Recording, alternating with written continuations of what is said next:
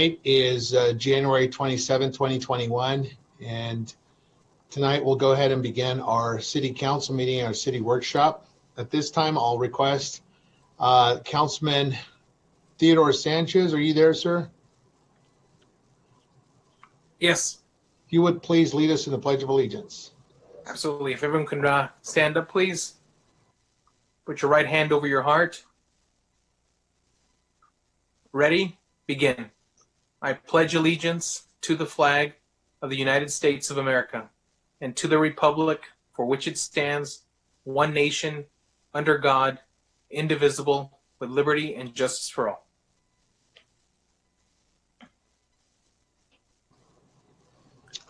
Okay, very good. Thank you very much, Councilman Sanchez. At this time, we will ask our city clerk to please call the roll. Councilmember Sanchez? Here.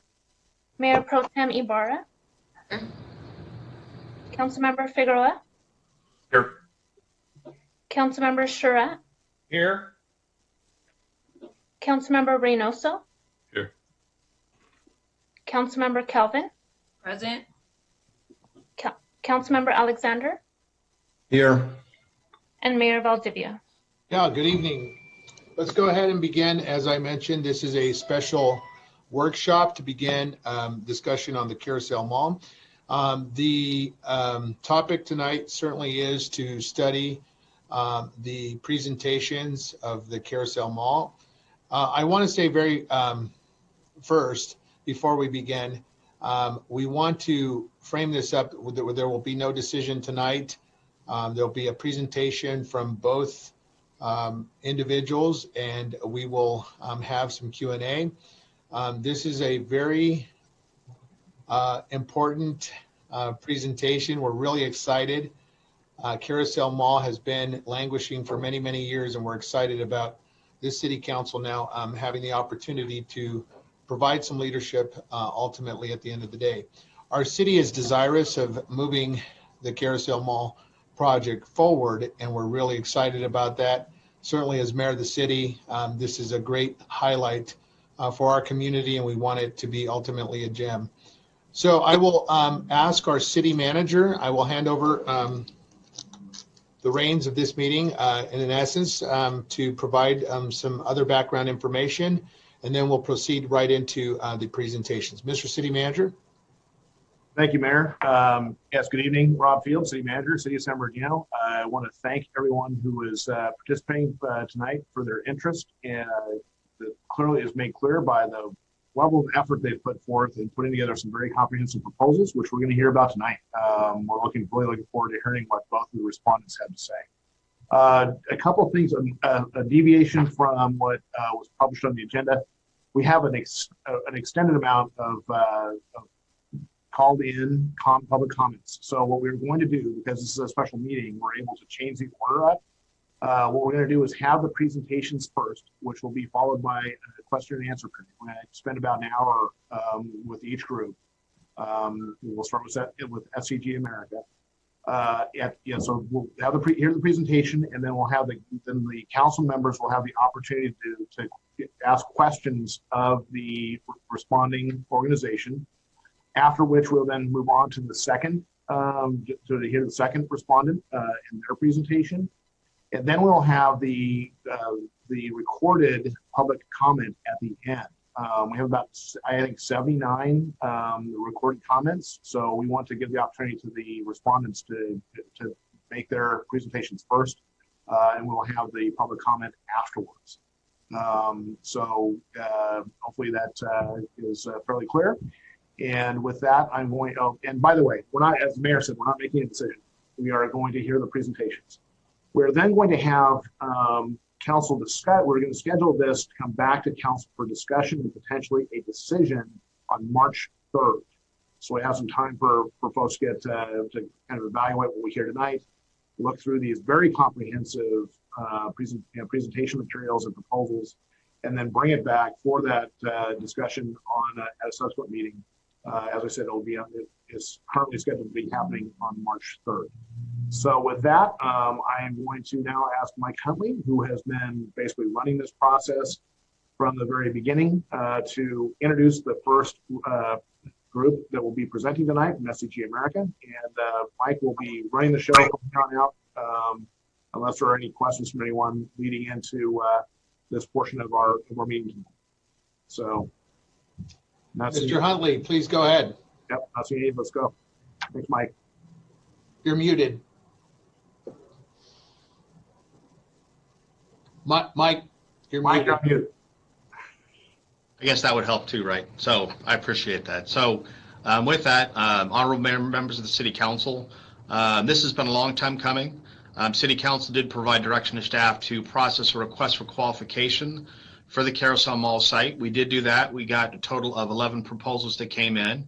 We went through, we vetted those and whittled those down to 5. We presented those 5 to City Council. City Council gave us direction to proceed with doing an RFP process. At the end of the day, there were the top 3 candidates that were going to move forward. 2 of those, actually, ICO and Renaissance Downtown grouped up together as one. So then the other one is SCG. So we will have 2 presentations tonight. SCG actually pulled the shortest straw, so they'll actually go first. And then after that, we'll have a presentation from Renaissance Downtown and ICO. The way it's going to work tonight is we're going to let the first company make a 45-minute presentation. Then we'll have about 30 minutes of Q&A. And then if council so wishes, that we'll also have a 15-minute break. And if you don't, we can just move on to the next group. The next group will also be afforded the same amount of time to present in the same Q&A as well. Before we introduce the first team, I do want to capitalize off what Rob had said earlier. We do have a significant number of public orals. Once both teams are done, I would strongly recommend you staying on the live stream tonight and listening to the comments from the public and also the dialogue from council after that. I think that could be valuable information for both groups. So with that, what I'd like to do is I'd like to introduce the first group, which is SCG America. If I could have Ken Ho Soo go ahead and introduce his team. And then what we'll do is, if there's anything else you'd like to say up front, please let us know. And then when you're ready, we can turn the PowerPoint presentation on and just let us know when you need to move from slide to slide. So with that, Ken. Thank you, Michael. First of all, we will have our CEO Winfrey to give us open remarks. And after that, we will have our team member to introduce our team. So thank you, Mike. And Winfrey, please.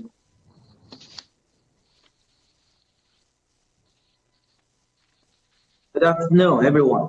My name is Winfrey Zhang, the CEO of SCG America. First of all, I would like to thank the city of San Bernardino for giving us this opportunity by selecting the SCGA to join this competition. SCG America has been well established in the United States for more than 30 years. We have built a reputation for developing and building various iconic mixed-use projects that lines many skylines from coast to coast.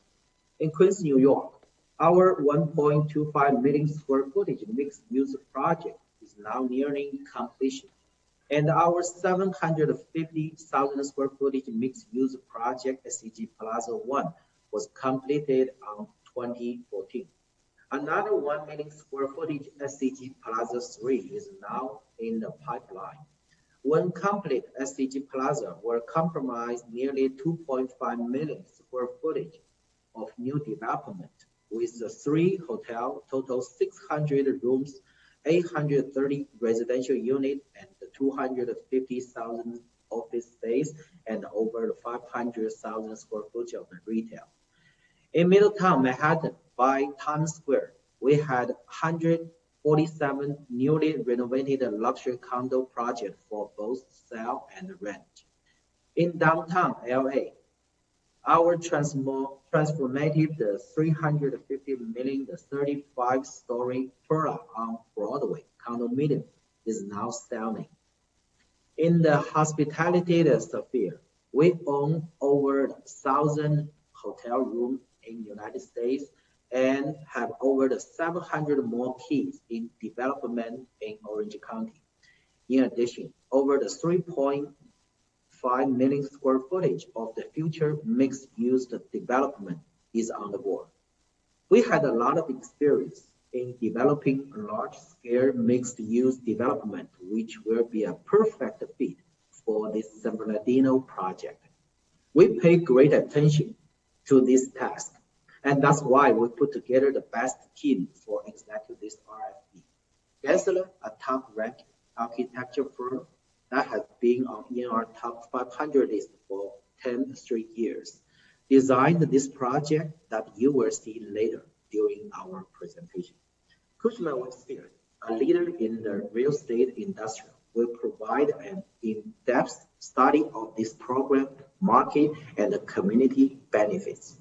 In closing, 2020 has been a tough year, and luckily it didn't hinder our passion for this San Bernardino project. We see greater potential for this empty lot, and we believe with our financial strength and the design vision that this site will become a celestial for the rejuvenation of downtown San Bernardino and draw both local and the neighborhood residents to live, work, and play here. Next, let's welcome Mr. Nate from Gensler for the following part of the presentation. Thank you. Good evening. Thank you, Winfred. It's a real pleasure to be here. I want to thank you for the opportunity to present to you all, council members and mayor and city manager and the whole city listening in. It's a tremendous pleasure to present tonight. If you could start the PowerPoint presentation now, we'll go into introducing the team, if that's okay.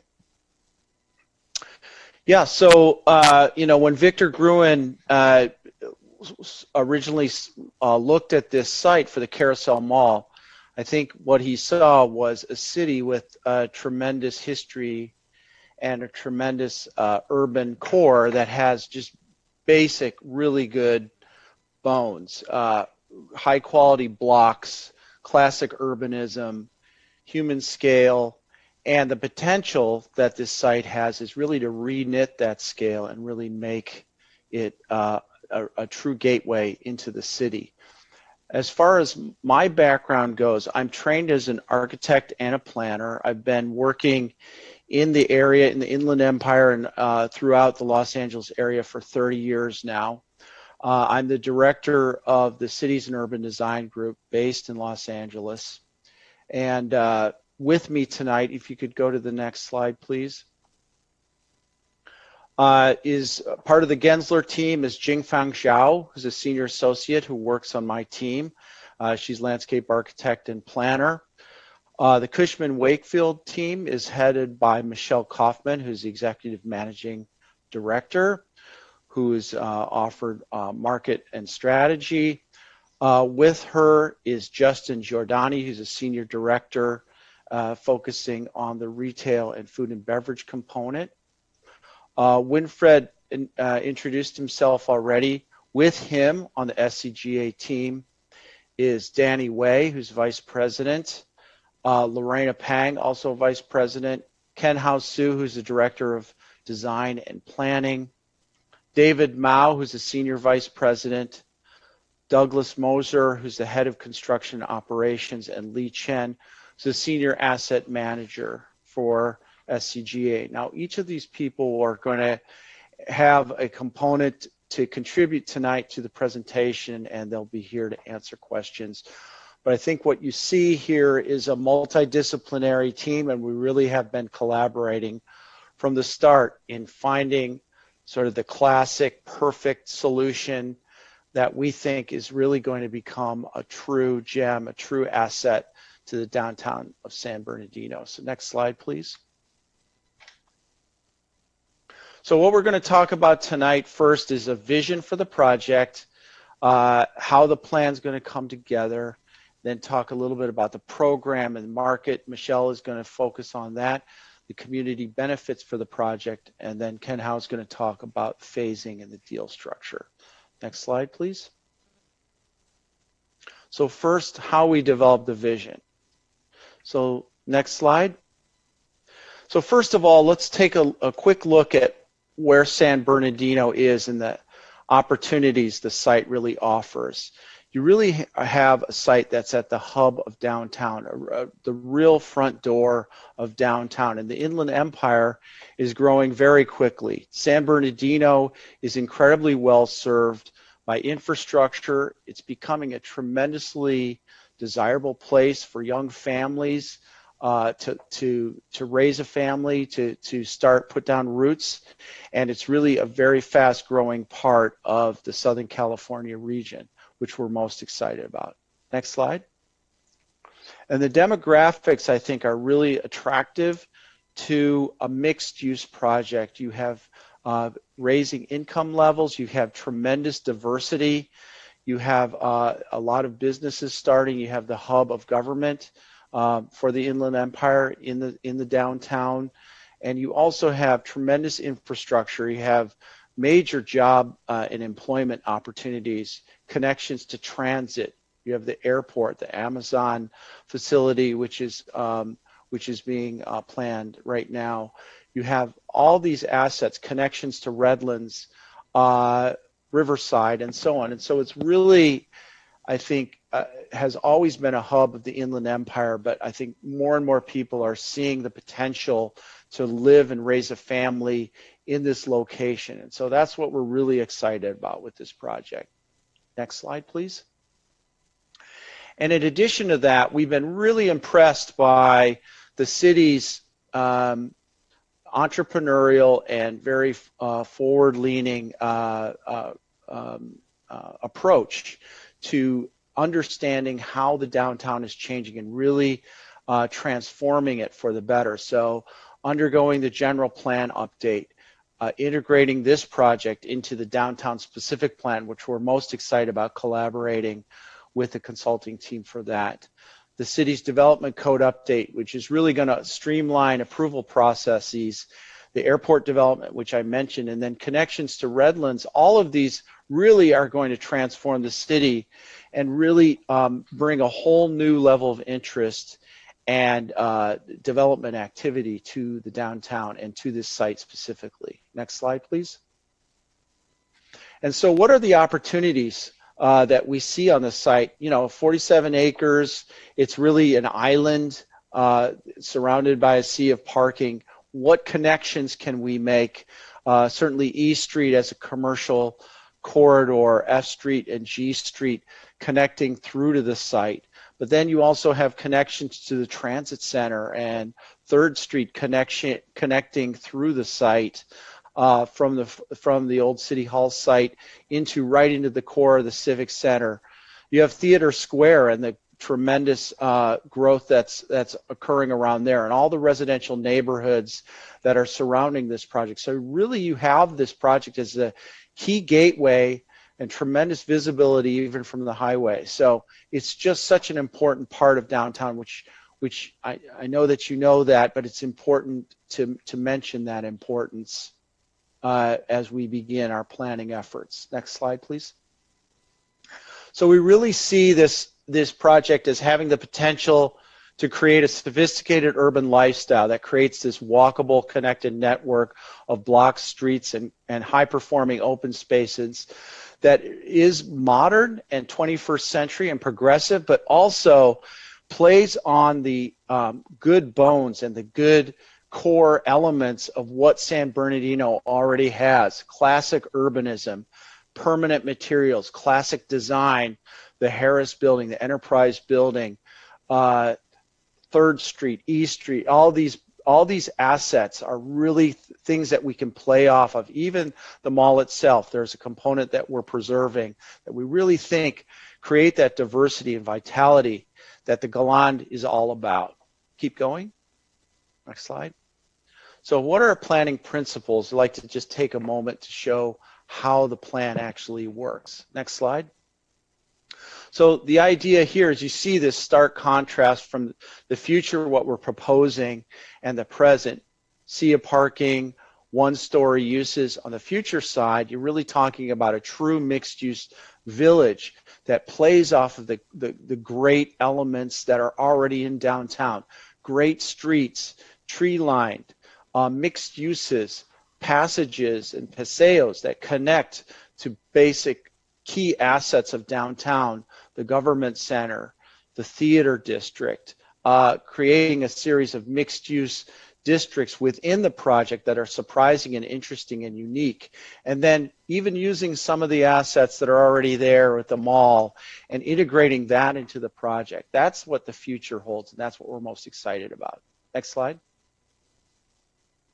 So a mixed-use environment where, you know, COVID era has really called into attention how important neighborhoods are. So what we're proposing here is a true neighborhood where you can work out of your house, that there's connections to office uses right nearby, that all your amenities, basic grocery, drugstore, all those elements are right within walking distance, and there are things to do and places to eat right near your house. That's what a true classic neighborhood offers in an urban environment. Next slide. Experiences. So how do we create a space that really provides that flexibility for families and young couples to find everything that they want in this area, and really playing off of classic elements of urban placemaking, of village green, mixed uses with ground floor activities, high quality streetscape and public environments, and then terraces that look down into public spaces. These are classic elements of great urbanism that we want to provide as part of the experience of this project. Next slide. And then creating an address. So through the Golan Green, really creating an address. Why is that important? That creates a catalyst for development that everybody wants to be near. Downtown doesn't really have a high quality, multifunction urban green space that has a mix of uses immediately adjacent to it. So we really feel that this project is going to become a catalyst for growth. People are going to want to be near this project, and it's going to create other waves of development around it beyond the project area. Keep going. And then walkability and accessibility, playing off of the classic elements of downtown with the block structure, but then creating mid-block crossings and small green spaces and surprising little urban pocket parks where there are lots of things to do and lots of amenities that really make downtown convenient, fun, and interesting for workers, residents, and visitors to downtown San Bernardino. That's what walkability and accessibility offers. Next slide. And then flexibility. You'll see in our plan that there are 4 types of elements that we want to keep as flexible as possible. What residential types we're offering, allowing the flexibility to meet the market as it shifts, phasing strategies that allow different parcels to be developed at different times.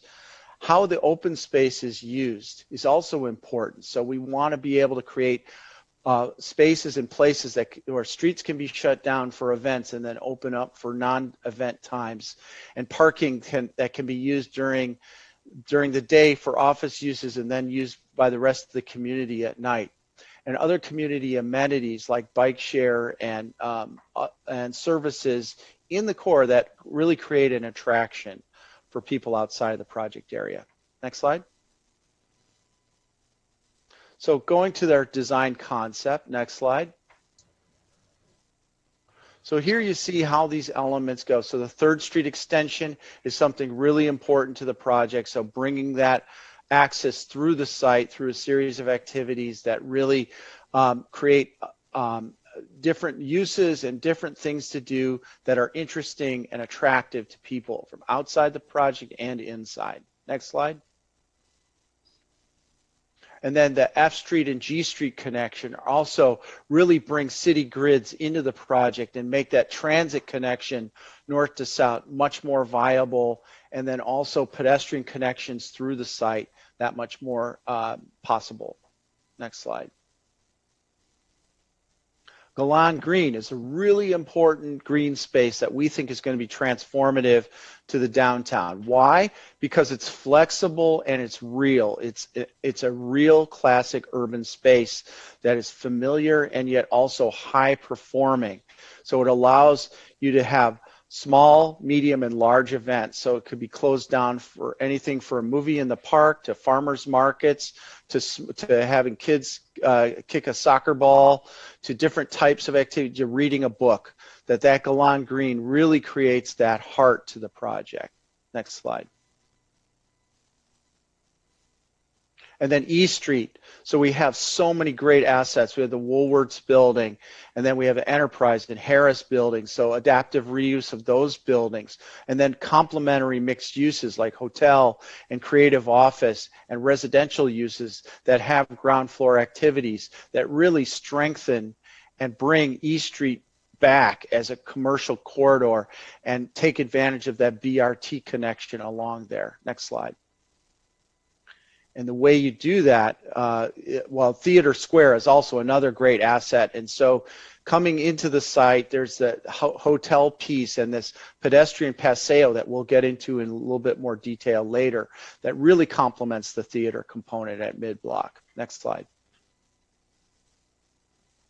And then all these amenities, walkable, bikeable, scooterable connections that take advantage of transit and BRT are really important to the project. And so we want to provide all those amenities within the project area. Next slide. All these amenities and services, banking, bars and restaurants, continuing education, pharmacy, grocery store, places to educate, daycare, healthcare, health club, the hotel, all of these services really create an attraction and a reason for people to come there who don't necessarily live there, and they make living there that much more fun and interesting. So that integrated, what we call urban lifestyle, has a lot to do with the amenities that you're providing on site. Next slide, please. So the conceptual master plan, going into that next. So here is the overall picture. You see a mix of blocks, green and hardscape spaces, interaction within urban blocks that connect in the city grid. So let's go into a little bit more detail. Next slide. So here you see how the plan sort of functions, and I want you to focus on the parking strategy, which provides a parking space and a half per unit for residential units, and then the darker parking structures, PC1 there, PC3, PC4, those provide commercial parking at 2 per thousand, take advantage of transit, but they're also available for public parking during non-office hours. And then the other element is the open space that I want you to focus on in the middle, lower portion. We're providing about 3.2 acres of green space in Galan Green, but then also those other integrated green and red spaces are small pocket parks and plazas and amenities and semi-public and private spaces that all complement the main green space and create lots of interesting and surprising green spaces that complement the main green space. Next slide. So here's the district. We'll go into each district with a little bit more detail, sub-district with a little bit more detail. Next slide. So Galan West is a for sale product. It's sort of triangular space, and so you have integrated parking structures with these small courts, and these courts offer small little urban play spaces and community gardens and other amenities, and then residential uses that look out over high quality streetscape that really make an urban lifestyle possible. Along the major north-south street there, we would have the ability to have small convenience retail uses, live-work uses that really activate the street. So that's Galan West. Next slide.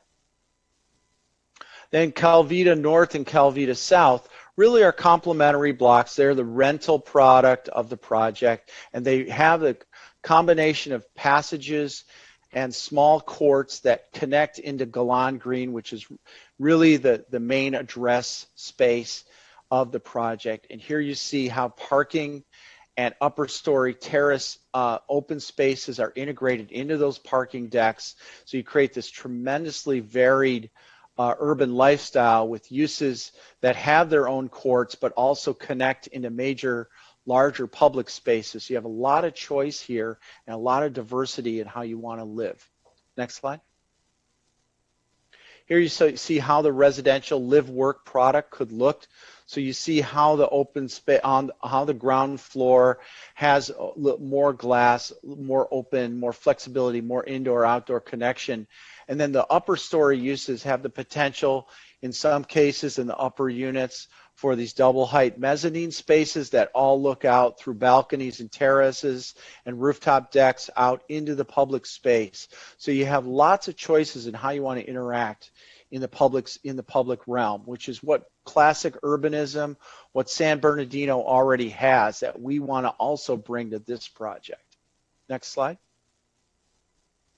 And then this Paseo, which is really, in some ways, one of the most interesting spaces of the entire project, because it connects Theater Square into the project, ending at that fountain, which is number 6 there, but also 3rd Street connection, which is a really interesting linkage to the governmental heart of downtown. And you have this the hotel that has a front and back terrace, and those terrace uses are going to be really interesting. On the east side, it looks out over East Street and that commercial corridor. On the west side, it looks out over Galland Green, and so that's going to be the tremendous lunchtime space on the upper level terrace looking out over that Galland Green. The Paseo is going to have string lights with ground floor uses that connect throughout. And so this is going to be a really interesting space of the project. Next slide. And here's how some of those spaces could appear. So on the left-hand side, you have the hotel upper story terraces looking out over that Paseo, ground floor restaurants with outdoor dining spilling out into that Paseo space. On the right-hand side, you have an upper story restaurant or healthcare facility, or I'm sorry, health club looking out over the Paseo with ground floor uses that again anchor retail that spills out. And then beyond that, you see the food hall and other activities beyond. So we really think that this is going to be an important part of the overall project. Next slide.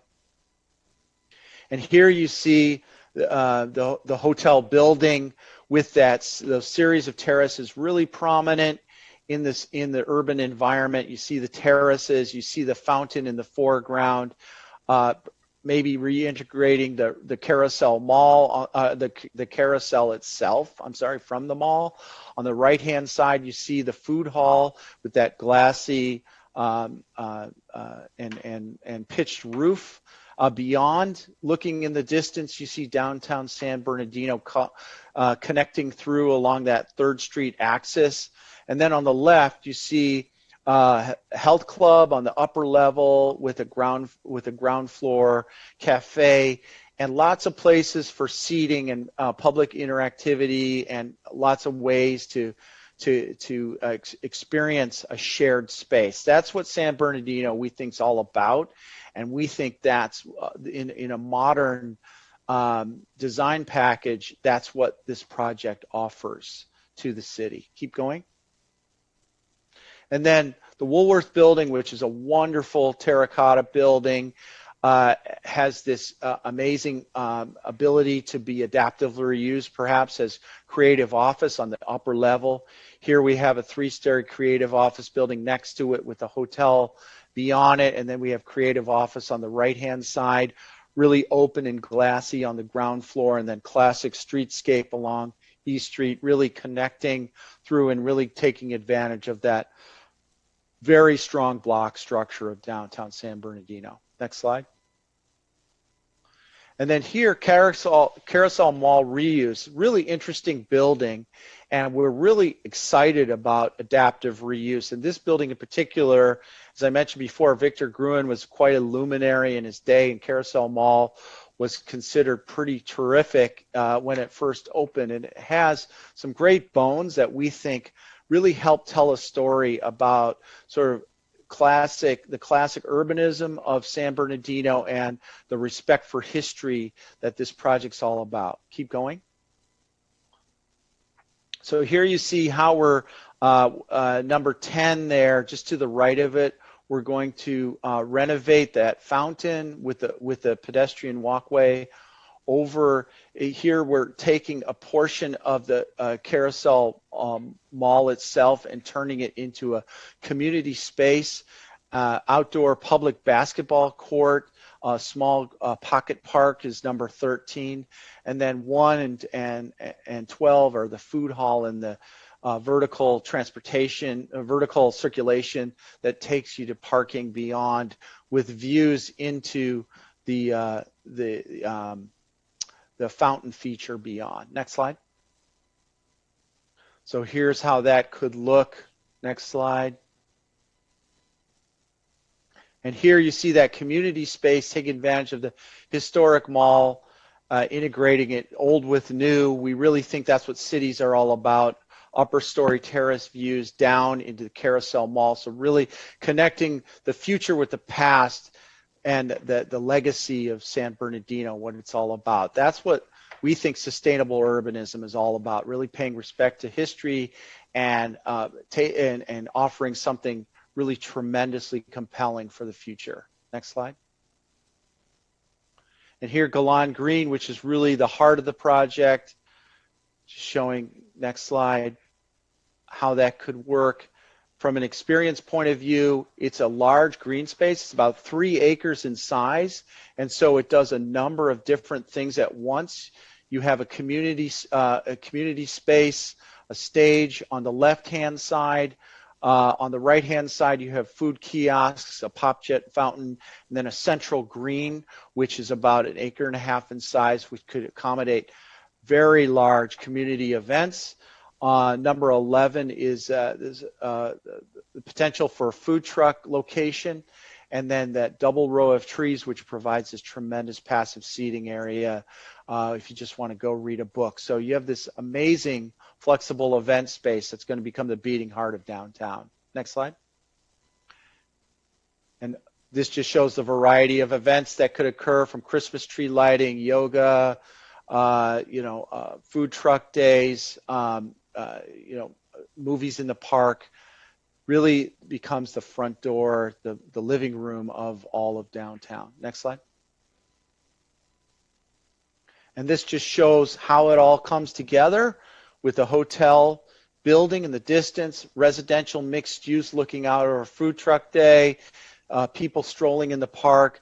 That's what we think San Bernardino is all about. Families, people interacting with each other, enjoying the city, classic urbanism. That's what this project is all about. So with that, I will pass it over to Michelle to talk in the next slide a little bit about program and market. Thank you.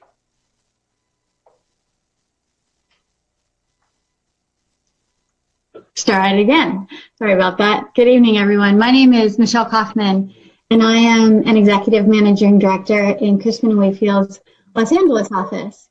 My background is in urban planning and design as well, but I, along with my partner Justin Giordani, who's a retail expert, has spent over 20 years developing highest and best use studies, feasibility analysis, development studies for major mixed use, transit-oriented developments in the greater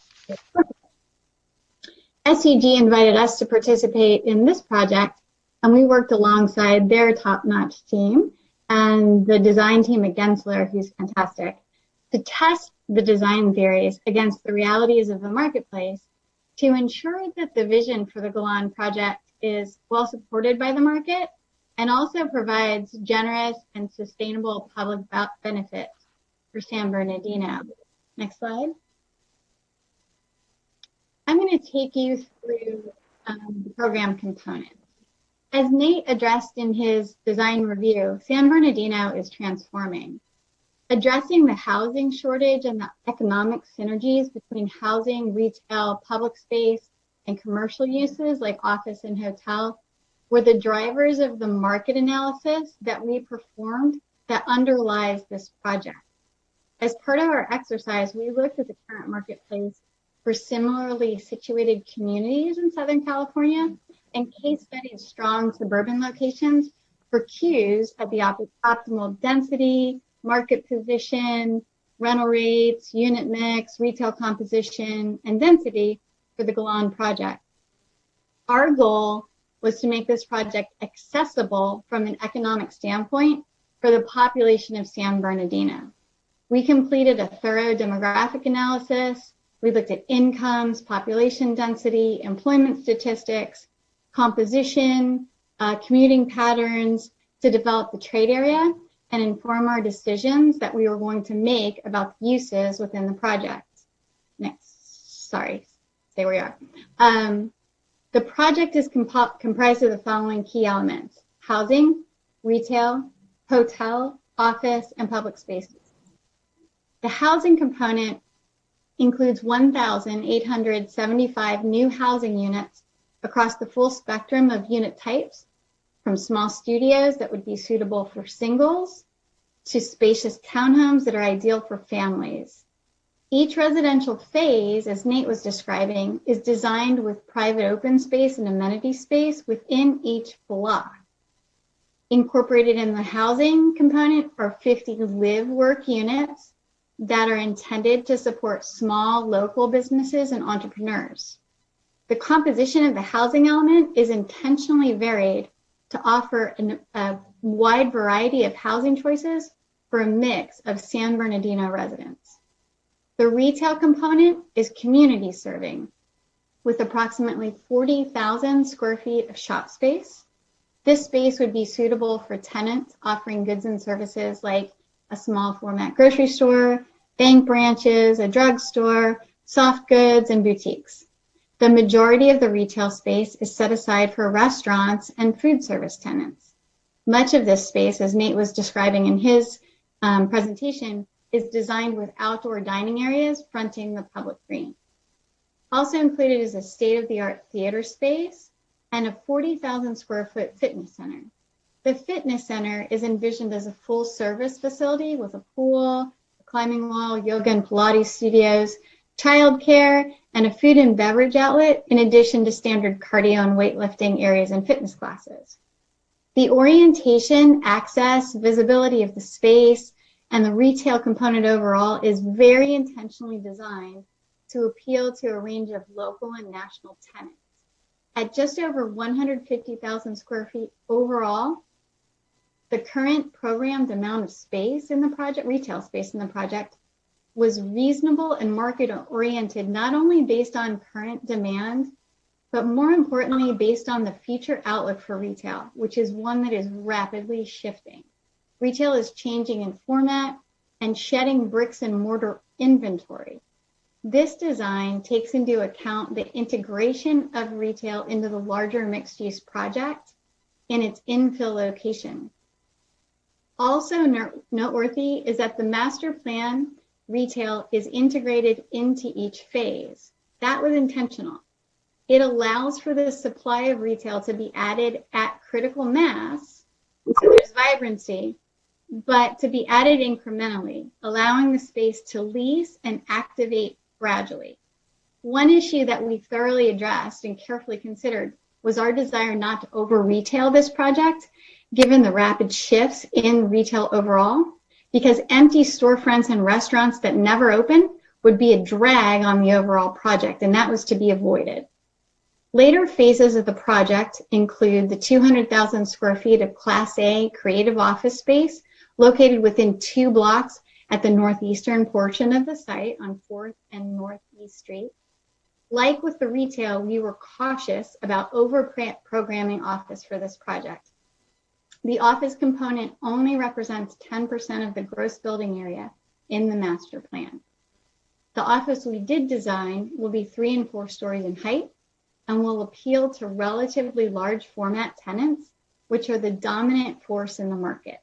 It's probable that office demand will come from tenants ancillary to the city government, typical finance, insurance, legal, or other kinds of core office users. The office space in this project is competitively positioned above existing product in the downtown area, which is primarily older office product. There's a hotel component that has 150 rooms. However, in a long-term master plan development like the Galand, market shifts could eventually support a larger hotel. The programming for the Galand incorporates this optionality. Amenities in the 150-room select service hotel concept include limited food and beverage operations, a business center, swimming pool, an exercise room, guest laundry, and between 1,000 and 3,000 square feet of meeting space. Examples of recognizable brands that would be appropriate for this size and location could be True by Hilton, Aloft from Marriott, or Hotel Indigo. Next slide, please. This slide is a layout of the site plan along with the program summary. Similar to what Nate was discussing, the financial feasibility considerations of the overall master plan drove our decision to lay out this master plan as it's shown here, demised into logical blocks that can be developed individually in phases, providing the developer great flexibility to respond to the market. We worked extensively with Gensler and SCG to block out the project into readily financeable, sellable blocks that deliver the residential units and the commercial components over time, complemented by the development of the public green and the extensive paseos and private open space. Next slide, please. Cushman & Wakefield developed a very detailed market analysis that was submitted as part of this project that tested the financial feasibility of the project elements and many iterations thereof as part of this process.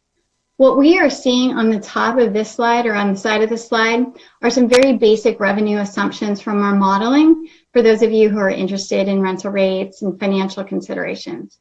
What's important to know is that based on our analysis, the overall development concept for the Galand is considered economically feasible under current market conditions.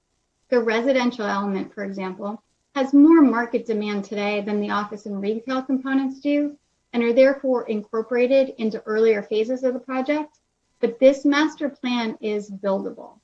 The beauty of the plan is that it lays out in very logical, rational phases.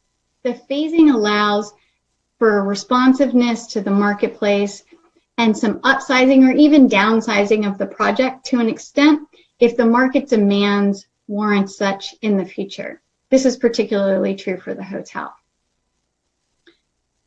Next slide, please. What we're really excited about is a comprehensive master plan with a measurable benefits like this one. The thoughtful integration that Gensler employed in its design will elevate the core of downtown San Bernardino, but there are quantifiable public benefits which we'll address that directly result from this project. Next slide. The Galand will introduce approximately 2.3 million square feet of Class A development into the heart of San Bernardino. The project will introduce nearly 2,000 residential units and 3,000 new residents to the city's core. These units will be affordable to a range of residents, appealing from a spectrum of both singles and families to seniors and to everyone in between. These housing units will also provide an option for home ownership as well as rental occupancy. The new residents in the community will benefit from new state-of-the-art retail space, offering a host of entertainment and dining options, drawing people from a broad trade area into downtown.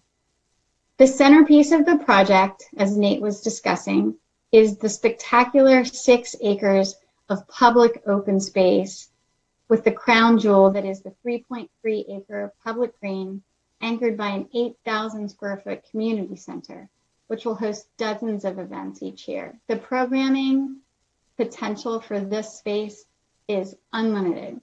The green will be a gathering space for the community.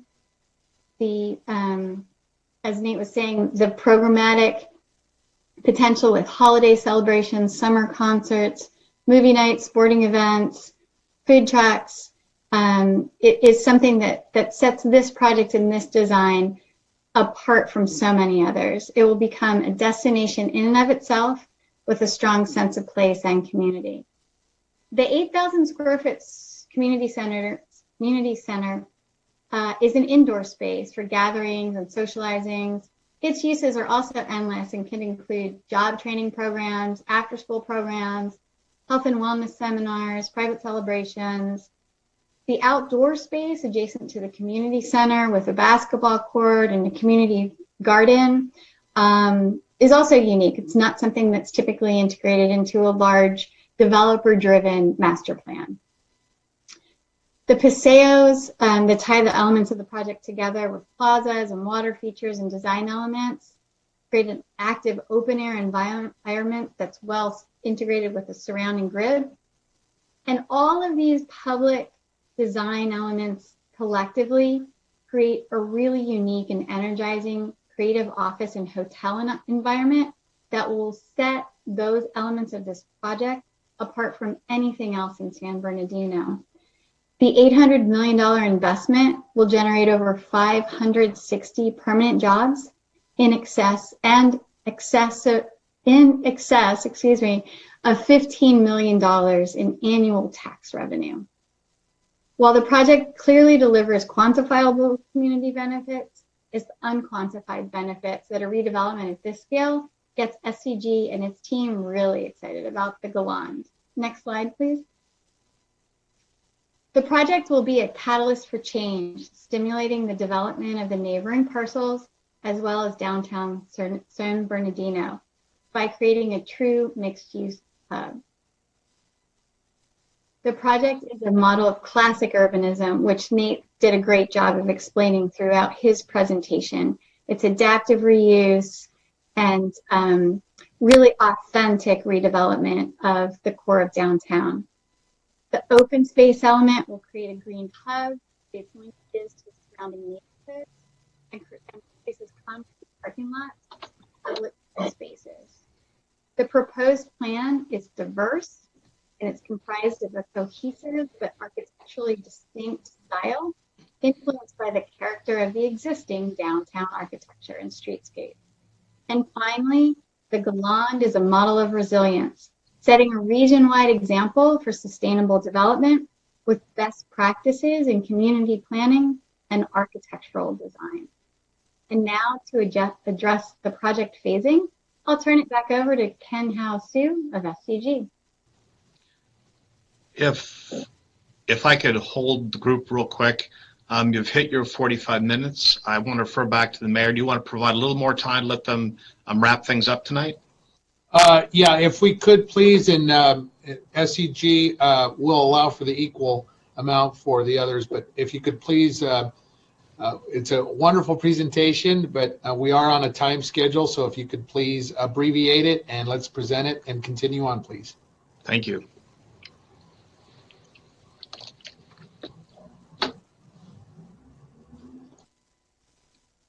Thank you, Michael. So next slide, please. Thank you, Michelle, for your presentation. Good evening. My name is Ken Hao-Su, and I'm the Director of Design and Planning of SCGA. I'm going to present you the phasing plan and milestones. Next slide, please. So in the phase one, we will start with the CEQA, entitlement, pre-construction, and the building permit process. By the end of year 5, we will finish the construction of residential block at the west parcel and the G Street. In the phase 2, we will continue the construction of residential block at 2 north parcels and F Street in the middle of this site. This phase will be complete at year 7. In the phase 3, we will construct the residential buildings at 2 south parcels. At the end of year 8, all ground floor retails, food and beverage, and upper floor live workspace, plus the Central Park and the community facilities will be complete and open to the public. So please know that all these phases are partially overlapped, so it is not necessary to completely finish the previous phase before starting the new one. Next slide, please.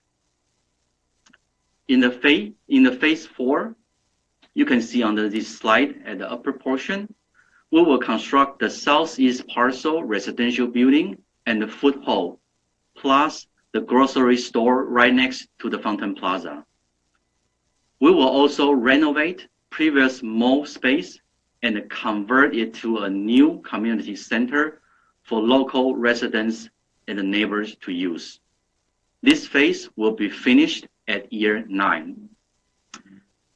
In the final phase 5, we will complete the paseo to connect the theater plaza across the street. The office buildings, retail, and entertainment hub, plus the condo hotel along the paseo will be finalized. The Fountain Plaza at the end of the paseo will become the focal point, and it will connect the Central Park and complete the overall pedestrian network for the community and the public. Next, Lorena will present you the deal structure. Next slide, please. Lorena? Sorry, I mute myself. You hear me? Hi, good afternoon, everyone. So, we have used more time, but you can see we put the world-class team together. We are really serious for the project. For the project in the design, the marketing, the market feasibility study. As for now, our company spent more than $300,000 in the project. So just want to let the councilman, mayor know how serious we want the project. The deal structure is important. So at the end, we present the deal structure to make the project work for everybody, for the city and for the community and for the developer. So at SCG America, we developed $1 million to open escrow to show our good faith, and then we commit for the project to move forward the project. And once we deposit the $1 million, we want to have the exclusive development agreement with the city. So the city commit as long as we meet the development agreement, the milestone, wherever, then we move forward. Then, in other words, we SCG can continue to put in the capital to make the project live. So the development agreement later on gonna have environmental and planning review, and then it's a true public and private partnership we align together. Next. So SCG American will apply the opportunity zone, and then the benefit of the opportunity zone, and a lot of people knows that.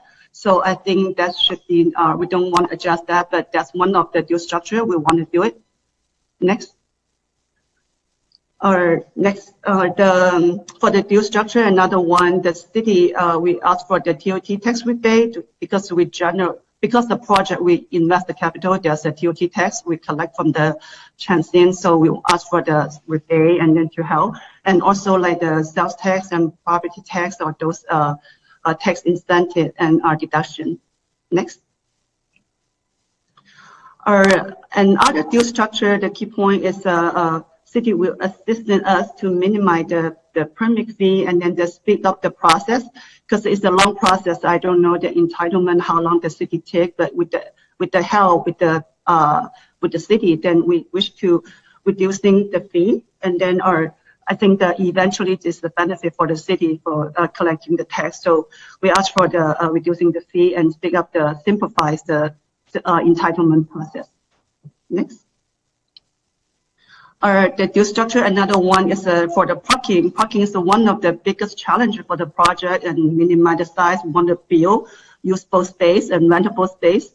So since it's a very huge mixed-use project, and next to the Metrolink and other public transportation, so for today, the impact for the rideshare, which we think the best use of the existing parking structure and parking space, and decreasing the requirement for the parking space what the city, the code may have. Next. The deal structure, the last one is what talk about the SDG request was for the credit for the demo spend that demo cost, because according to the International Economic Development Council, incentives are very common tool to use in the development. 95% of the U.S. city and the state offer the incentive to the development. So we test the number, and then to 30 billion to 80 billion, I think we need the help from the city, how to get with the financing from the state. And eventually the incentive is to make played a supporting role in the financing model to maintain the project affordable to the community and to the user. Next. So that's the end of the deal structure. I think we open for Q&A. Okay, thank you very much, Ms. Pang. We appreciate your presentation, and we want to say thank you again to LCG America. At this time, we will open it up for Q&A from council members. All right, that's a Q&A time. I don't know how much time we have. We don't know. Ms. Pang, can you hear me okay? Ms. Pang, can you hear us okay? Yeah, that's good. Okay, all right, wonderful. If you'll allow me to conduct the meeting, I appreciate that. And we'll open it up to council members. We have about, Mike, just for timekeeping purposes, let's make sure that we give equal amount of time to the other firm as well. Right. And we'll open it up beginning with council members on Q&A for about 15 to 20 minutes. And we have, according to my clock, we started the presentation at approximately 5:45 p.m. where SCG began the conversation. It's now 6:34. Let's go ahead and open it up for questions of council members. Councilmember Reynoso. Hey everyone, thank you for the presentation. Got some brief questions, and hopefully the council members can jump in, we take turns. My first question is, my concern is mainly the community engagement portion. Do you actually, have you heard of like a community benefits agreement? And have you ever entered into one of those? We haven't reviewed any agreement for the community agreement, but we commit for the space, or we build a space, and then it's more than 3 acre space we back to the community, and then in the program, in the design. So infrastructurally, the upkeep, it sounds like it would be on the city's end to upkeep after you build, potentially. Totally. Okay. And I had a question regarding, it said $1,800 as basically an average rental rate. I don't know if you're aware of the median salary of the city is about $43,000. It's about, you know, some people are making about 14. And I guess my question is, just from your end, who are you trying to, who do you see the future of San Bernardino occupying this space? Do you see residents? Are you trying to lure people from all over? What's your understanding of it? Michelle, can you answer these questions? Thank you.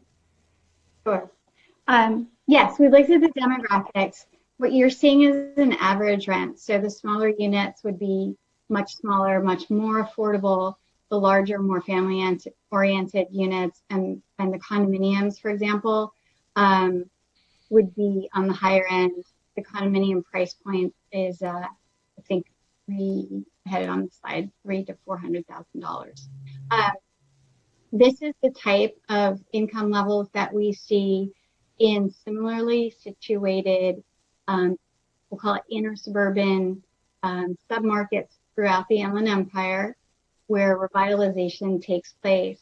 And we're looking at a population of existing residences in addition to new residences to the area who will be lured by some of the jobs created by the project, but also who are looking for new urban locations where right now most housing options tend to be either older product or single family homes. This population doesn't necessarily want to be in the single family home ownership spectrum. Just give two more, just to create space from other fellow council members. When you talk about sustainability, are you considering or are you seeking to build 100% electric from the outside in? Talking about like heat pumps, induction stoves. Ned, can you answer these questions? We don't know yet. I think it's something we need to study further, but I think that potential certainly exists. Certainly in the, you know, the 2 or 3 years it's going to take us to, you know, get the early phases going. That technology is going to become more and more affordable. And so I think that potential exists. And I think it's something that we're excited to work with the city to get right. Okay, my last question here is it's back on the community benefits agreement side.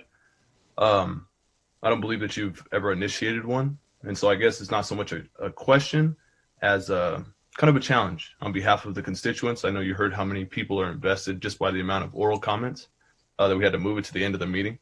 I wish they could have been played so you could have answered some of them probably during the presentation, but in order for something to be, I guess, legally or have the community to be truly invested in it, something like this is a good model for it. It would keep you accountable, it would keep the city accountable, and it would have the community invested in it. But I guess my concern really is giving you approval. I know we're not doing that this meeting, but we're speaking of hypotheticals for the future. Let's say you were to get approval, there would be no kind of legal means to hold you to account. And so I would ask that maybe you start to look into our community and maybe start hosting some meetings between this meeting and the next one about things that the community wants, the kind of investment they want. This is the future of the city. This is huge. And so I thank you for your time, but if you could please look into community benefits agreements and get back to us. Thank you, Councilman Reynoso. Let's open it up to other council members. Any questions, comments? Councilman Charette, go ahead, sir.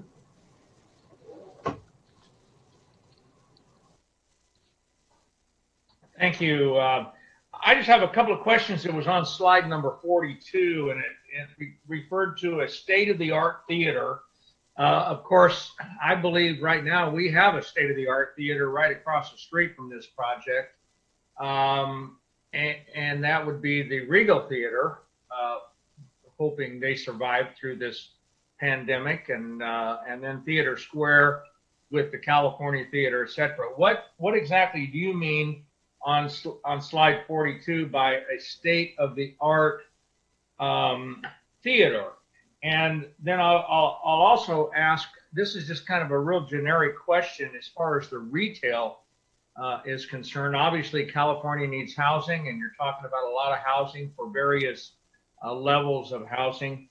The housing isn't a big concern of mine, but the retail is, and that is this a project that is build it and they will come? Or will you have retail people in tow ready to sign letters of intent?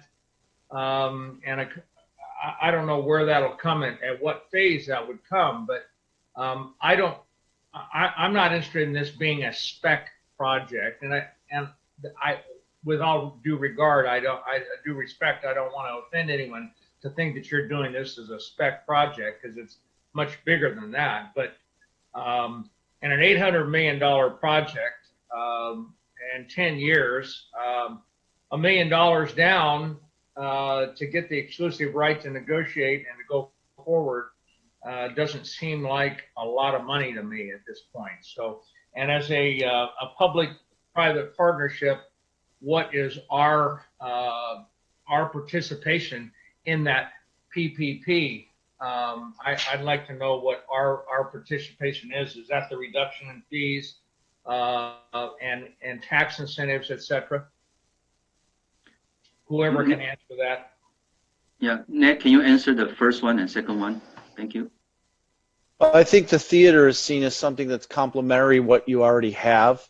There's a potential for an art house or something that's unique. Also, we've seen with these types of projects, there's a potential for conference facility adjacent to the hotel that allows for conferences to be held that might fill a niche that the city is looking to provide. But really, it's something that we need to get right, working with you and to understand what your needs are. These are really public-private assets that need to be run as such.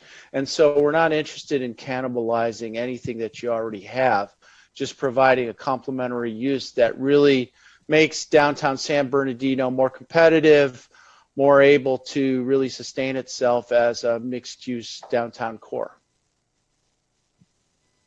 And very quickly along that line, I wanted the definition of what a 150-key, what a 150-key branded hotel is. I don't know what 150 key is.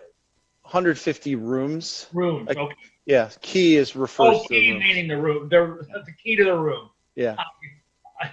How obvious is that? Thank you. Councilman Alexander, sir, go ahead. Yes, I would like to thank SCG for their presentation.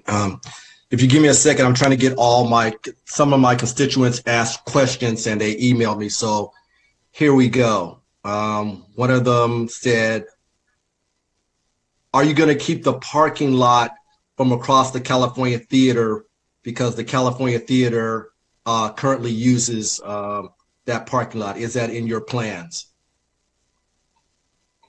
Nick?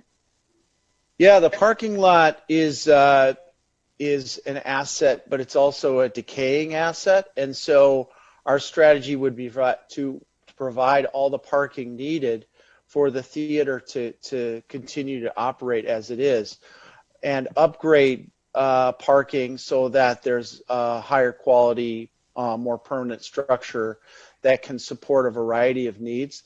Those parking assets along East Street are going to be shared use. So you have the potential for office and theater to use it at a daytime, nighttime sharing agreement. So there's going to be plenty of parking and agreements that allow all the parking that you need to keep the theater fully operational with the parking structures that we're going to build. Okay, thank you. And with 1,875 units, have you guys taken it in consideration? This is another question from my ward, the 7th Ward, with 1,875 units, because they're texting me. How many cars, that's at least 1,875 cars. You double that because probably everybody has 2 cars. Traffic it will impact the downtown area. Have we taken that in consideration?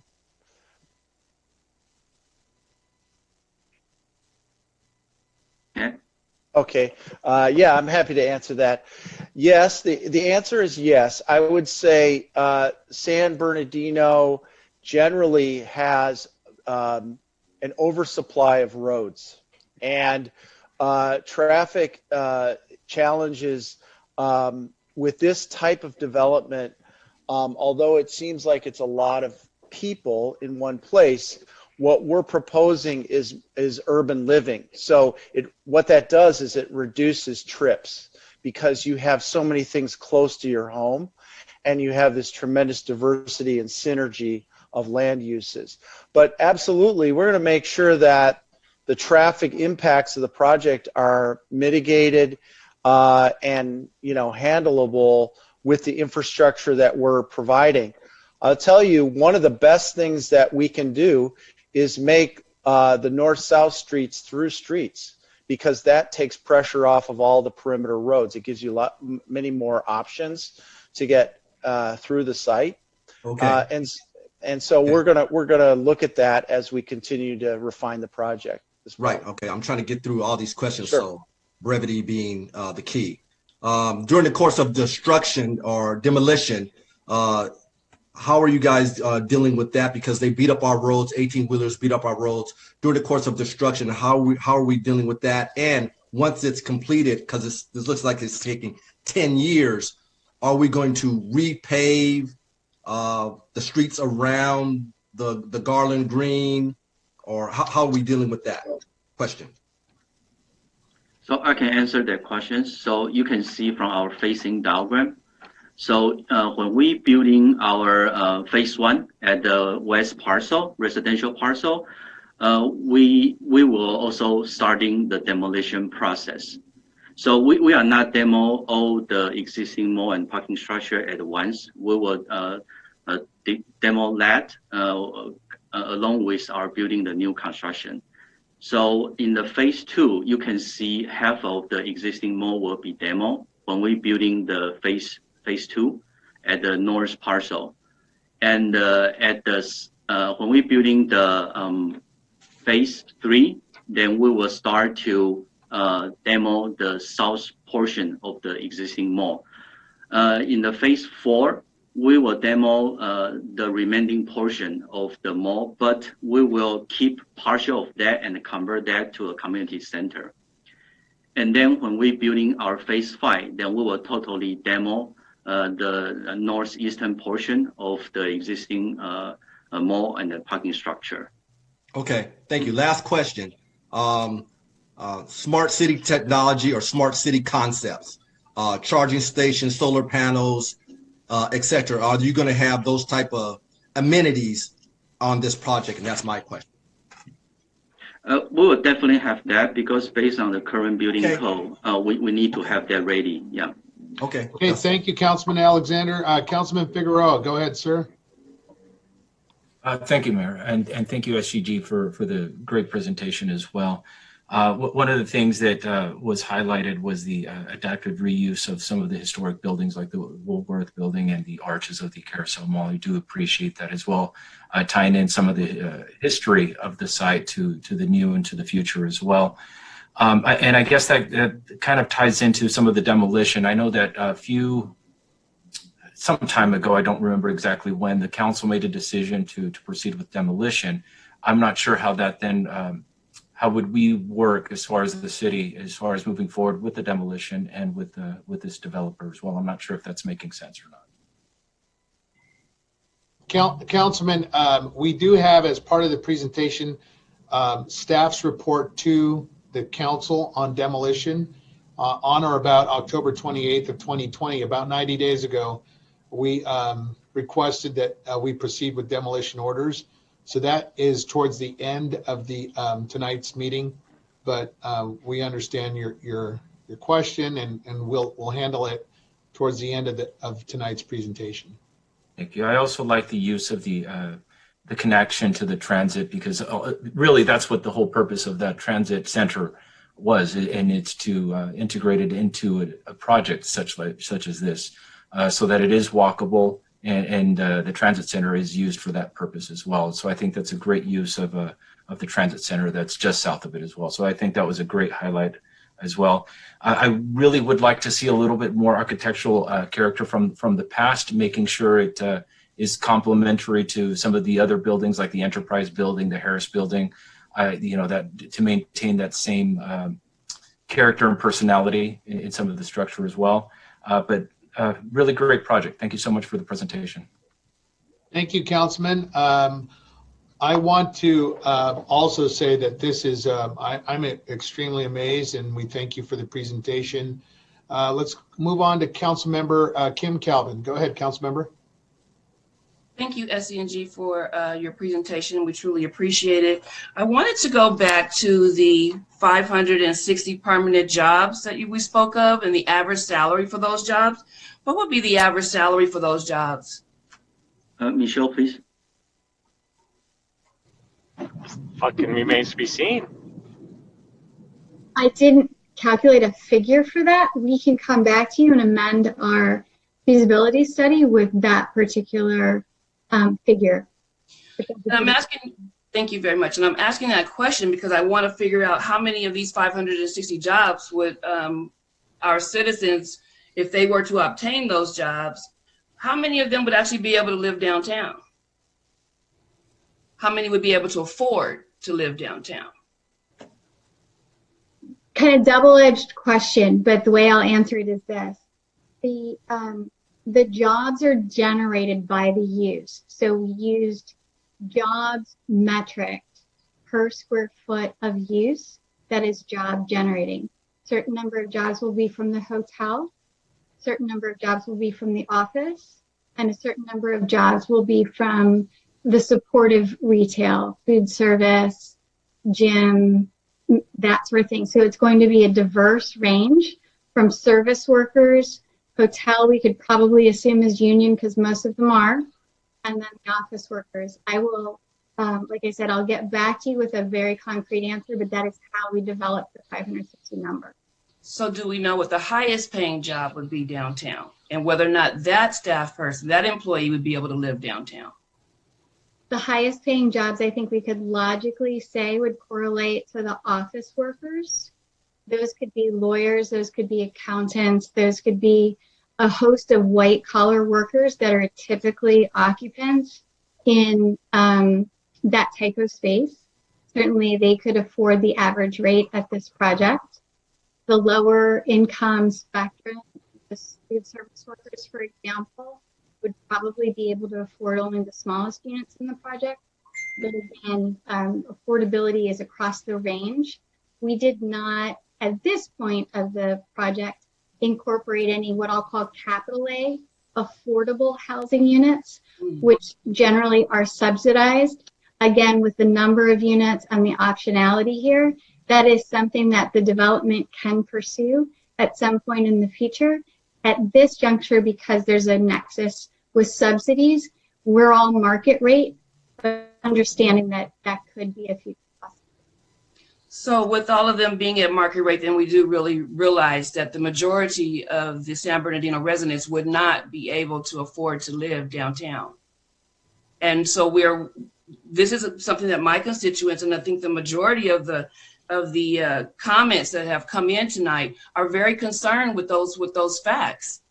So again, to Councilmember Noso's point, who were you actually targeting to be residents downtown?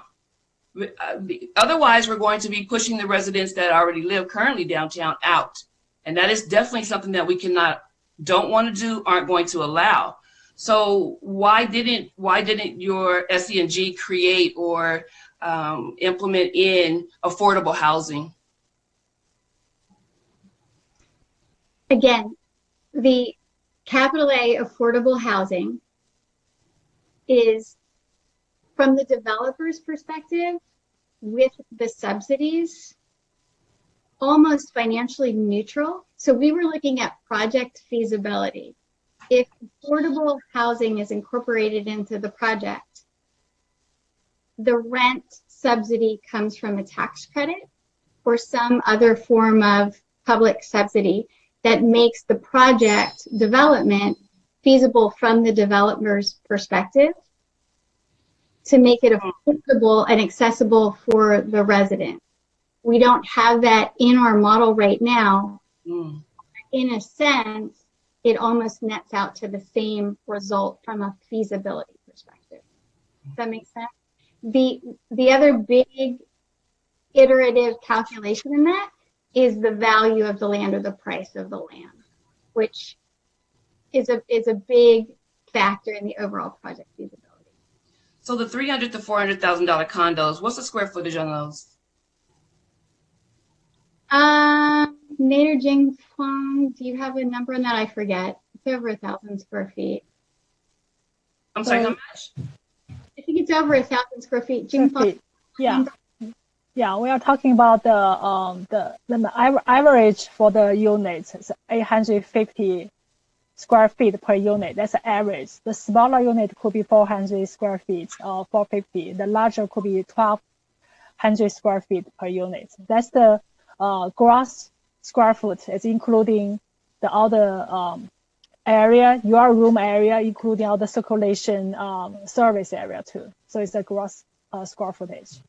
That's for the $300,000 to $400,000 condos? No. We don't have. We don't see that's the type of the development in this project. So, Michelle, if you can correct me if I'm wrong, I don't see we have a $3,000 per rent for the condo product. I'm sorry. You said I didn't say that the rent was $300,000. I said you said that you are selling condos, $300,000 to $400,000, correct? There's a phase of the development that has larger units. It's segregated. If you go saw the site plan, it's more the triangular shaped phase of the project. It is intentionally larger units that have the option to be for sale units as opposed to rent units. They're a little bit large for rental units. They could be sold in the $300,000 to $400,000 range.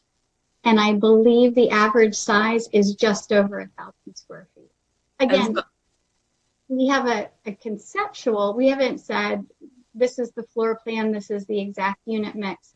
All of our numbers are based on more averages or say typical average sizes by building block. $300,000 to $400,000 is the average home in San Bernardino. So That's for less than 1,000 square foot. Who thought that that would be something that San Bernardino could afford? The residents of San Bernardino could afford or would want to afford. So then I'm saying that you must be then looking for someone else to come inside of San Bernardino to make these purchases, which would then not afford, our constituents would not be able to afford where they would work, but they would still have to go back out into the outskirts of the city, outskirts of downtown. They would not be able to work and live there as well. Could I offer something here? Sure.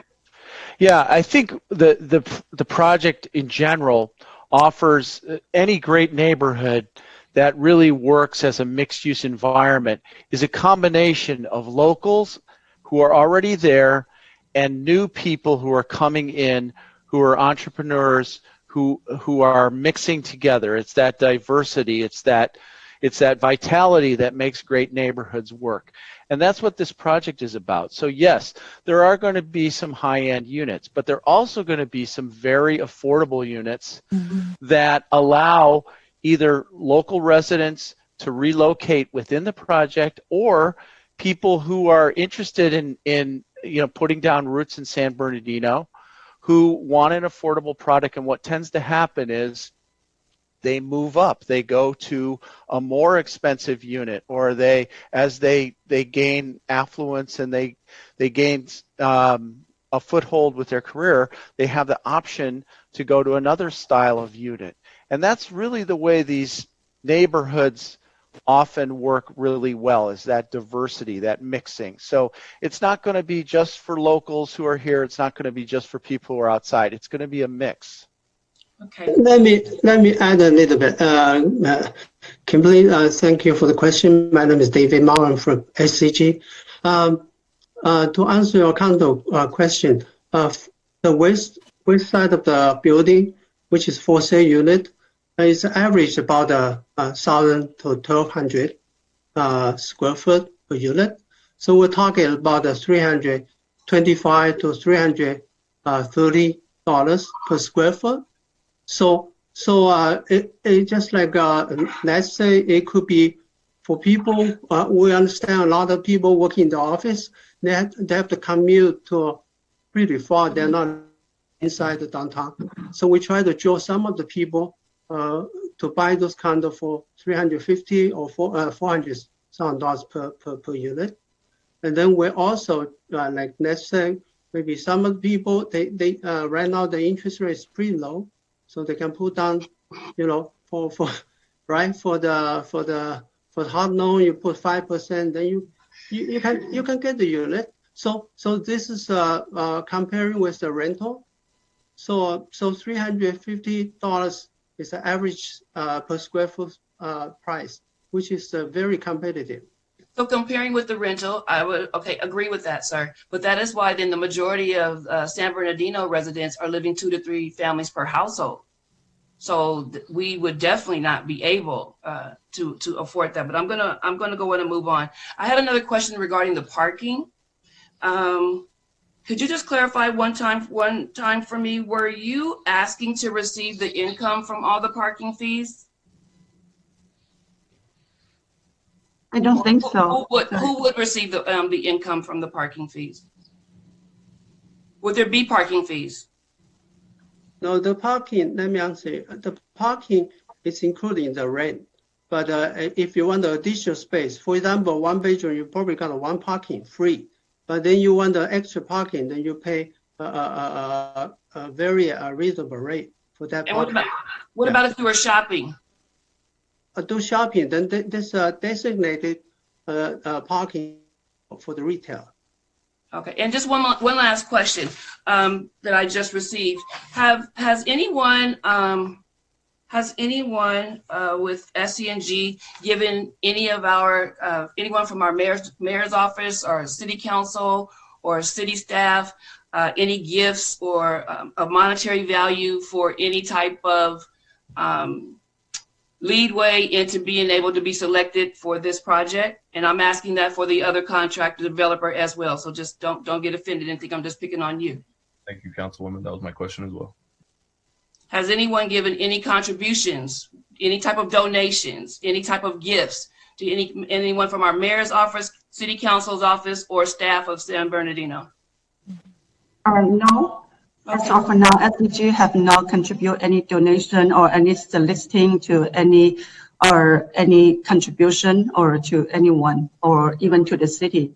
So we just spend our money in the design and put the team together because we are the public trading company. So we're not like, without the project, we cannot, the development agreement, we don't want to move forward. And it depends on the city, the attitude to how to move forward the project.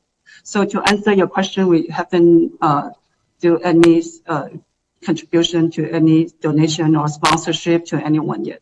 Okay, just No. asking. We have a big problem with pay to play here in our city. So I was just wanted to clarify for the constituents that are watching. Thank you, Councilmember. You're very welcome, Mayor. We are, we have a few council members who have not spoken or asked a question. We are running at 7:04, so we're at about an hour and 20 minutes or so. Councilmember Ibarra, please go ahead. Mayor Pro Tem too. I just want to let SCG, a great presentation, but I want to put it on your guys' head what we're trying to tell you here. In your presentation, you included the median income for the people who live in this city, which is, I believe, was around 53,000, 35 to 53%, 53,000 median income in our city. And I'm looking at affordability analysis. It's in the package, page 127. And your units that you're putting up for rent, it's only going to, it's going to meet it would be mostly for people who make over 75,000 income. Did you consider the income that we have in the city? The majority of the people who live here are considered low to moderate income households. Would you be willing to also look at low to moderate income units available for these residents as well? And when council members speak about community benefits agreements, we're talking about jobs that offer livable wages. If these are jobs that are going to be paying the minimum wage, there's no possibility of them affording any of these units that you guys are building here. So just try to have a mixed use of rentals available. Don't just go to the high levels. I myself am a homeowner. My home, I purchased it a couple years ago for less than $200,000. I'll say that publicly. And my mortgage is only $1,200 a month, and my property is over 1,000 square feet. And when you're comparing that to a condo that is smaller and almost double what I'm paying in mortgage, you're only targeting a small population who is going to move into your units. So just something to consider. I know Ms. Lorena mentioned about some of the fees to be waived for you all, and just look also into the property taxes. The city does not get property taxes currently. We annexed to the county back in 2016. The county gets those property taxes, and we're trying to see how will this be beneficial to both your company and our city if we do come into an agreement with you guys. Okay, that's all. Those are my comments, and I want you all to please reconsider some of the items that you presented tonight. Thank you. Thank you. Okay, we have about 5 more minutes, folks. Thank you, council member. Are there any final comments? If not, council member Reynoso. I wanted to ask, when you're thinking about the community spaces, the Carousel Mall is central to everybody's heart in the city. So we do have an affinity for it. A lot of people understand also that it's not earthquake proof. So we also understand some of it needs to be demolished, especially the parking garage. But when you're talking about occupying the spaces, there are so many, I didn't see anything in your presentation. So I guess take it as a challenge again to incorporate the local universities, the colleges, K through 12, young organizers. You have like organizing space potentially like that. When you talk about just like an open space to kind of like convene, it's appreciated, but we have similar spaces like that across the city. We have open green spaces, that have essentially, when we're talking about affordable housing, what Councilmember Ibarra was pointing at is you've got a lot of houseless people. They're going to gravitate towards open spaces. And so not only to be considering what the property value will be as you build in phases, I understand what that long game is potentially in the last phase, building like the higher condos and things, because maybe you think that people will be able to afford them. But at the same time, we're going to have a simultaneous issue. And that's what my fellow council members are expressing here, is that you've got a community that isn't quite dealing with this homeless population. Sure, it's our job. But at the same time, approving something like this is counterintuitive to that. And so when you're looking at occupying the space or engaging with the community, you've got to think career jobs. And so this is to your benefit. Hopefully you're taking note that you have Loma Linda right here that you could provide a space for. You've got Cal State San Bernardino. You've got this kind of development is going to attract everybody to it. But specifically, I think that you know that young people will gravitate towards this. They will seek a nightlife. They will seek to do things in public during the day. And if it's not affordable, there's a lot of people viewing this meeting right now, and they want to be engaged. And so I ask that you do that. I ask that you reach beyond who you think are just like establishment type community figures, because we're going to have time to delineate on this and deliberate and dig into who has invested stake in the city that has been here for a long time, kind of source, maybe here's an idea, 2 to 3 meetings per ward to do something like create a community benefits agreement with them. Absolutely. Yeah, it has to be very inclusive. A lot of people have tried this in other parts, but the Inland Empire has never seen this. And so you could also be a pioneer here. And so I'm offering you that opportunity in between now and then to come back to us with something that really includes the community in a legally accountable way. It's not really possible to sign off on approval before something like that is legally bound by yourself as the developer. And that's all. Thank you. Okay, council members, once again, I want to say thank you very much to all of the technical expertise, and we thank you for your presentation tonight, SCG America.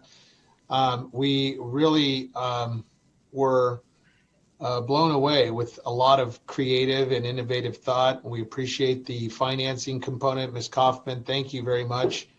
That is important for the market drivers and establishing the general overview for the finances. And certainly we appreciate, Mr. Cherry, thank you very much for your leadership. And Mr. Zhang, thank you, sir. This is indeed a wonderful opportunity for our community. Again, this is a very global view. We don't know all the intricacies, but I think if we stay focused as a council on the global aspects of our 45 acres of downtown, I think there is promise for the future. At this time, we'll go ahead and conclude our portion of SCG America, and we thank you. And we will take a 5-minute recess and then reconvene. It's approximately 7:11 p.m. tonight, and we'll take a 5-minute bio break, and we'll report back, please, council members, by about 7:20 p.m., and we'll then proceed on to the next portion of tonight's meeting. Thank you.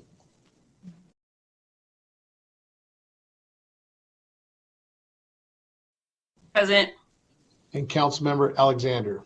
Present. Wonderful. Thank you, council members, for returning to your desk, and we appreciate that. At this time, we will continue on tonight's presentation on the Carousel Mall. And we're very grateful for the opportunity to receive the presentation from Downtown Renaissance and ICO Real Estate, and I will turn it over to Mr. Huntley. Mr. Huntley, please proceed. Thank you, Mr. Mayor. So the second group tonight, like the mayor had indicated, is Renaissance Downtown USA and ICO. And ICO real estate companies. So they're the second group tonight. You'll be afforded 45 minutes to do your presentation. Plus, we're going to give you a little bit of extra time if needed, because the other group took a little bit longer. And then after that, we'll have about a half an hour of Q&A that the mayor will oversee. And then subsequent to that, like I expressed the other group, we do have a pretty extensive list of public orals after this. Someone from the group may want to listen into those. There might be some good comments that come through that may want to incorporate into future development in downtown. So with that, I'm going to turn over to Gian Twerkin from ICO. Gian? Thank you, Mike. Honorable Mayor, Madam Mayor Pro Tem, and City Council, I want to thank you for giving us 45 minutes to present our team's RFP response. You will hear a few words from us live. We have a video presentation for you to view. We will follow that with question and answers. My name is Gian Twerken, and I'm a principal at ICO Real Estate Group. Over the last 20 plus years, ICO has developed projects in almost every city in the county of San Bernardino. These include Rancho Cucamonga, Fontana, Rialto, Colton, Highland, and of course, 30 projects in the city of San Bernardino alone. Our extensive work in the region has provided us with a wealth of market intelligence. So much so that we are routinely approached by brokers and appraisers for market information. In short, we understand this matter better than anyone. We understand this market better than anyone. Our first experience with the Carousel Mall was approximately 13 years ago. As the county's largest developer, we were approached by the County of San Bernardino to enter into a public-private partnership to develop a 700,000 square foot office building for them at the Carousel Mall site. Unfortunately, the county eventually decided against consolidating services and chose not to go forward. Several years later, our firm was again approached by Stephen Reinstein of AECOM to be part of their development team for the Carousel Mall project. We performed an in-depth dive into the economics of the project and found that it was not feasible and turned it down. In the process of evaluating the county and AECOM projects, we learned a great deal about the challenges the mall and development in the downtown San Bernardino would pose. These two events sparked an interest in me personally, and I became determined to find solutions not just for the mall, but also the entire downtown. Over the years, I have met with almost every property owner in downtown San Bernardino. I have been inside and looked at almost every building in downtown, and I've talked to every public sector individual that could contribute to my understanding of this market. Here's what I've learned over the years, and I know to be true. Some may not want to hear this, but the stakes are too high for the city not to consider all the facts as they are today. The pretty pictures and financial assumptions that are presented to you must be substantiated now, not after a developer is chosen. One has to ask, if the fundamentals on the ground today support a development, why has it not already occurred? The RDICO team questions the project's feasibility today, and I suspect that given Shanghai Construction Group's pro forma relies on substantial city financial assistance to make the project work, they also have come to the same conclusion. So what is the answer to this issue? The answer is not to do what has unsuccessfully been done in the past, except with a different developer. Thanks mostly to the visionary approach of my partner, John Monty of Renaissance Downtown USA, the RDICO team has taken a different approach to the challenge. We believe that we have to change the facts on the ground by building the enormous asset and transit-rich infrastructure that exists today to create the foundation for a new downtown tomorrow. We need to create the basis of a new ecosystem in which residential, retail, entertainment, hospitality projects can rise from. We will demonstrate to you today that there are real solutions for the challenges that lie ahead, and redeveloping the downtown is achievable. If I felt it was not, I would not have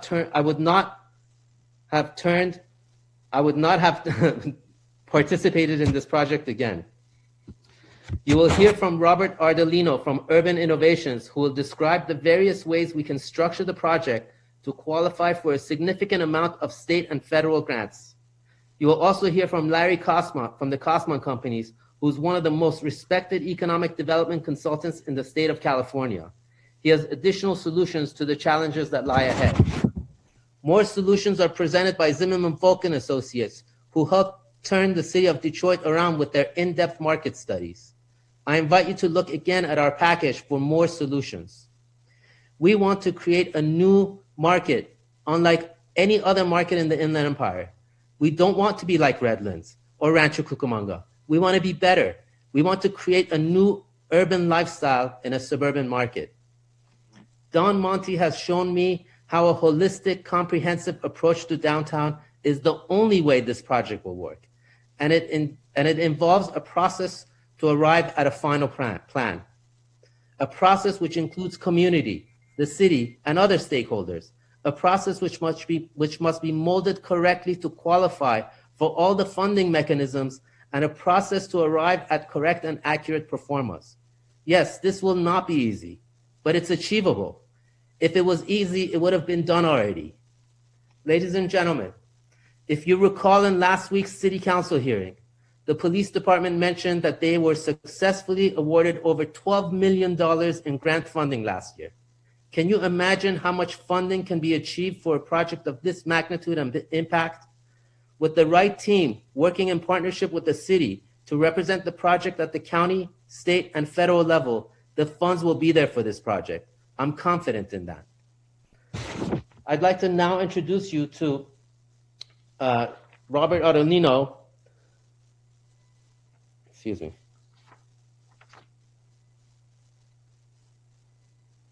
I'm a little bit out of breath. I'd like to introduce you to Robert Ardolino. I'm not sure if Yeah, good evening. Yeah, good evening, Mayor, Council, Mayor Pro Tem. Thank you for having me. My name is Robert Ardolino, and I'm the president of Urban Innovations. We are a nationally recognized firm that specializes in transit-oriented development and public-private partnerships. We believe this project has great opportunity. It needs to be big, and it needs to be bold. I can get this project on a national and regional level, but only if you look at the entire downtown as a whole. You just can't look at the 43 acres that encompass the Carousel Mall. How do we do this? How do we structure this, and how do we bring it to fruition? Well, financial is number one. A project of this magnitude will generate millions in federal, state, and local grants. Federal Transit Administration, Federal Railroad Administration, Department of Transportation, EPA, DOC, Department of Commerce, Department of Energy. The money is out there. You have to look at it, 300 acres. This project will gain national attention and the agency's attention. 43 acres is big, but to these agencies, they want to see bigger. They need to set a precedence for projects like this. You're going to reinvent your downtown. When you bring this project to them, these agencies will be knocking down your door. Let's talk about process and structure. You know, people throw P3, public-private partnerships, around like it's a panacea to fix problems. It's not. Our firm helped write the guidelines for public-private partnerships that started back in 2005 with the Penta-P program that we rolled out in Denver, Colorado, Pennsylvania, Chicago, Arizona, California, Long Beach, Seattle. So we've worked in 14 major cities around the country, 20-some states, in virtually every transit authority in the 10 regions. We are the company that helped write these guidelines that you folks are trying to do in San Bernardino. You have the local expertise, but we have the national expertise in the federal. The other key things that I heard is operations, revenue, and maintenance. Who's going to pay for it? What's the definition of a P3? How are you going to mitigate the risk, minimize the risk, and the exposure to the city? These are all things that need to be taken into consideration when you talk about a project that's this big and this bold. Marketing, critical. Things have changed in this economy with the pandemic.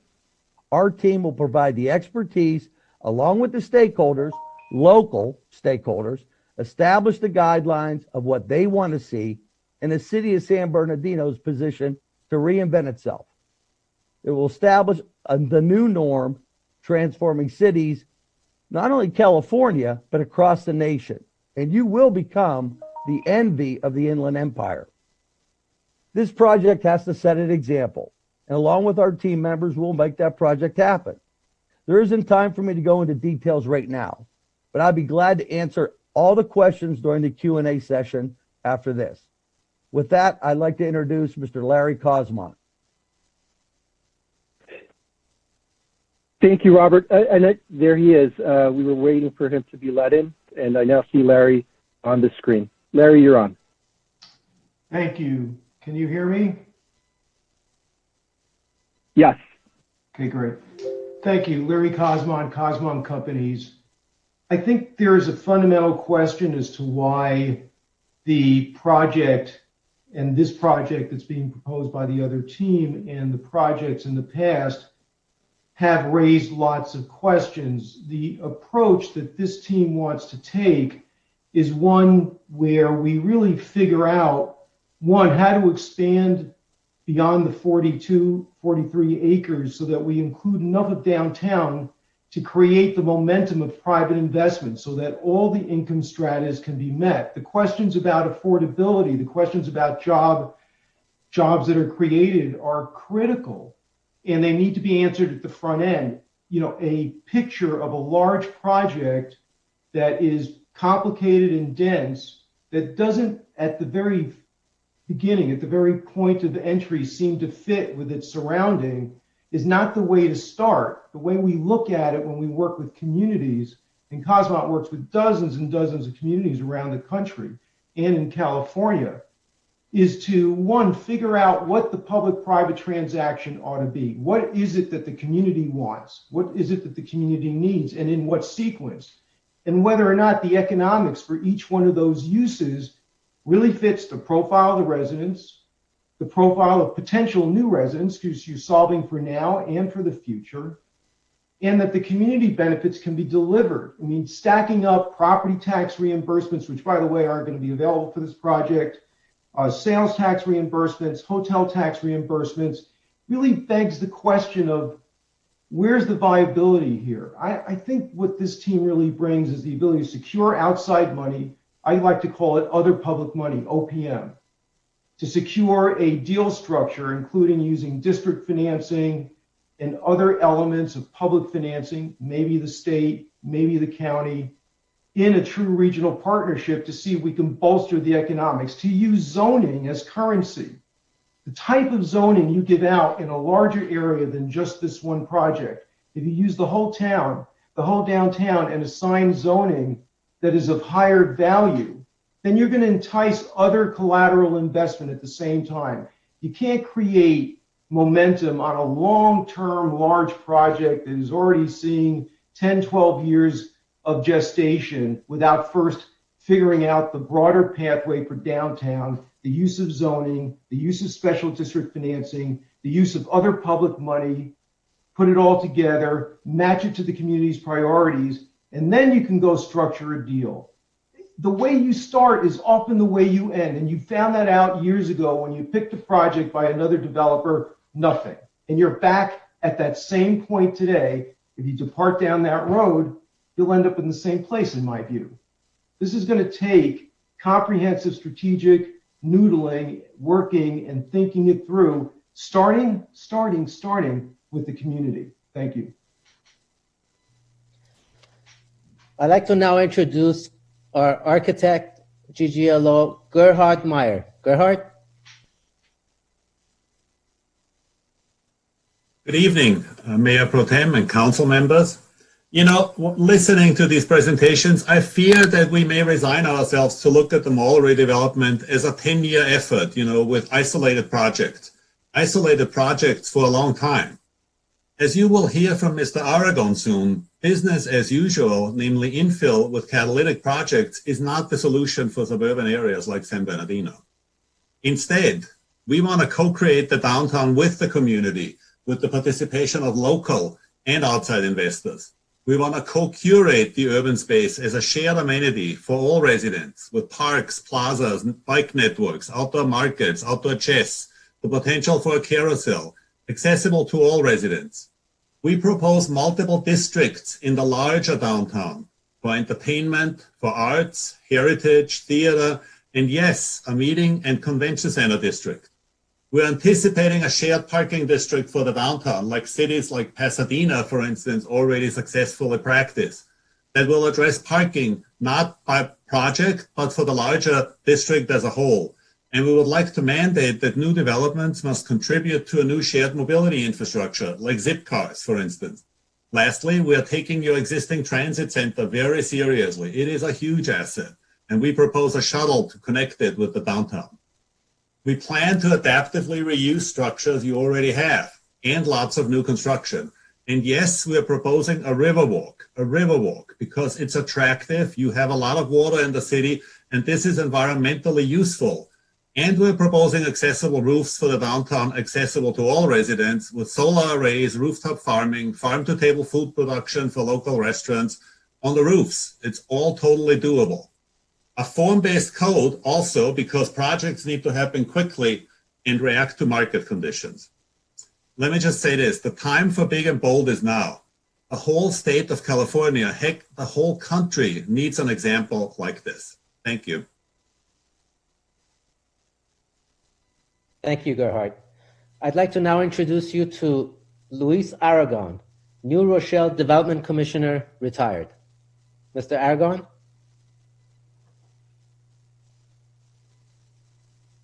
Good evening, everyone. Can you hear me? Yes. Such a pleasure to be here tonight. And I want to take this opportunity to talk to you as a civil servant. I just retired, to be honest with you, 2 weeks ago from 32 years of civil service. It's in my blood. And when I talk to you, I talk to you from the community standpoint. Let me give you a little bit of background. New Rochelle is a city right on the edge of New York City, part of the tri-state metropolitan area. And it has a catchment area of roughly 10 million residents. And because of that number, New Rochelle had repeatedly tried to develop catalyst projects. We had repeatedly tried to develop portions of the city in order to attract the population, in order to change New Rochelle. Much like San Bernardino, nothing happened year after year after year. New Rochelle actually, for a 10-year period, believe it or not, only had one building built, a 6-story residential building downtown. So it was only when we decided to take a step back and realize that what we needed to do is work with the community that we came across Renaissance Downtowns. We entered into an agreement with them, and everything changed from that point on, because we realized we needed to think big and bold. And it was not just about changing or creating a catalyst project. It was about changing and working with the community, asking the community, what is it that you want? What is your brand? Rebranding it, working with them to get to what the future of the city would be. And it was with that we created a platform where not only the master developer was able to develop, but local developers, local property owners were able to benefit, because we rezoned not just the portion that we wanted to develop, but 300 acres of the city. We changed completely its landscape. And through Renaissance Downtown's community outreach, we connected to thousands of residents.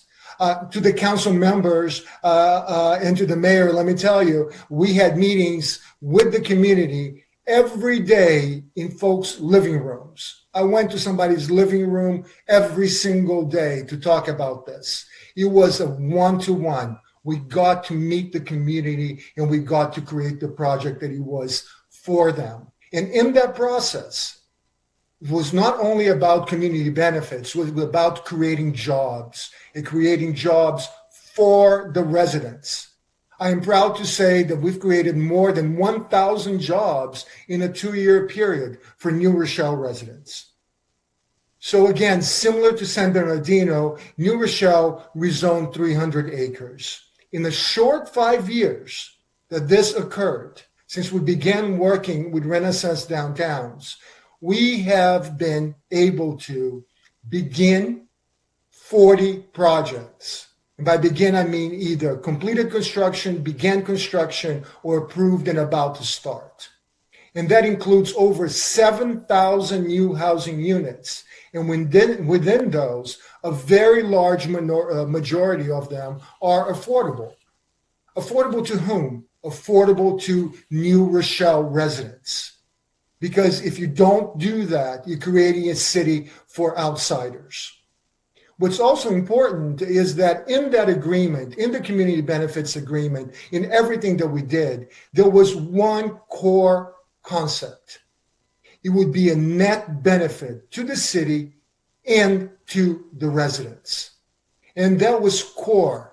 It was repeated over and over again, and New Rochelle held on to that. And today, if you ask New Rochellians, they are benefiting from it, both financially and in terms of quality of life. This approach, I have to tell you, gained national recognition, and I'm very proud to say that I was invited to testify before Congress early this year, right before the pandemic started. And the session was about how could Congress assist municipalities to repeat, to replicate what New Rochelle did. And it's so important to see how folks have been reacting to the community-based development. Other cities have also reached out to us, and they really want to repeat the same thing. Now, San Bernardino is uniquely positioned to build on Renaissance's experience and to become the example, not only for California, but for the rest of the nation. I urge you to take advantage of that. Time is of the essence. Thank you. Thank you, Mr. Aragon. I now have the pleasure of introducing you to Don Monty from Downtown Renaissance. And I have to say, the hardest working person I've ever met in my life. Don?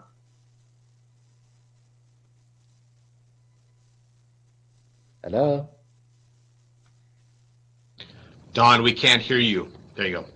Thank you, Gian. And Louise, you're a tough act to follow, but let me do my best by saying thank you, Gian. Thank you, San Bernardino, for this opportunity to bring a wealth of talent and passion to your city. You will hear me say later how fortunate I feel to have partnered up with one of the most respected developers I have ever met in my 40-plus year career, and that is Gian Torkin. What you have heard from our team of experts will be further expanded in our video presentation.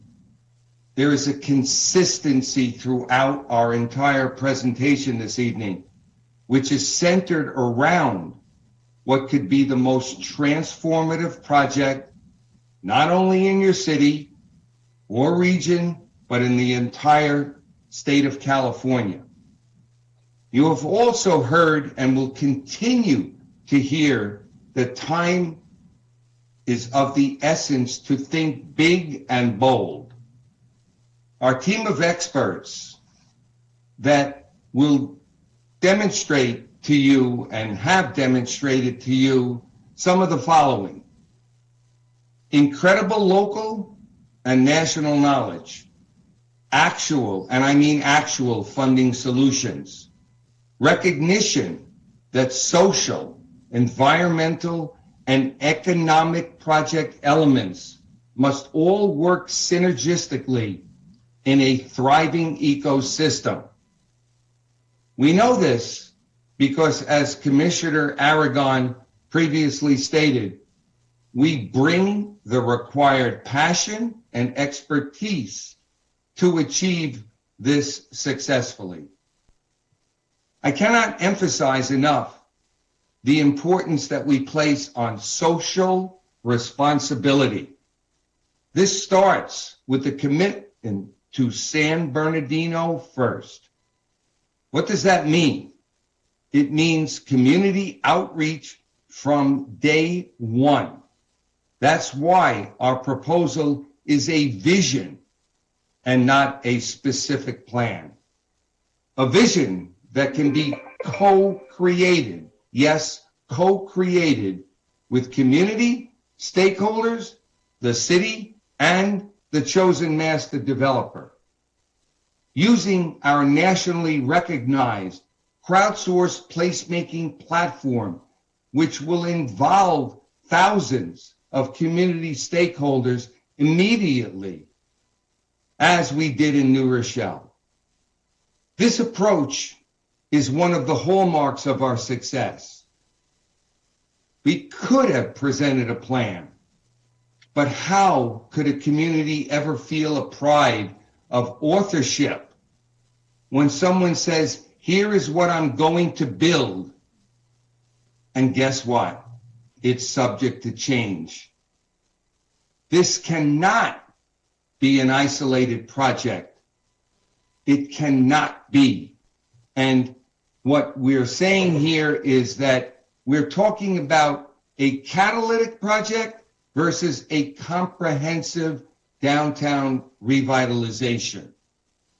Another demonstration of San Bernardino First is our commitment from day one to a community benefits agreement that will ensure that San Bernardino residents have the opportunity to participate in construction jobs, permanent jobs, and careers, and entrepreneurial opportunities. Yes, entrepreneurial opportunities. If selected, we will be committed from day one to creating both job training and apprenticeship programs. So as these opportunities present themselves, your San Bernardino residents will have the opportunity to immediately participate. And of course, our commitment to environmental sustainability is unquestionable. Yes, solar panels. Yes, green roofs. Yes, rooftop vegetation. Yes, farm to table organically grown produce. And yes, even a river walk, which will have environmental attributes that will come with funding opportunities, all as part of this big, bold, and implementable approach.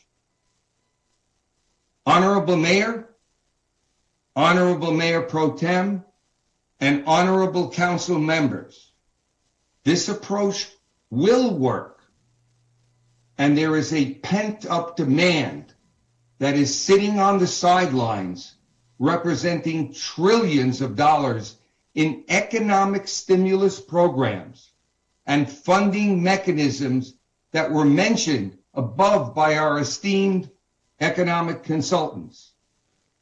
But the time to act is now. The job projections and economic potential that exists for your city creates the one-time opportunity to create a legacy for all. So when we talk about job creation, I want to give you some numbers, and they're real. 30,000 potential construction job years, 10,000 permanent jobs and careers and entrepreneurial opportunities. I don't have time to point out all the particulars, but I will in the near future to show that this is real. Before turning it back to Gian, I'd like to bring out a very important point. This big and bold approach will require more than just a master developer alone to implement. Again, as Commissioner Aragon stated, the reason there are 40 plus projects occurring in New Rochelle is as a result of the Renaissance ICO approach that encourages multiple developers, both local and national, to participate in this overall development. That being said, I want to go on record stating that if the RDICO team is selected, we would encourage other developers and downtown property owners to participate with us in a unified development approach. Once again, you have my commitment to San Bernardino first and San Bernardino forever. Thank you. Mike, thank you, Don. Mike, I think we're ready for the video presentation. Mitch, if you can go ahead and load it up, and there we go. Oop.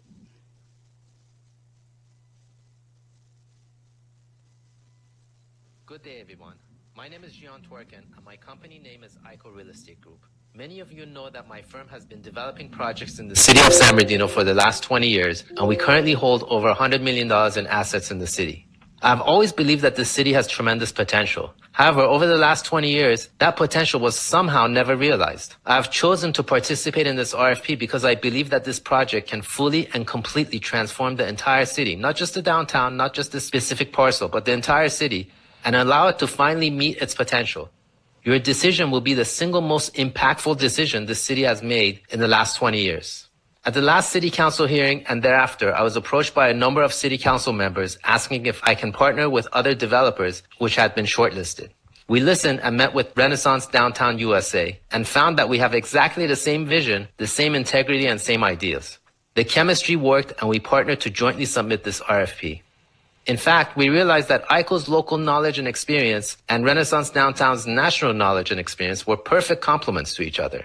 In my first meeting with Renaissance Downtown, I made sure that I informed them of all the local challenges which one would face in the development of the project. And I was insistent that if we were to move forward with this RFP, we must make sure that we can achieve what we state in the RFP. I didn't want to just present a series of pretty pictures to you guys. I wanted to make sure that we had a viable path to full build out.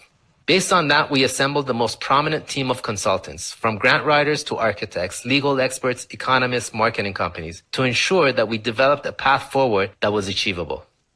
After a few months of constant meetings and research, a consensus was formed. The project needed to be a mixed-use project which would transform the entire downtown district to a truly urban city of live, work, play, and shop. The first of its kind in the Inland Empire, an urban city in a suburban market. Another consensus was that the project must be big and bold to be achievable. In other words, in order to draw the residents, retailers, hotels, and office tenants that we needed to attract, the project must have the proper foundational infrastructure and must be big enough to achieve an urban feel and an urban sense of place. Finally, we reached consensus that time is of the essence. This is a project that could garner state and federal government attention. All the stars are currently aligned to tap the vast amount of infrastructure funds out there. However, the project must be shovel-ready immediately to achieve this. I was invited by the mayor and a few of the city council members to visit Westminster, Colorado, and the city of Detroit. Westminster Mall was similar to this project in that the city went through a number of master developers over a period of 13 years to finally realize that the project can only be achievable if the appropriate infrastructure was initially developed to attract developers, residents, retailers, and offices to the mall. Detroit learned that to transform the city, they needed to think big and bold and bring consultants such as Zimmerman Volk, a consultant that is part of our team, to do in-depth market analysis that would be needed to achieve such a goal. In short, we have a viable path forward. With that said, I want to introduce you to Kevin DeVito, who will show you a visualization and analytic tool that Renaissance Group has developed that has truly blown me away. This is really unique and one of a kind. Kevin? I have been collaborating with Renaissance Downtown USA for more than 5 years to conceptualize and build 3D software and analysis solutions for Triple Bottom Line. Our long-term efforts have yielded great results, and we are now empowered with a one-of-a-kind mechanism, a unique toolbox that facilitates developers, municipalities, and community stakeholders to view built scenarios that reflect optimal triple bottom line priorities in real time. Finally, our one-of-a-kind software can vastly improve program timelines and decision-making. Thank you, Kevin. And now I'd like to introduce you to Gerhard Meyer, Principal at GGLO Architectural and Planning. As you'll see, Gerhard and his firm bring a wealth of experience and knowledge to the table as it relates to this tremendous revitalization opportunity. Thank you, Gian. You know, when we visited with you back in February, we sensed right away how big an opportunity this really was. So let me show you what we came up with. We read in your RFP that you want to reestablish the historic street grid. We completely agree. The proposed blocks are small to encourage walking and bicycling and people arriving at intersections more often. We like shaded streets. This is why some of the blocks are turned 45 degrees and why we are suggesting a tree canopy throughout the downtown. This rendering here only shows a sketch of the new city. We will co-create it with you in detail. There'll be housing, but also supporting retail, entertainment, and commercial uses, all as determined by market demand. We envision active sidewalks with high-quality streetscapes, distinct neighborhood districts with a unique architectural character, and perhaps even with different tree species. The most impactful step towards sustainability will be to reduce vehicle miles traveled by making the city walkable. We'll use the latest green technologies and strategies. We plan for green roofs on most new structures, which may include rooftop agriculture and gardens. Imagine farm-to-table food served in local restaurants with produce coming from the building roofs. The 2009 vision plan by AECOM generously included water in the downtown fabric. Again, we agree. We propose a Riverwalk Loop attraction. It will make San Bernardino the prime urban destination for the Inland Empire. This may sound a bit like pie-in-the-sky thinking, but big ideas like this will be necessary to attract the large investors. This Riverwalk won't be purely an aesthetic feature either, but it will help with stormwater management, help keep the buildings cool and the city green. In the RFP, you asked to evaluate future development opportunities on surrounding properties. We did. Mall redevelopment should be a catalyst for positive change around it, like what a program called Transformational Climate Communities is envisioned to be. Our proposal is a public-private mobilization to rebuild the city all at once. Our inclusionary method invites all the yellow areas to join the momentum for national developers as well as locals. The downtown already has a transit hub with Metrolink and the SBX Omni high-speed bus lines. You will soon have the Arrow to Redlands too. We propose an additional trolley route as a connector. Again, the route is only a suggestion to start a dialogue with the community. A few things in closing here. This is an extraordinary time now. We are discussing a first attempt to build in the new norm. I have worked in many places all over the world, and I have long hoped for an opportunity like this. Never have I been involved with a team so uniquely positioned to make this happen. This is completely doable. When we visited with you back in February before COVID, what we heard from several council people was, this is the time for big and bold. Well, we are giving you big and bold. This video ends in a lagoon. The old city hall is just off screen and connected with an existing brick. In a development project like this one, it is easy to imagine either a modernized or a new built city hall as part of the process. We see a lot of locations and owners struggling now, looking for how to adapt their existing assets to the new norm going forward. You are in the enviable position to start a new city almost from scratch, because here in San Bernardino, you'll get to define the new norm with few legacy constraints and point all of us in a positive direction forward. Thank you. Thank you, Gerhard. So now you can see that we have provided you with some big and bold ideas that will totally transform the downtown into a true urban city. Now I want to introduce you to Ernesto Hidalgo of Renaissance Downtown, who will demonstrate that these big and bold ideas are actually implementable. Ernesto? My name is Ernesto Hidalgo, and I will focus on community economic development. What you just saw can be your reality. As you just heard from Gerhard Mayer, our team listened carefully to your City Council's desire for a big and bold project that will serve as a catalyst to transform downtown San Bernardino into an economic engine and destination for the region. Not only did we hear you by presenting a vision that is big and bold, what we are presenting to you is big, bold, and implementable. The partnership of RDICO estimates that the revitalization of downtown San Bernardino represents $7.5 billion in economic development activity. This includes more than 30,000 construction job years and more than 10,000 permanent jobs and careers. As a triple bottom line real estate developer committed to creating positive social impact, we include community benefits agreements in each of our development projects. This means that we will create a shared prosperity for all stakeholders by prioritizing San Bernardino residents and businesses for construction jobs and training, contracting opportunities, permanent jobs and training, and other community benefits that you will help us select through our nationally acclaimed crowdsourced placemaking process.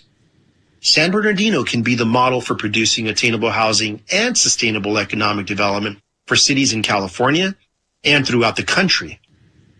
We know this because we have successfully achieved this in other regions of the country.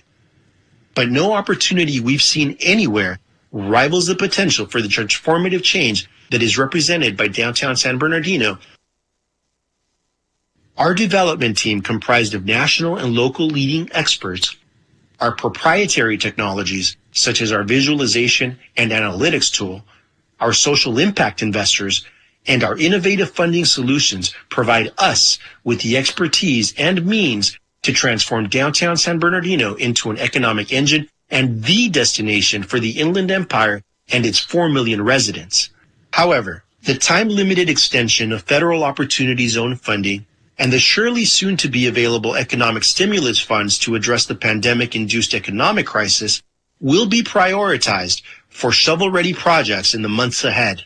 So it's imperative that the city of San Bernardino seizes the day and acts now to capture the opportunity created by this unprecedented moment in history. Now, I'd like to present to you Mr. Larry Cosmont, the chairman and CEO of Cosmont Companies, an industry leader in public-private real estate transactions and economic development, including financing for public-private partnerships and infrastructure. Throughout Mr. Cosmont's 40-year career, he has assisted hundreds of local government agencies in public finance and real estate matters, and he has guided over 1,000 projects with a combined worth exceeding $12 billion. Mr. Cosmont and Cosmont Companies have received numerous accolades, including the California Association for Local Economic Development's 2015 Award of Excellence for the Azalea Retail Center project, which he worked on with fellow RDUSA team member Raul Salinas. It is my pleasure to present to you Mr. Larry Cosmont. Thank you, Ernie. It's not typical for a community like San Bernardino to have a unique and expansive opportunity to change the direction, change the future of its constituencies, its community, and the central focus of its downtown. RDICO really offers an opportunity to create significant economic impact over a period of time, but the important message is that the city needs to begin now. Despite the vagaries of COVID and the impact, this is an opportunity to rebound with innovation. Every community is facing a standstill in investment, but there is significant interest in San Bernardino. And there's an opportunity now to create a state-of-the-art partnership with RDICO to generate billions of dollars of investment, jobs, and economic impact over the next 10 to 20 years. We at Cosmont have focused on 5 post-COVID economic development tools. They're all available to San Bernardino. Specifically, they start with using your own zoning as currency, the ability to add value to a property by applying zoning density for the right products, for the right mix of projects. And zoning is followed by the use of entitlements, where you lock in zoning rights for a period of time, an extensive period of time, sufficient to induce private investment and leverage the commitment from the private sector. And then there is other public money, grant funding sources available to cities, especially in a post-COVID environment, that can really act as early funding to help that planning and conceptual process achieve reality.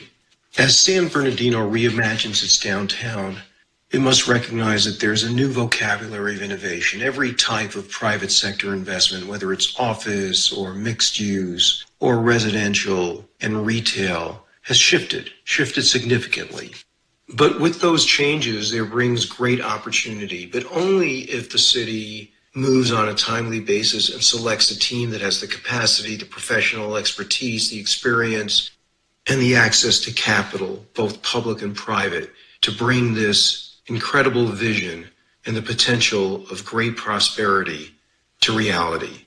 So as you look over this plan and the concept for approaching the downtown holistically, comprehensively, strategically, over a longer period of time, certainly the conclusion is that you need the right partner, you need to act swiftly, but with the level of commitment that the city can bring to the table, this can happen.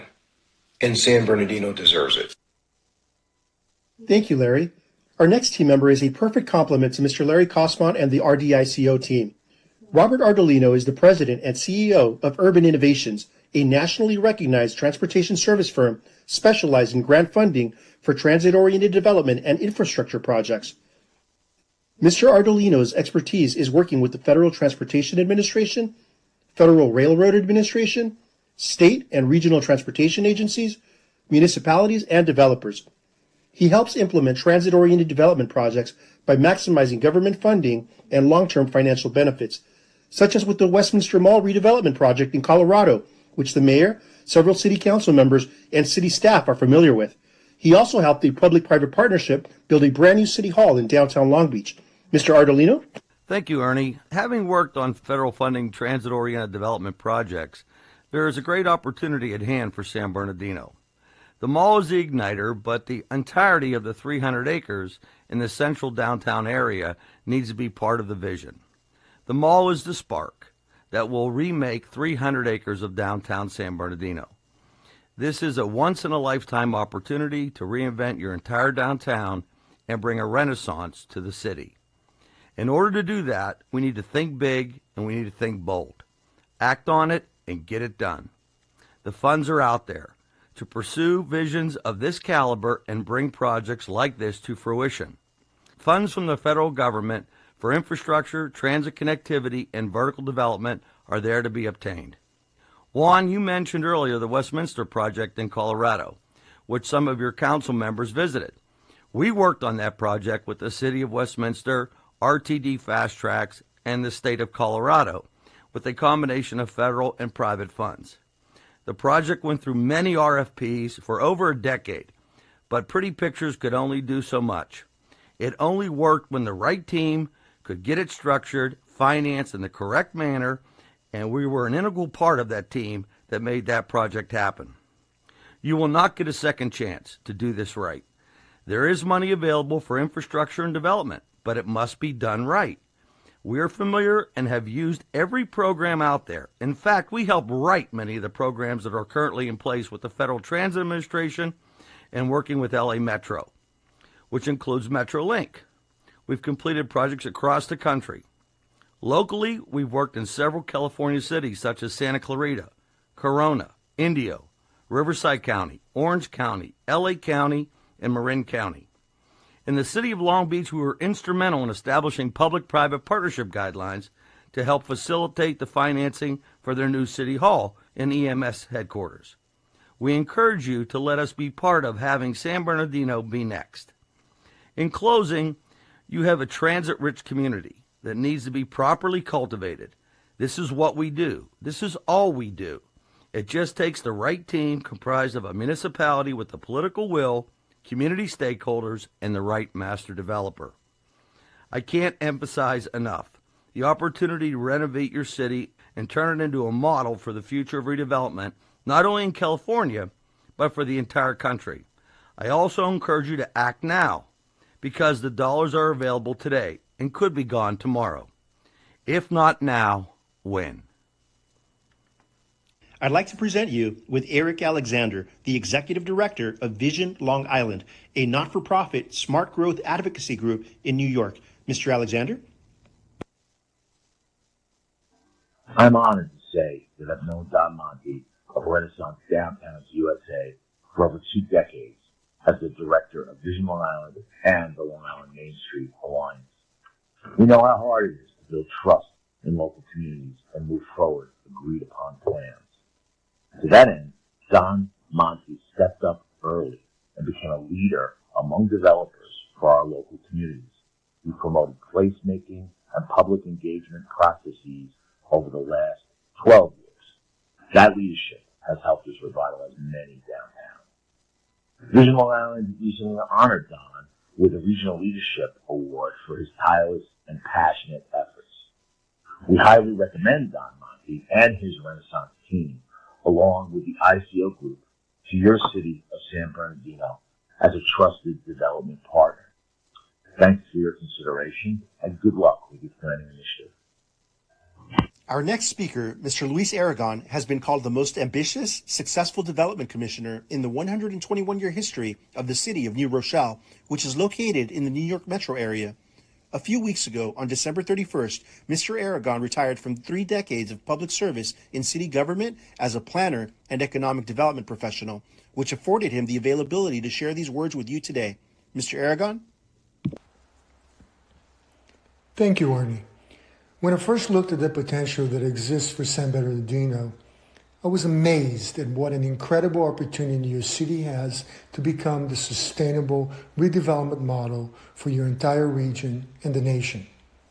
Not long ago, as commissioner for the city of New Rochelle in New York City's metro area, I was introduced to Renaissance Downtowns and quickly understood that they not only had the required expertise, but they also displayed a passion for what they do, which is so often missing from developers.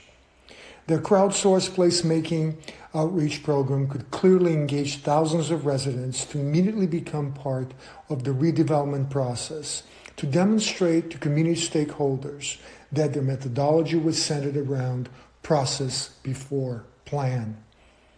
I am proud to report that the partnership with Renaissance Downtowns has been a complete success. They delivered on every promise and exceeded expectations.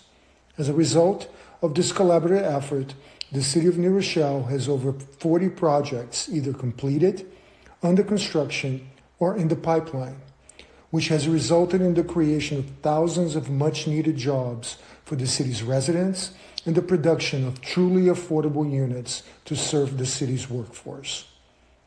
I have been invited to several cities to share our successful formula, which has produced substantial net benefits to the city. Actually, this past year, I testified before a subcommittee of Congress so that the work that we did with Renaissance Downtowns could be replicated across the country. New Rochelle Central Business District, that is part of the newly adopted overlay zone, is approximately 300 acres. Which is about the same size of San Bernardino's Central Business District.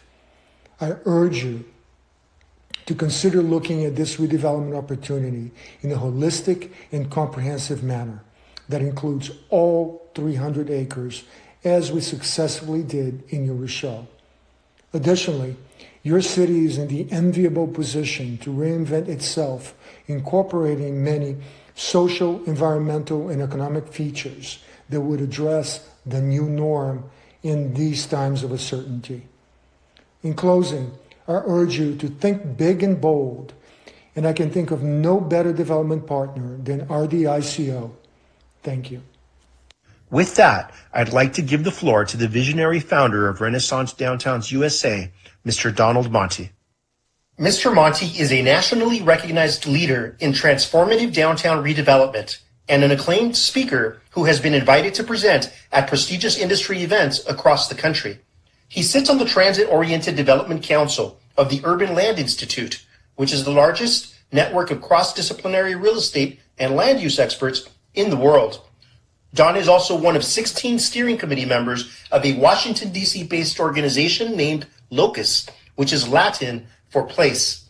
The organization is comprised of the largest transit-oriented developers in the country, which affords its members information and access to the latest available funding mechanisms and opportunities.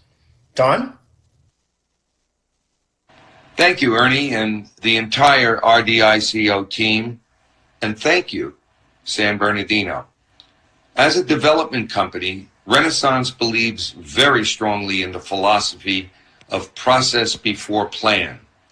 By that, I mean community stakeholder involvement from day one through our award-winning crowdsourced placemaking platform, which has received national acclaim. Additionally, as Kevin mentioned, our visualization and analytical process is a one-of-a-kind tool that can literally turn years of planning into months.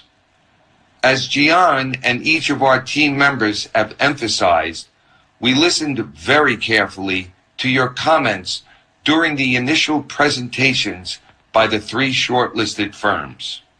We tried to incorporate many of the suggestions that you made during this meeting, including the formation of a partnership between two of the three finalists, Renaissance Downtowns USA and the ICO group of companies. As a result, I am extremely impressed with the respect that Gian Torkin has received from each and every stakeholder we have reached out to.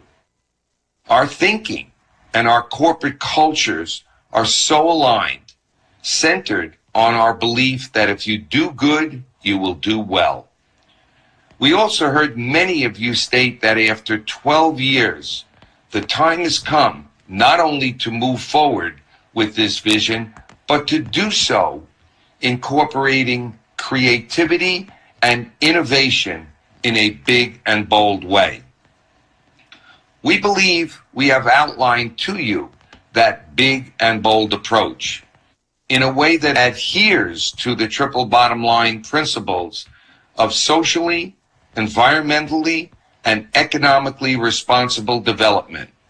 The fact that the city is located in an opportunity zone presents an enormous opportunity for San Bernardino to capitalize on, but time is of the essence. Furthermore, cities that can demonstrate to a local as well as national audience that they are truly open for business will surely be the beneficiaries of current and future stimulus dollars. Your recent vote approving the contract for PlaceWorks as your planning firm was an enormous step in the right direction.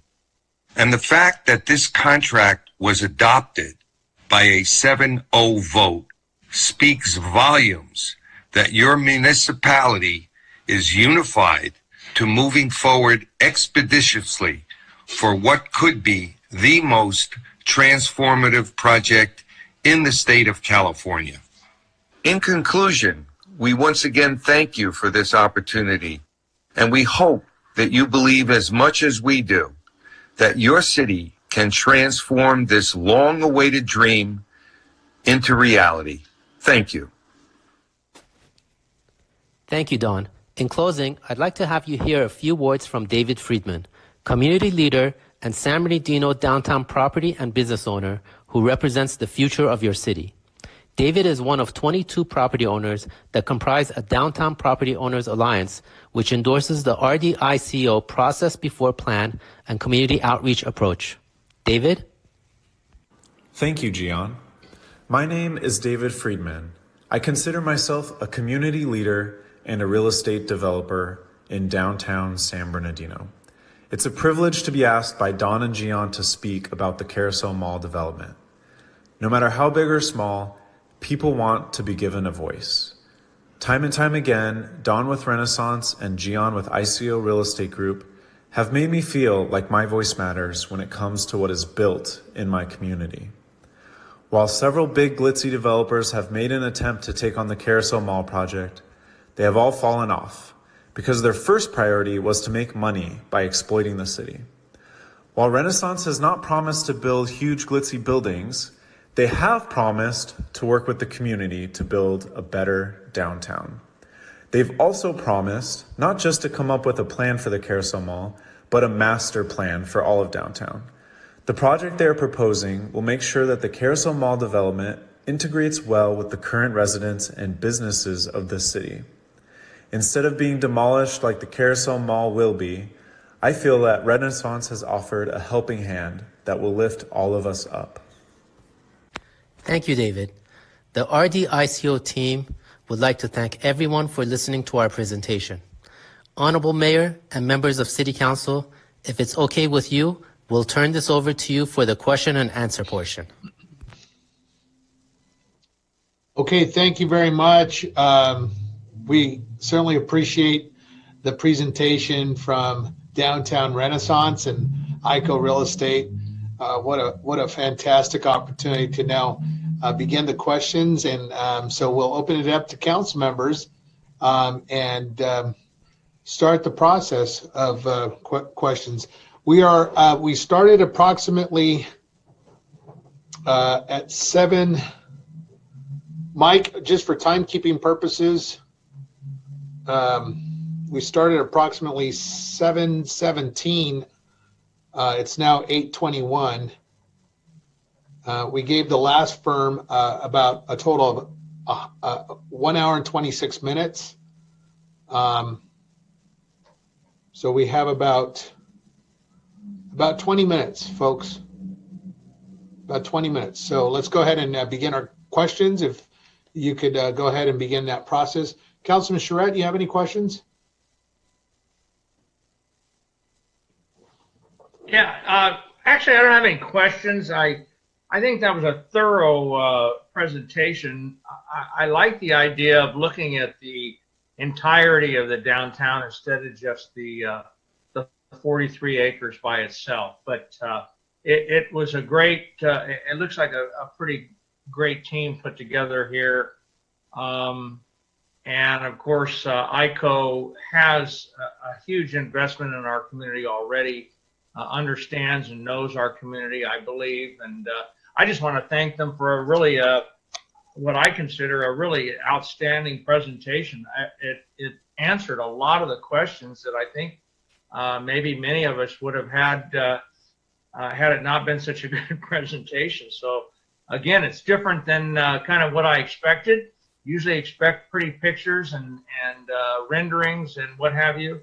And this was very good and to the point, and I think it covered it very well. So I thank you very much for your participation.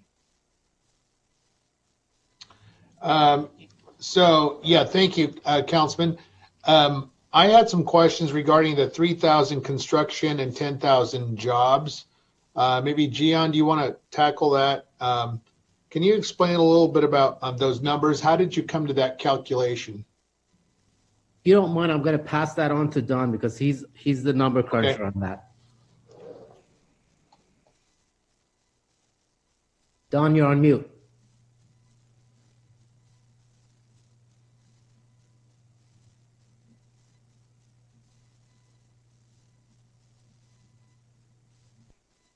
Don?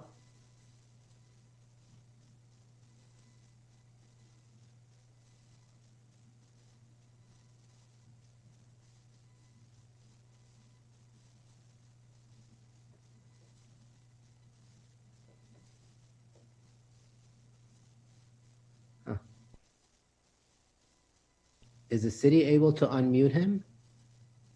I see everyone is on mute.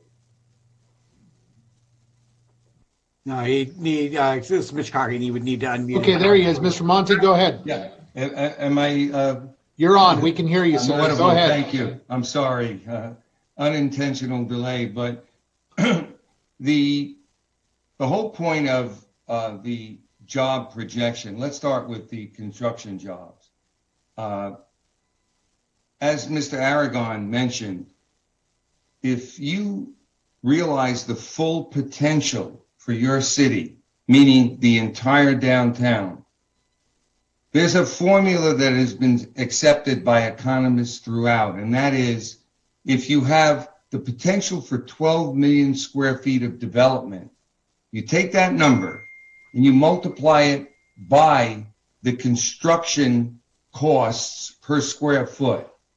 You come up with a number, and that number then equates to how you break it down. Is it what percentage is labor and what percentage is material? We normally use a formula of 60% for labor and 40% for material. You then take that number and divide it by what the estimated average wage will be for construction workers, and you come up with what we call construction job years. This is not 30,000 construction jobs in 1 year. This is 30,000 construction jobs over the life of the project. When it comes to permanent jobs, you have a component which is a vision today, but visions need to have some basis for reality. The vision is 12 million square feet of developable potential, which if you use certain equations that mirror New Rochelle, you would come up with approximately 4.5 million of that square footage in commercial use. That number then equates to job creation per square foot. So these numbers are conservative. And when I say conservative, this is something that obviously can't be answered in full tonight, but I can assure you that we can sit down and show how these jobs actually will materialize. Most importantly, Mr. Mayor, is one of the questions that we heard earlier, and that has to do with how does this relate to San Bernardino residents? And we are committed from day one to have San Bernardino residents participate not only in working in the downtown, but living in the downtown. And the way that happens is through apprenticeship programs, through job training programs that start immediately. The fallacy in many municipalities is you say you're going to hire people, and then a construction job opens up, people apply, and they're not qualified. So it's easy to say, sorry, that's not how we roll. What we say is training and apprenticeship today so that people of San Bernardino can earn a living wage and participate entirely in the downtown revitalization. Wonderful. Okay, let's open it up to council members, and we will begin with Councilman Reynoso. Sir, go ahead. Hey, thanks for the presentation. You did answer a lot of my questions in regards to how amenable you are to the types of employment that come in. But I wanted to ask you, I've done some research on CBAs that you have done in the past, and the discrepancies were complaints from the African American and Spanish speaking community. And so being that we're in San Bernardino, Mr. Aragon, I appreciate you. I'm an organizer, just by nature. And so one-to-ones are very effective. But how many people on your team speak Spanish, and how familiar are you with the demographics that exist here in this city? This is an answer to, or a question to anyone who can answer it. Ernesto, maybe you can take that. I'm not sure, Ernesto? Well, let me give a stab at this, and for one reason alone. One of your San Francisco consultants, which is someone who does community benefits agreements all over the country, what a CBA is meant to do is actually create hiring goals. Those hiring goals are not restricted to anyone. So what happens is that when people apply, they must be residents of that municipality. So there's no way of saying who can apply, and there's also no way of saying why someone can't apply. So I can assure you that I would actually like to, Councilman, send you a CBA that I feel is the CBA model for the country, okay?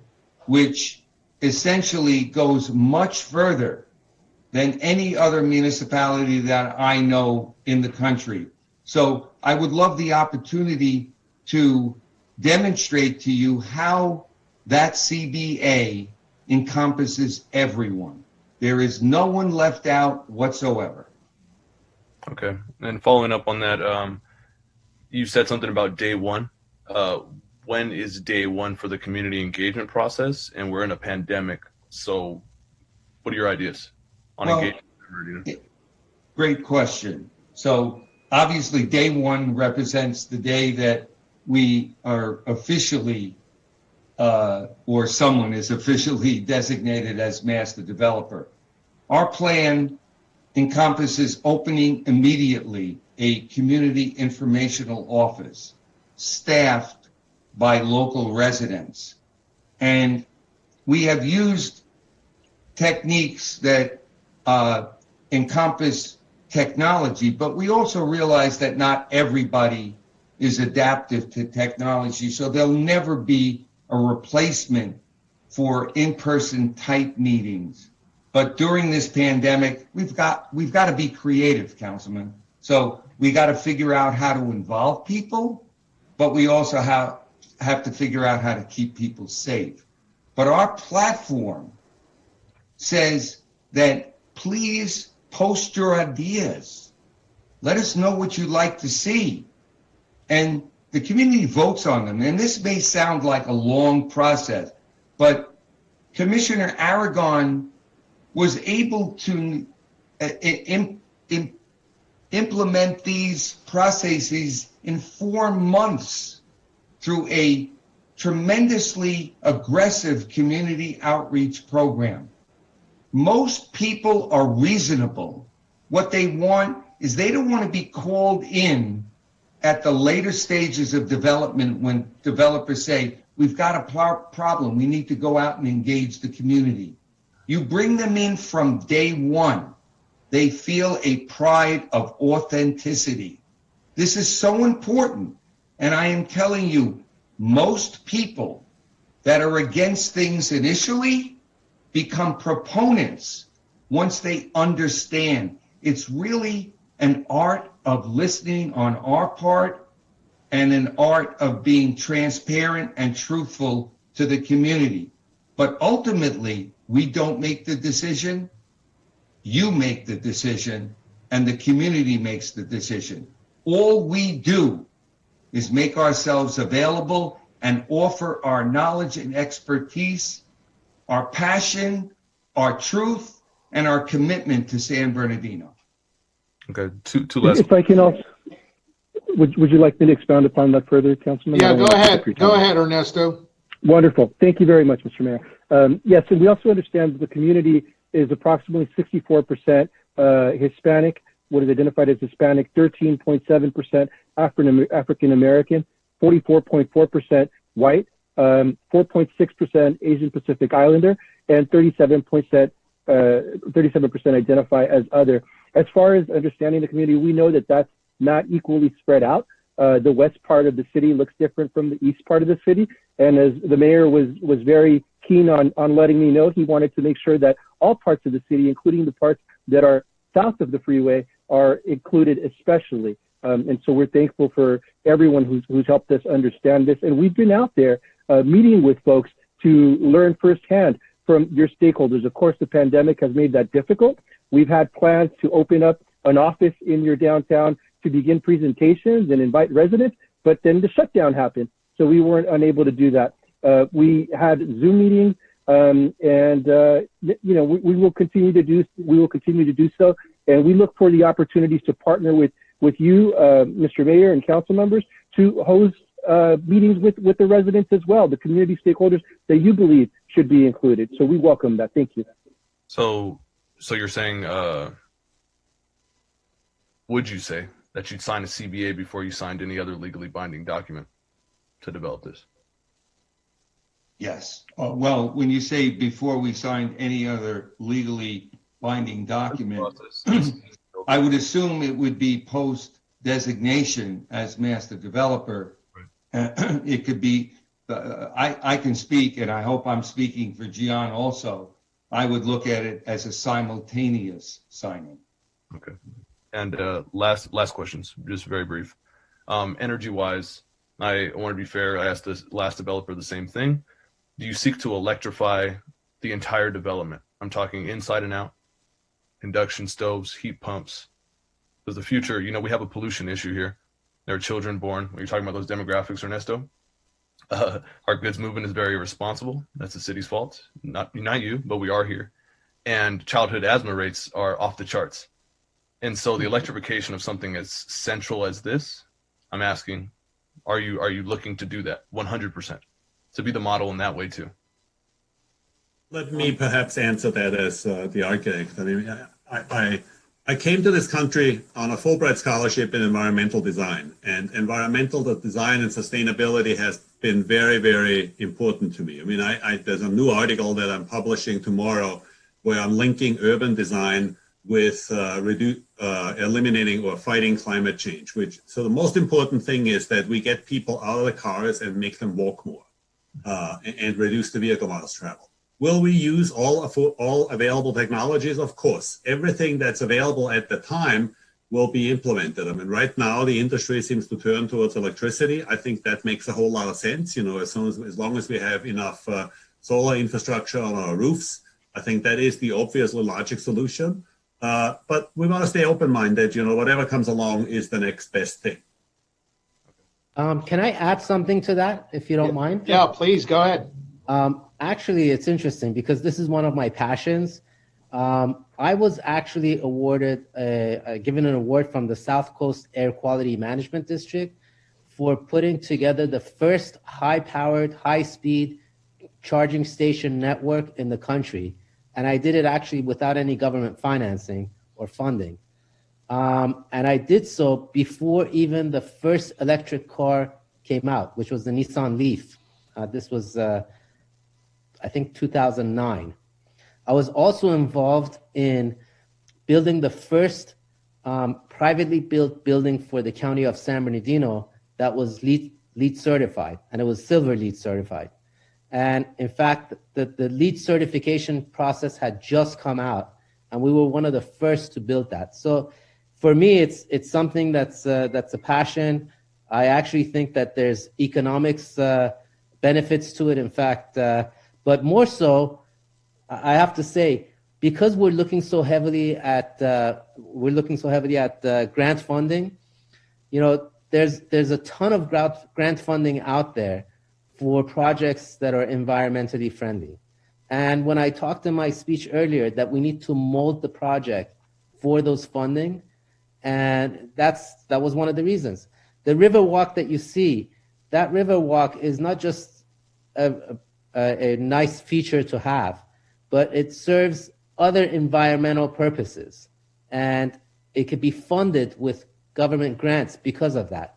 So, there's a large number, I'm very much into this, there's a large number of different ways to address environmental concerns and air quality. That was my last. Councilman Alexander, sir, go ahead. One more second. The water for the Riverwalk, where's it coming from? It needs aeration. Who's to foot that bill? Is that citywide or you totally? We think that there will be grants available, but I'd like to see if Robert is still on the line, if he was. I am. Would you like to answer that? Yeah, Councilman. The way that the Riverwalk would be funded would be through the infrastructure program. It's a new program that provides infrastructure dollars for horizontal projects before they go vertical, and we would incorporate that into the overall infrastructure grant package as part of our submission to the DOT. I think, Gerhard, you may have additional funding sources for that. Gerhard? Well, stormwater management is extremely important for the state, and as we go forward, combating climate change, I think it's becoming more and more critical. There is some talk in the reinvestment of cap and trade dollars, that they can maybe be applied in that regard too. There's surely going to be other resources coming from the state and from the feds in that regard too. Water infrastructure in California is very important. There's an emphasis on recharging the groundwater table rather than disposing of the water quickly. I think that will all become a valuable asset rather than a liability. San Bernardino has a lot of water. There's a high water table there. Okay, let's move on, please. We have about 7 minutes, folks. Councilman Alexander, sir, go ahead. Thank you, Mr. Mayor, and thank you, you guys, ICO, for coming down and doing this presentation. I appreciate it. Brevity being at hand, how long will it take to build this big, bold project of yours? Don, I think maybe you want to take that on? Yeah, I mean, much of the timing for building a project really involves what I call a three-legged stool. It's the community stakeholders, the municipality, and the master developer. Commissioner Aragon could probably add something to that. And the reason I'm saying it is that if we follow statutory requirements regarding the specific plan and the general plan, I think one of the paths that the city may be looking to take is to focus on the specific plan for the downtown. Entitlements, Councilman, is everything. Once you have entitlements, and we are very strong proponents for a form-based zoning code. And by that, I mean a form-based zoning code allows for complementary developments to occur simultaneously. So you could have 7 or 8 cranes in a downtown building different projects because of that form-based code. So if you're asking me in a perfect world to develop 12 million square feet, you're probably looking at somewhere around 15 years. But that's a lot of square footage, and 15 years comes quickly, but it only happens 15 years from when you start. So it's really the momentum that is created that means more than anything. Thank you. I appreciate that. And that's the 11th time that your presentation has told us to move quickly. Another thing, we have a City Hall and a Radisson hotel. Have you guys looked into that particular area as well? If I could take that question. Brevity, Mr. Torkin. Absolutely. I want to point out that actually before the RFP was even issued some time ago, I actually went ahead and located the agent for service of process for that building. As you may know, nobody has been able to get a hold of the team that owns that. They're either out of Dubai or Saudi Arabia. And I spoke with their attorney, and I had asked their attorney to send a letter to the ownership. And they never responded to their own attorney. I have ideas of how we need to engage them. I have ideas that I actually don't want to share in this venue, but there's ways I think that can be engaged. There's also a contract that the city has with that building owner. So it needs to be looked into, but I think that there are solutions there. Okay, thank you. Now your 30,000 jobs, 10,000 permanent. I believe Councilman Reynoso touched on it, but my viewpoint is how will minority business enterprises and small business enterprises during this 15-year project, if it's all perfect, how would you engage those types of enterprises? Well, when you say engage them, existing enterprises, Councilman, or future enterprises? Future enterprises would all be just a natural progression of development. The idea right now of whatever components of commercial go in, the existing number of restaurants in the downtown and other elements that just will be a natural progression. I want to make one point here, which is very important. Back in the 60s, life was different. You built it and they would come. What that means is you put retail centers, you put malls, you put lifestyle centers, and they would come. I'm sorry. Okay, I'm sorry, we're limited on time. Let's move to our next council member. Folks, to be fair, we want equity here. We have about 3 minutes remaining, so if our respondents and presenters can be brief and to the point on your answers from the council members, we'd appreciate it. Councilmember Calvin. Thank you very much for your presentation. I truly enjoyed it, and I think you covered a lot of bases that our community members are quite interested in and want to make sure happen and take place with this development. You didn't mention anything about Route 66, and so I was wondering, had you thought about that? Because we would like to revitalize Route 66, particularly the area that goes through downtown. Well, I mean, if you don't mind, I'll take this. You know, I've been working with Judy Penman, who's very passionate and has the annual Route 66 event. It's an important thing for the city. I know that, and it needs to be brought in some way, somehow. Exactly how, I think we would look to the people in the community to determine how that should be done. So you would be willing to make sure that that is placed on the agenda, because it's not written into your proposal. So would you be willing to rewrite or to add that to the proposal? I'm not sure exactly what you mean. That we would look at development, that we would make Route 66 a priority, that it's part of our downtown history. So we want to make sure that we revitalize that. Yeah, we want to take a holistic approach to the entire downtown, including the Route 66. Okay.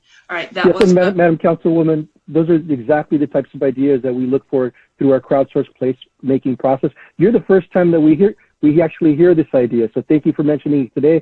We are making a note of it, and now it's open for others to support that idea. Thank you very much.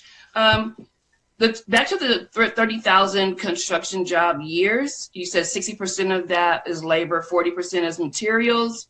So those would definitely be prevailing wage jobs, right? And are you interested in, would you be willing to enter into negotiations with unions in our building trades to make sure that those jobs are prevailing wage jobs and union jobs? If I could respond quickly before Don gets it. First of all, with the fact that we're looking to a lot of grant funding is a requirement that you do prevailing wage. So, and I'm very familiar with that. All the county buildings that I've ever built have been prevailing wage. But also, at the levels that we're talking about, you know, it's hard to find the kind of contractors and subcontractors that are not labor union based. It's, you know, these are not, you know, it's hard to go to very, very small contractors on these bigger projects. I'm not saying that you don't do it, but typically it involves contractors that are unionized. Ms. Kelvin, we're at time. Can you ask, please, your final question? Current business owners that are downtown, how would you guarantee or make sure that they were definitely, you know, implemented into the development plan? And would there be some assistance that they may be able to receive as well to bring their businesses, you know, to a higher level, or be able to garner more business? So I just want to make sure that they are definitely included into the development plan. If I could take that on as well, I'm sorry, I don't mean to be hogging the microphone here, but just make it short. Sure. Actually, I have been in conversations with David Friedman and a number of downtown businesses. And one of the first things that they want to do is they want to try to figure out how to create a PBID and how to create more security within the downtown area. And, you know, with getting grants, we're getting grants for the downtown. We're not getting grants just for the Carousel Mall. And those business owners are going to be beneficiaries of that. And so even bringing in new mom and pops, correct? Oh, absolutely. 100%. Urban retail is mom and pop. Thank you very much. We will say thank you to Donald Monte. It's great to see you, sir. And nice to see you, Mayor. Gian Torkin and Ernesto and the whole team. Mr. Meyer, great to see you, sir. It's a delight to host you here and present the plan to our community. We thank you for your continued investment, and this was a lot of work, and we appreciate it. Larry, great to see you. Larry Cosmont. I hadn't seen you in a couple of years. It's great to see you, sir. I remember we had a workshop. I think it was 2012-13 at the Santa Fe Depot, and we hosted you. I think Mayor Morris then hosted you, and it's a delight to see you, Larry. So thank you all. We will now proceed and move on. Thank you.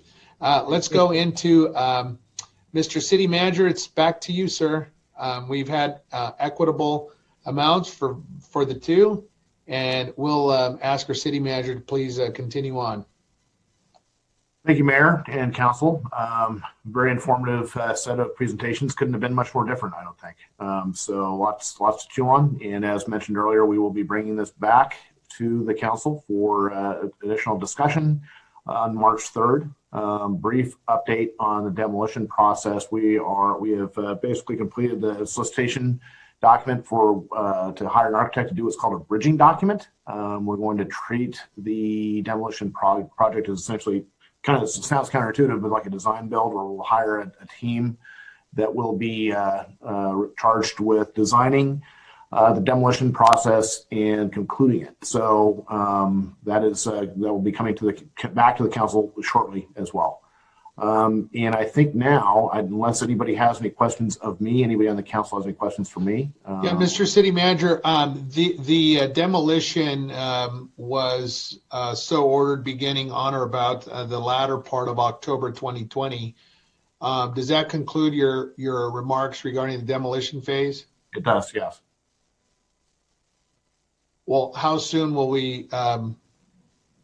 What's the roadmap? So the RFP gets issued. We receive proposals, analyze them, and then present a recommendation to the council for to hire the consultant who will design the demolition. Are there any questions on the demolition, council members? Councilmember Calvin, please.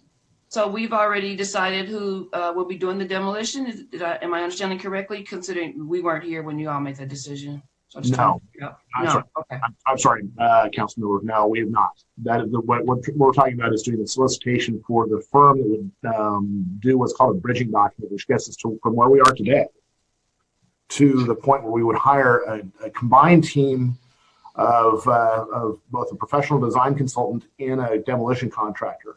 So no, you will be directly involved in all phases of the demolition. Okay, thank you, sir. Yes. What seems to be the delay on the bridging document? I know that there's multiple steps to that, but staff has had approximately 90 days now. Mr. Field, can you help us in the council on that? Yeah, I've actually been working with staff on this. It's the first time the city has ever pursued this path, and they've been working through the process of developing the documents. And as you know, I mean, it's an old tire story these days in the pandemic. We've also had some issues with with staff shortages and other things. So, but I think we're very close. I had a conversation with Chris Jensen about it today. It's coming out of Public Works, and we should have something shortly. Councilmember Ibarra? Yes, are we going to listen to public comments? In due time. Do you have any questions on demolition? No, just the public Okay, comments. all right. Questions on demolition, council members? Any other questions or comments? Are we paying for that? I'm sorry? Are we paying for the demolition? Yes, we would be paying for it. It would be recovered through the sale of property at the time that we would be transferring the property to whoever the successful respondent, successful development team would be. So we're paying for, that's sort of a bridge too. I mean, we're going to be financing it on a short-term basis, not long-term. Okay. We'll get our money back. Okay. I'm concerned about, I guess this is something I want it to be noted for the public, but I also want us to start to take steps to consider the right of return.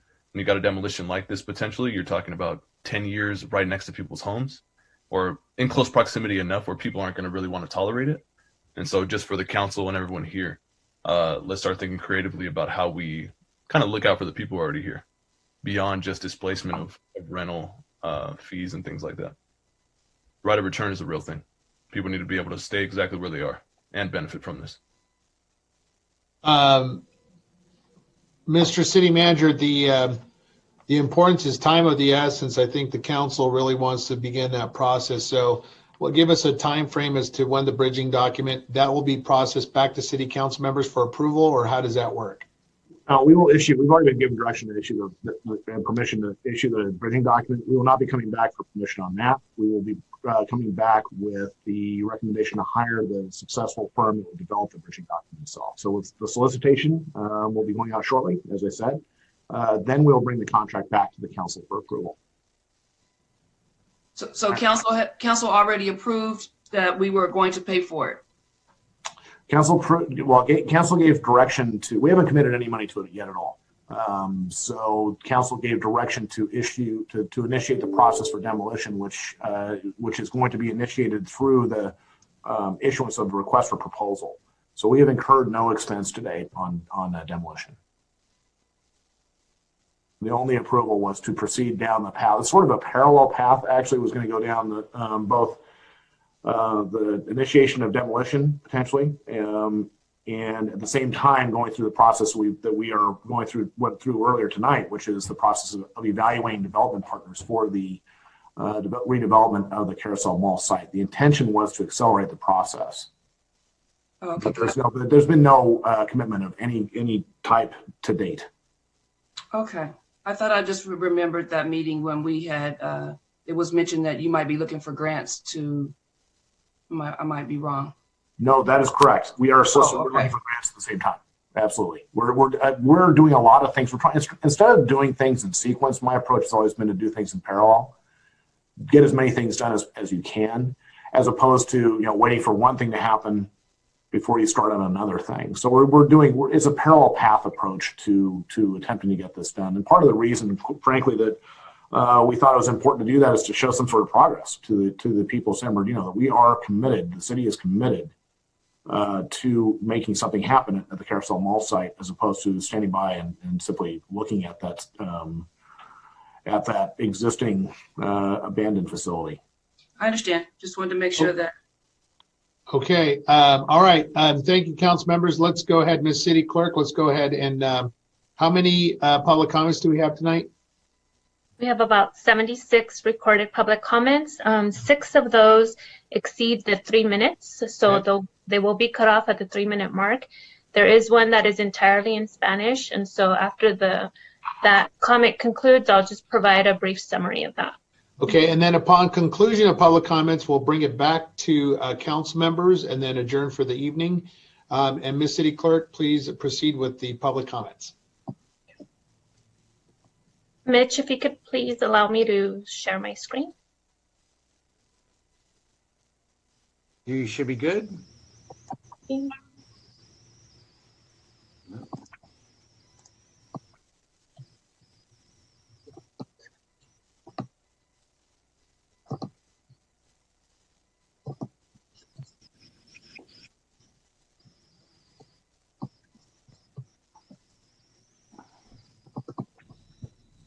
My name is Gigi Palestero. I've been watching the development of downtown and these mixed-use cheap builds, quick money for developers projects don't work for San Bernardino. San Bernardino needs something that will bring year-round revenue to the city.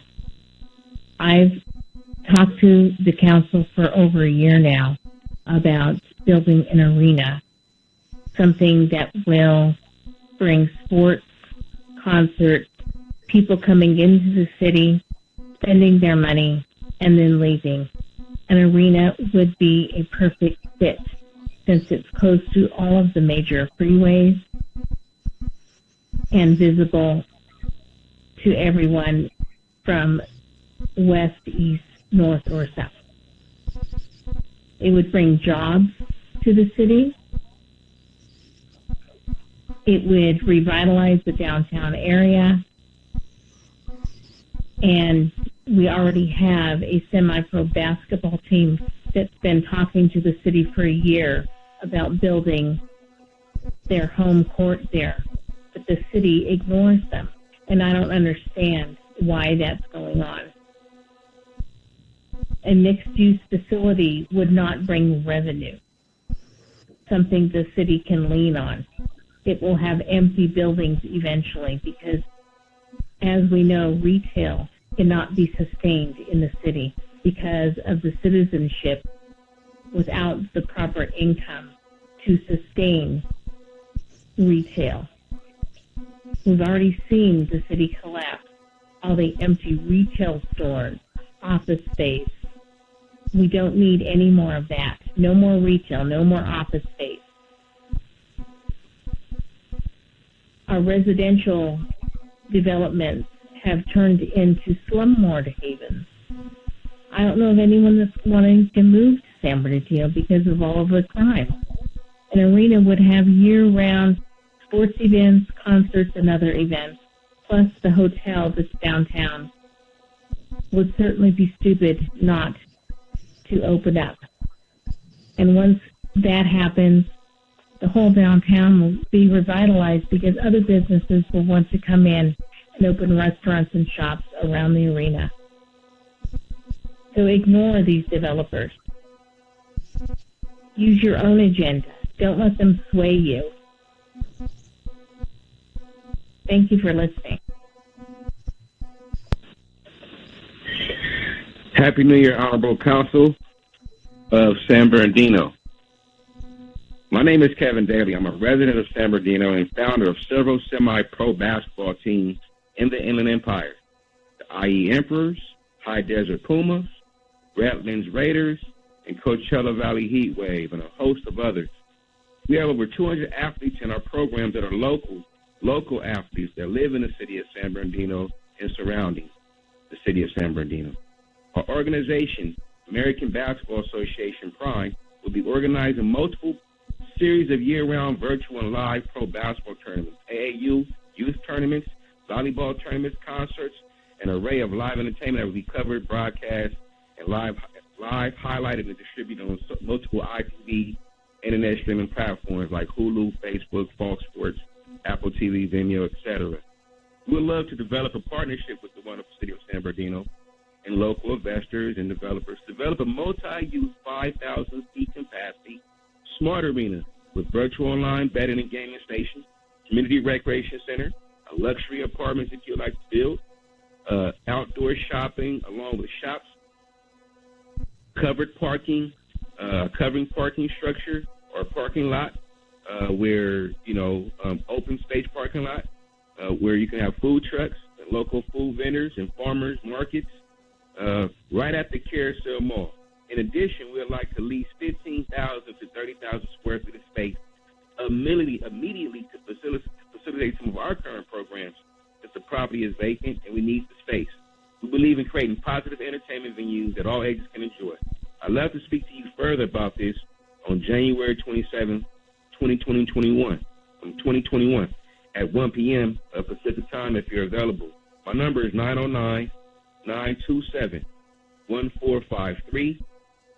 My email, you can reach me at abaprimetv@gmail.com. Again, my number is 909-927-1453. To check out our website, www.abaprime.net. Again, Kevin Daly, president of ABA Prime. I own the Inland Empire Emperors, which is a local minor league pro basketball team in the American Basketball Association, which has affiliation with the NBA. So we would like to host a series of events, create bunches of jobs, create so many things with what our program has to offer. We'd like to build, we'll call maybe the ABA Prime Arena, the San Bernardino. Hello, I am calling to make a comment for the City Council open session. So I have a question for the potential developers. So recently, San Bernardino, poured out a couple of, good amount of money to build that transportation center in downtown East Street. So how is the developer of this project going to implement the transportation center with this Carousel Mall redevelopment? And are the developers going to be responsible in the upkeep of it? Are there going to be any trams that connect customers, consumers, visitors from the transportation center to this new redevelopment? Yeah, and those are my questions. Thanks. Hi, this is Vanessa Malesio. I'm calling for the study session on January 27th, 2021, for agenda item number 1 for the Carousel Mall development. My family and I have lived in San Bernardino County for 20 years. My parents longer than that. I remember this mall when it was up and running, and it was great. I have fond memories of it. But I do have a few questions and concerns for this new development. First, will this new development and its partners prioritize us, the San Bernardino residents, and create quality jobs? 2, we already have bad air quality in our region. There's been several studies done, and logistics and warehouses have come in and have just worsened the whole situation. But my question for this mall, since it has so much parking space, what transportation policies are going to be implemented that do not involve just individual car mobility, but instead offer like shuttles, free shuttles, or bus services, things of that nature? My third question, what's going to happen to the cost of living near this development or around it? And then what radius by mileage is that going to affect people already living there? I'm just afraid that current tenants and maybe even people that I know may be displaced. This is a huge concern for me. Housing is already a big issue in our area, and there's a lot of people coming out from other counties because their housing has just become unaffordable, so they come and move out here, and that's just one of my big concerns. Thank you. I look forward to hearing your responses. Have a good day. Hi, City Council members and Mayor. I am calling in regards to the study session, item number 1, and I am calling in support of ICO Real Estate Group and Renaissance Group.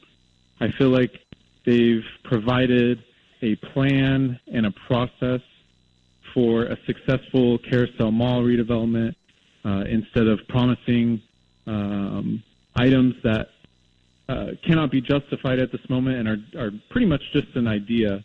And I think we should consider groups that have worked in the city before and are familiar with the way things work in the city. I know ICO Real Estate Group with Gian has done many, many successful projects here. He has a huge interest in making this area great and doing great projects here. I own several businesses across from the Carousel Mall, so I have a high stake in seeing a successful project here.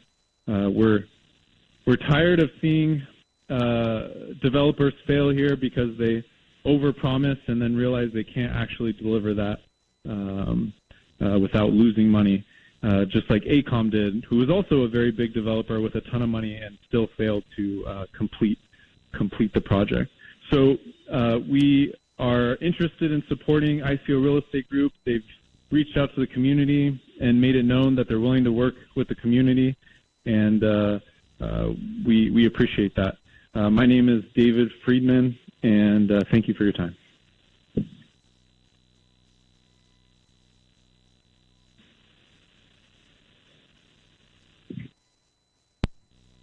Hello, my name is Amelia Lopez, resident of the city, and my comments are directed to the downtown revitalization presentations for tonight's workshop.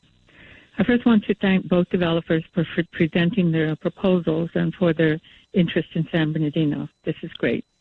Both proposals have good qualities. I do like the concept of a multifaceted mixed-use development that includes pedestrian-friendly walkways, green spaces, and gathering places that enhance the social, cultural, and economic needs of city residents.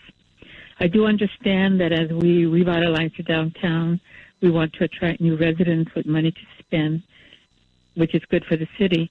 but we cannot build a downtown at the expense of long-term residents. So please make sure you consider the city's population and demographics. Downtown belongs to everyone, and as a longtime resident, I would like to see something that also considers the cultural and other aspects that make for healthy, healthy people and good well-being. I also did not see in the proposal, but maybe that comes later, but the new development needs to also capitalize on assets that we have downtown, like Feldheim Library, the California Theater, Sturgis Art Center, Sukhumbi Lake, just to mention a few. And I'm not talking just about making sure that the streets connect and lead to those places, but they need to be brought into the design and made environmentally friendly, as some of the proposals are suggesting. That might mean making some changes to landscaping of facades and so forth. But also these places we consider them jewels in the city, and they need to be maintained and cared for and included in the overall downtown design. I also want to encourage the developers to consider the entranceways into downtown. Now, we have recently passed Fifth Street Gateway, which is good, people coming in towards downtown, but there's also Baseline and E and Waterman, where Fifth Street and other entranceways into the downtown, and we should look at those places. The other thing is, when you're leaving downtown and going back to the neighborhoods, you're entering into those neighborhoods, and this hopefully will encourage for future development in those communities, because we do have a deteriorating central neighborhood areas and other businesses in other areas that are not fully developed. People who have lived in San Bernardino for a long time know that we had an uptown Highland, but there's also Baseline. And maybe these comments that I have about these areas are for the general plan, but just the Fifth Street Gateway, we don't want to repeat what was done in the 60s when they built the freeway, that all the exits ended up headed towards downtown. And then what happened was the West. Hi, this call is for study session item number 1. My name is Howard Friedman, and I am calling in support of Gian Torkin and the Renaissance Group and ICO Real Estate in regards to their development of the Carousel Mall project. I've had the opportunity to work with Mr. Torkin on the Fifth Street Gateway project and other issues that's important to the city of San Bernardino. He is concerned about the local community. He travels here all the time, and he's actively involved in San Bernardino. My son David and I, we have several projects in the downtown area. We have several buildings. We have several businesses. And we believe Mr. Torkin and his group is the best choice to develop the Carousel Mall development. He's honest, he's hardworking, and he truly cares about the community.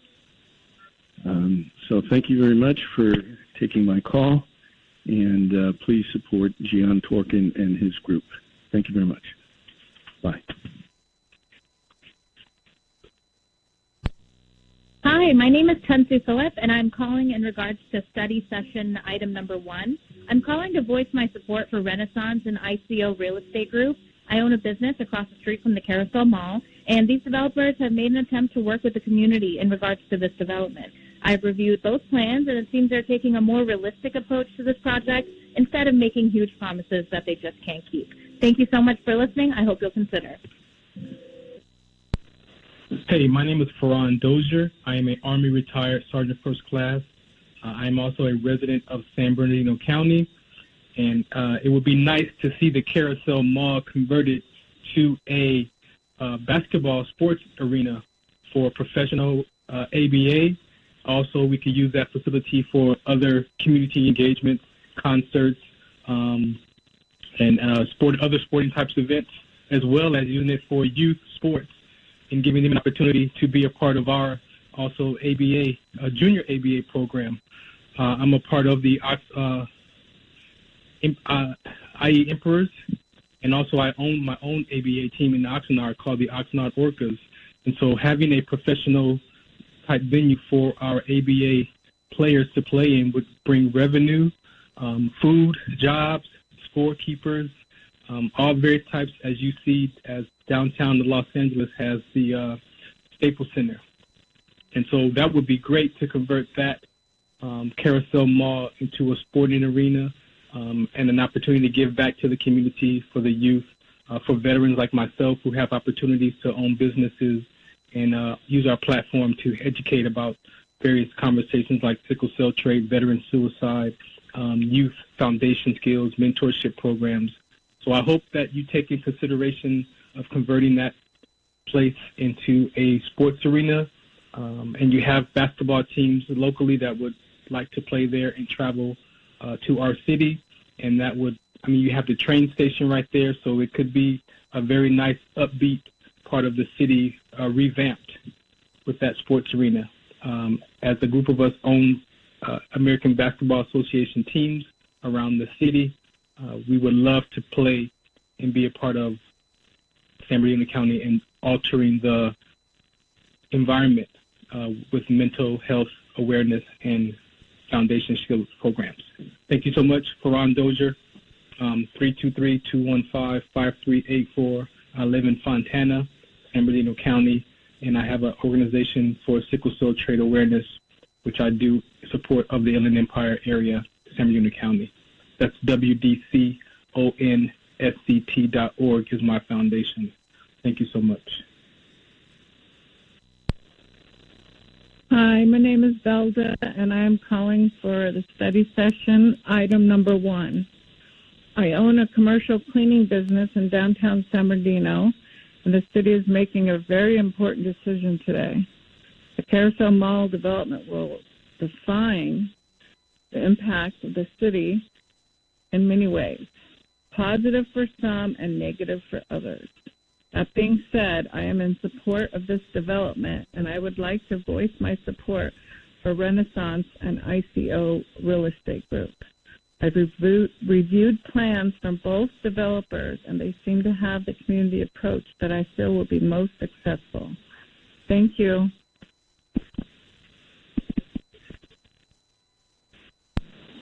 Hi, this is a public comment for the workshop for Carousel Mall presentations. And I'm Mike Gallo, a 40-year San Bernardino resident and 27-year aerospace business owner located here at the former Norton Air Force Base, right downtown. I'm a founder of a nationally recognized training nonprofit and an actively engaged community member. And I'm calling to provide my highest recommendation for the selection of the Renaissance Downtown USA and ICO Real Estate Group as a developer of our downtown and beyond.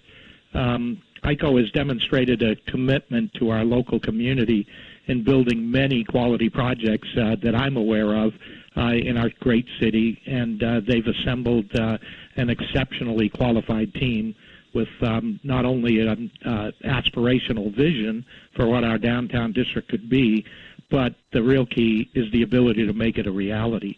So this project, as you know, is one of the most exciting and bold developments that, our city has probably ever undertaken. And I urge you to select one of our local developers, ICO, and their team that have invested in our community for decades and will continue, I'm sure, for decades to come. So thank you for listening. Hello, my name is Dominic Lohar, and I'm calling for study session item 1. I'm a community organizer with the Inland Empire DSA here in San Bernardino, and I'm contacting you regarding the Carousel Mall development. I am concerned with how little the community has been involved with this development. I believe it is critical that the people of San Bernardino have a seat at the table to discuss what is most important in downtown development for our needs. We currently have a high need for low-income and homeless housing, yet the developers are currently proposing rents well outside the means of the average person here. In addition, it is critical that the development creates new, good-paying jobs for the community and does everything it can to be environmentally friendly. I have a few questions to help guide that community involvement.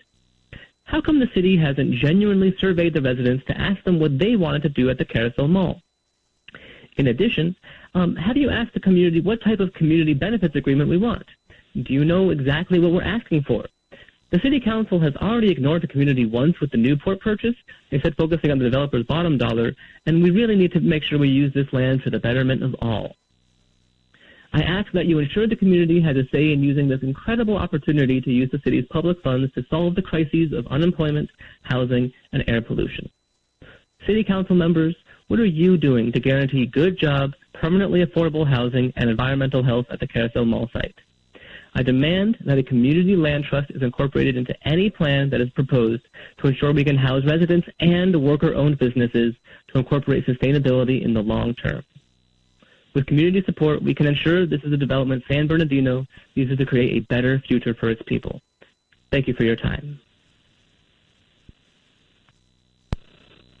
Hi, my name is Leslie Udvardy.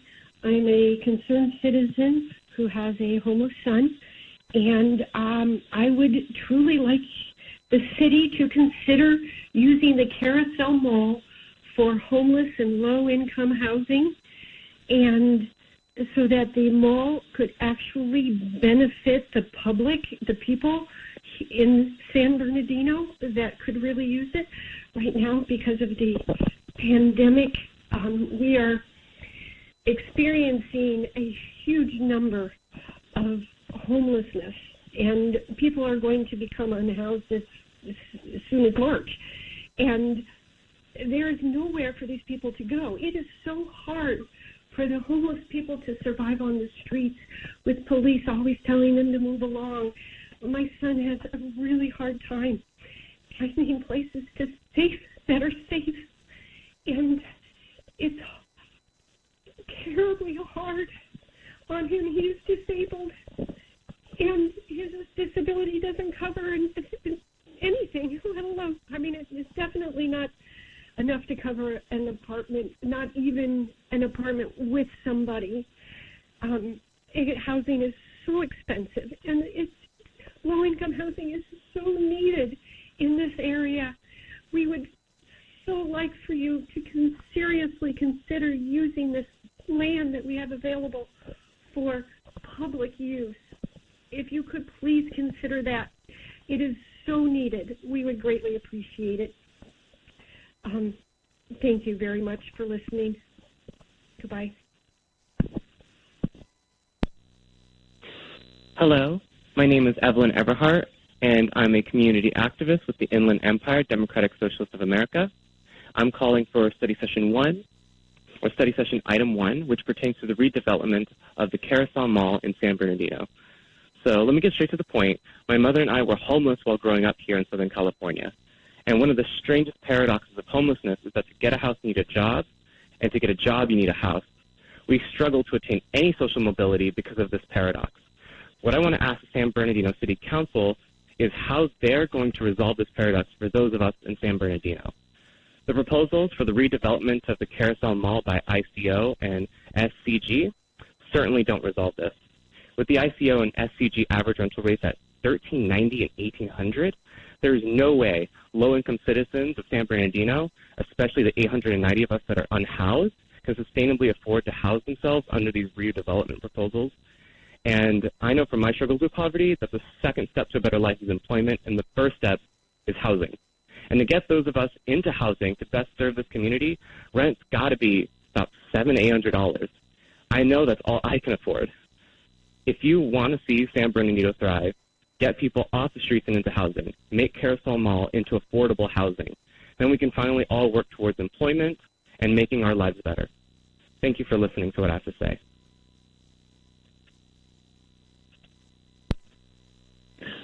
Hi, my name is Jeff Green, and I am the San Bernardino County Organizer for Inland Equity Partnership. And I am calling for study session item 1 and calling about the Carousel Mall development proposals. And I'm calling to suggest that the opportunity zones created are created because of the poor people that live there. The tax deductions, the state grants, the federal low and no interest rates loans are all available because of the people that are currently living there.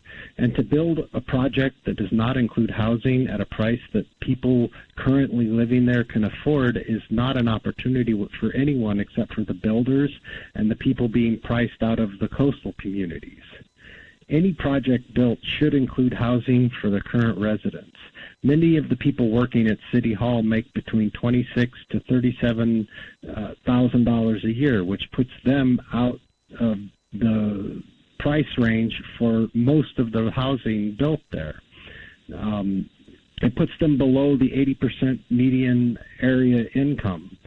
Most residents are already paying more than 30% of their income on housing, and so they qualify for a housing choice voucher. The lowest rent in either of the proposals is $390 a month, and that's for a 740 square foot apartment.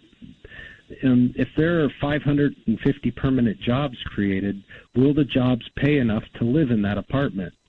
How much of either of the developments will be used to meet your RHNA numbers that have to be zoned somewhere in the city of San Bernardino to qualify for the Opportunity Zone subsidies? My hope is that the City Council will use the resources available created by the Opportunity Zone to create permanently affordable housing, and that the current residents will only be spending 30% of their income on the housing there where they live. And that would support more local businesses because they would have more resources to spend in their community, and it would generate more permanent jobs. The Carousel Mall could be redeveloped like the Cupertino Mall or the Crenshaw Mall, and that could be done much faster and create a lot more mixed housing at prices where poor people can afford to live. Thank you. Bye-bye. Hello, I'm calling for a comment for all sessions. This is in regards to the property of the Carousel Mall. My name is Kirk Udvardy, and I'm a resident of the county, and I am the father of a homeless and disabled son. I want you to know that I really feel strongly that low-income housing is so important for San Bernardino. The homeless community has issues with safety, food, shelter, health care, and simple personal needs.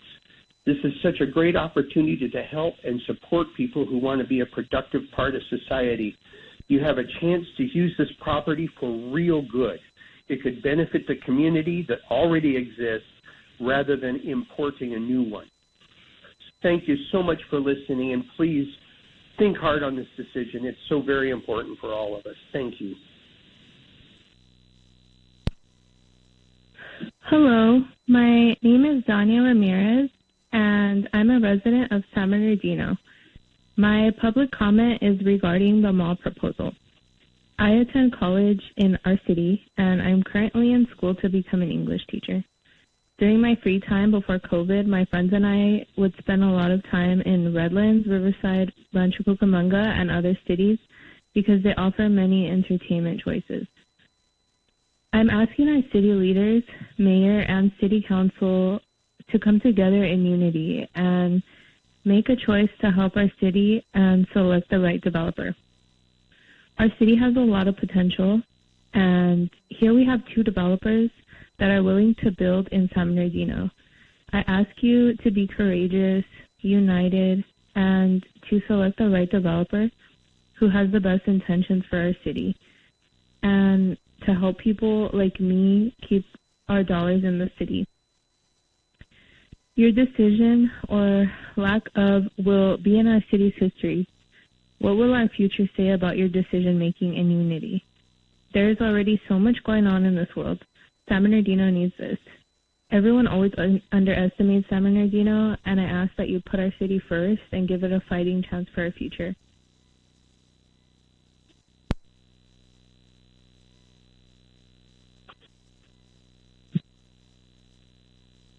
My name is Danny Ramirez, and I'm a resident of San Bernardino, and my public comment is regarding the development proposal for the Carousel Mall. I live in 5th Ward.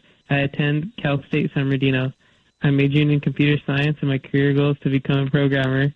I'm proud of my city, and I know that it will recover from the many challenges that we currently face. Like many others who are attending local schools, it would be great to cultivate a place where we can keep our skills instead of getting our education from San Bernardino and taking our skills and talents elsewhere to help another city flourish. I hope you make a decision to move forward to approve this project. We, the residents, are telling you we want this and need this, but let's do this right. No corruption. City needs first. Which developer is willing to do things right with us and not engage in corruption, such as channeling funds to our politicians? I'm asking for both sides to work a clean project to showcase San Bernardino in a positive light. Help keep your talent locally to our city so our city can thrive and reach its potential and help other businesses in San Bernardino. I ask you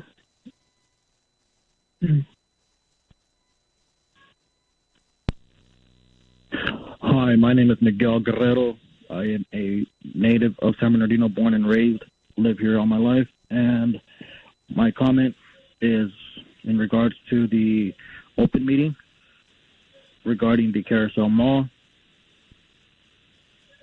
My opinion is if we're going to redevelop the downtown, why not reinvigorate it with a university of sort? Let's say San Bernardino Medical University. If COVID-19 has left us knowing this, is that we have not enough medical providers, medical personnel, or hospitals to tend to people. If we use this platform to be able to teach, study, and use the Carousel Mall as a hospital in general, we'd be investing in ourselves and the future of the city. With everything going on, let's not get left behind again, and let's not get ran over by a train physically.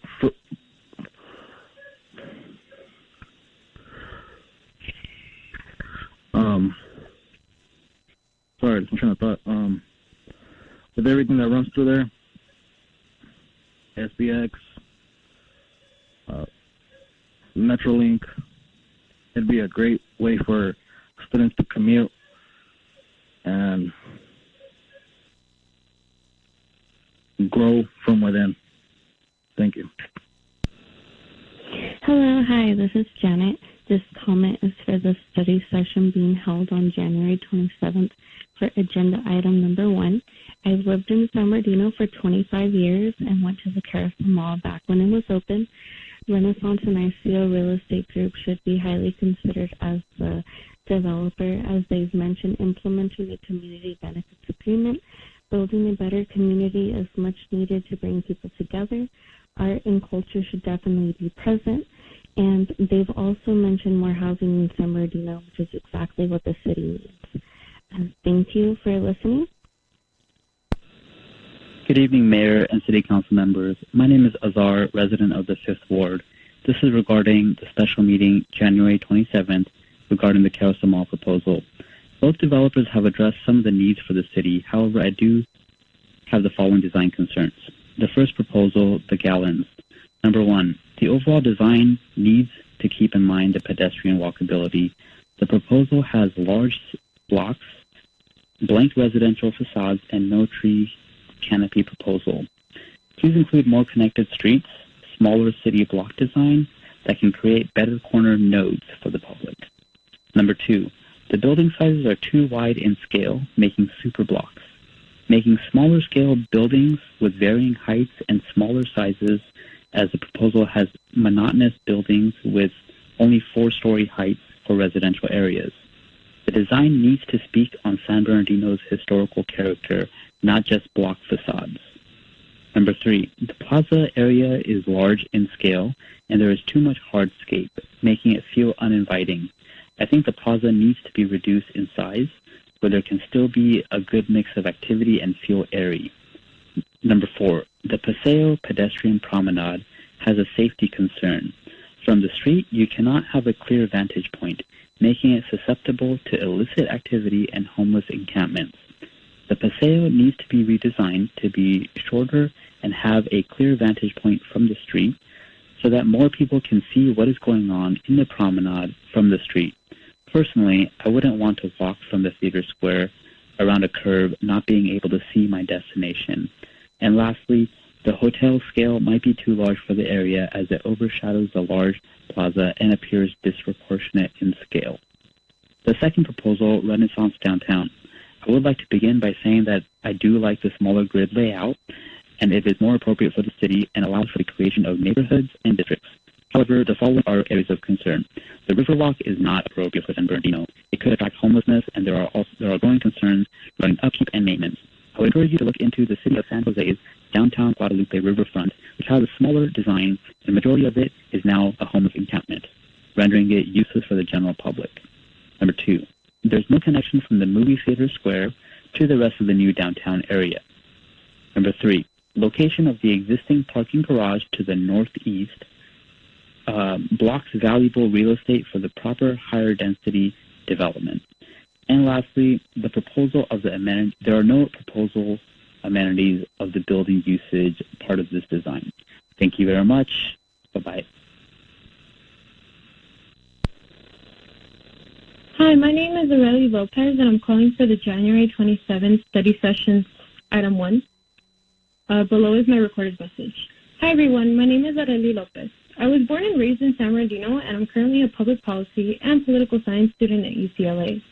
From the beginning of my time at UCLA, I committed myself to using my knowledge for the betterment of San Bernardino. That commitment is why I'm here tonight. As our city continues to face a public health crisis, a housing crisis, and poverty crisis, your upcoming decisions will ultimately determine our city's path moving forward.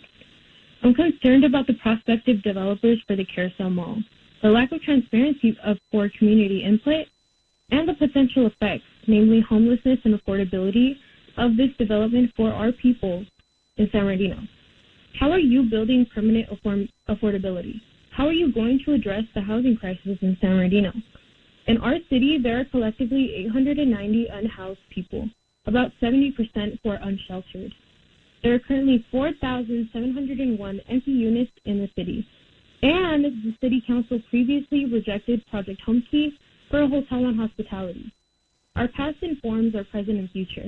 The way I see it, our future is bleak without a plan to address homelessness and the impacts of this development on homelessness. For context, rent under ICO would be $1,390, and for SDG, it'd be $1,800.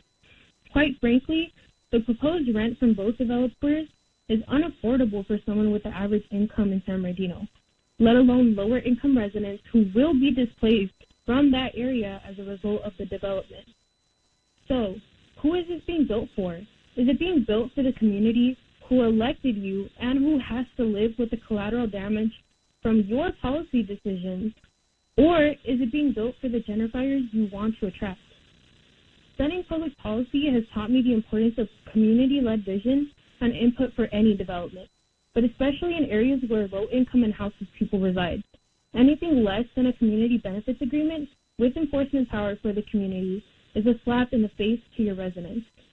Barring community input is not only unethical for public officials, but it also has legal repercussions. I hope you'll consider the weight of your decisions on our city's future and vote accordingly. I'll repeat my questions for your convenience. How are you building permanent affordability? How are you going to address the housing crisis in San Bernardino? Who is this being built for? Is it being built for the community who elected you and who has to live with the collateral damage from your policy decisions, or is it being built for the gentrifiers you want to attract? Thank you. I genuinely hope you all have a nice night. I yield my time. Hello, City Council members. My name is Sarah Luna, and I'm calling to address the January 27th, 2021 study session, item 1, the Carousel Mall development. I've lived in Ward 5 in San Bernardino for over 30 years and have witnessed firsthand the decimation of the downtown district, both in terms of housing and in businesses. However, I also believe that the citizens of San Bernardino deserve to be more readily heard to navigate the priorities for the downtown development. With the rejection by the Council of Project Home Key and approximately 4,700 empty units, how does the Council believe this development will address the housing crisis in San Bernardino? What are individual council members doing to ensure that the socioeconomic makeup of the city is taken into serious consideration when addressing the development? And what are individual council members doing to ensure that an equitable solution is brought to the table, especially concerning low-income housing and housing for homeless individuals and families? I demand that a community land trust is incorporated into any plan that is proposed to ensure we can house residents and cooperative businesses to incorporate sustainability in the long term. I urge you to consider a plan for the future of San Bernardino that will work to benefit the city and its inhabitants, all of its inhabitants. Thank you. Good morning, City Council members of San Bernardino, study session item 1. My name is Sarita Reed. My organization is Time for Change Foundation, and I'm a current resident and employee of San Bernardino City. Time for Change Foundation are successful developers of low-income housing with a no-crime success rate. We need more affordable housing in our community, and the Carousel Mall would be a perfect place to start. Developing with less redistrict and streamline funding for community development and housing.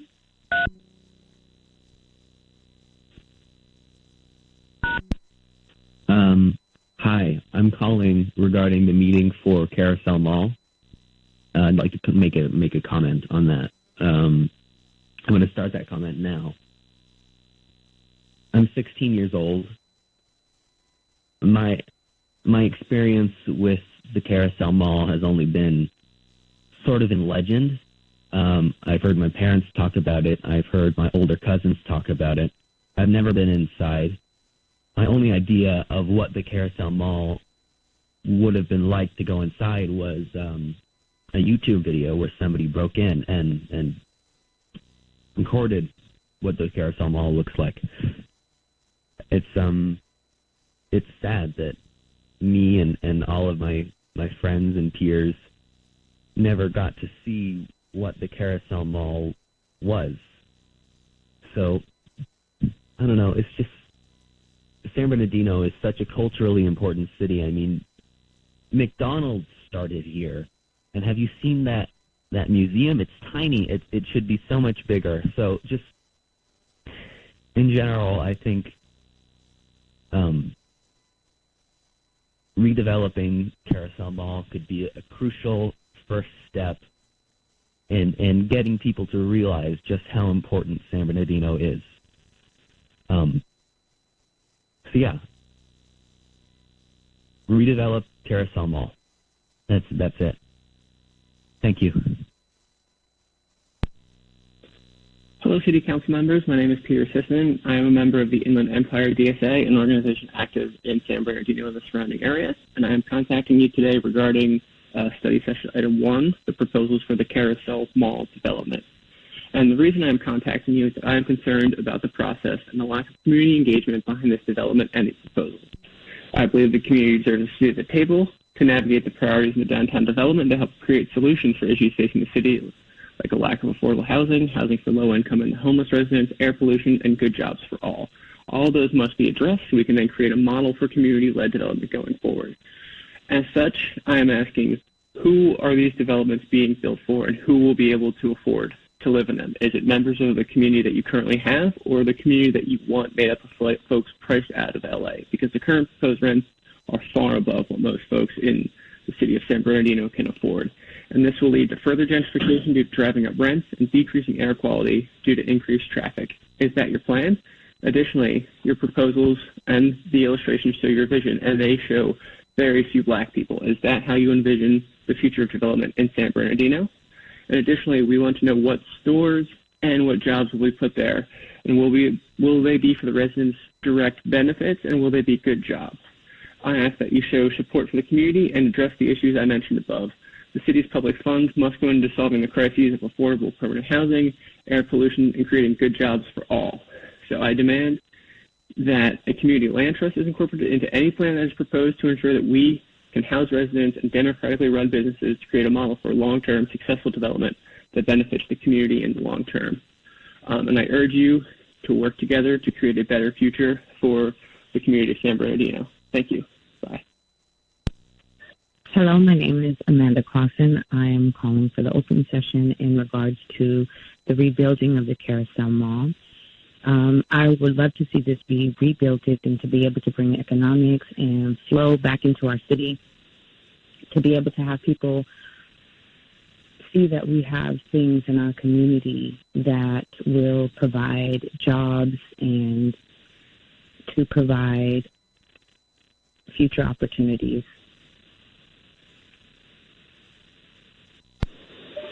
Hello, my name is Amy Vasquez, and I'm calling for the study session agenda item number 1. I live along the Colton and San Bernardino border, and this development directly affects the community I live in. I think it's great that you're taking public comment, and I urge you to also take heed and action on the needs and wants that are voiced by the community. We need the community benefits agreement signed before the signatures for the overall contract of this project development are completed.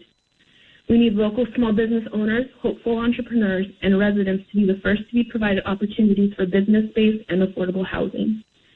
We need safe and affordable public transit options for the community. We need services to be provided to the ones most affected by the construction and overall changes that will be taking place. The houseless community should not be excluded from these services.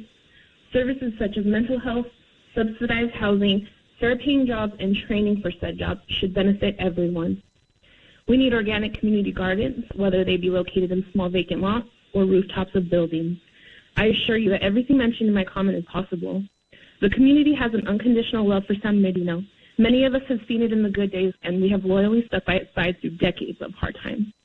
We see increased warehousing and continued pollution coming into our community every day, and yet we still have pride in San Bernardino. We show our pride by organizing community cleanups, food drives, hosting community fridges, organizing weekly free markets in the park so the communities will have clothes to keep warm and food to fill their bellies. If we work together as a community, we can ensure that San Bernardino is free of gentrification and we can stop further racial inequality. Thank you for your time. Hi, my name is Misha Takya.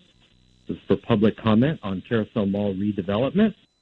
Of the two developments proposed in the Sun today, I really like the idea of a walking district with a river walk and green rooftops.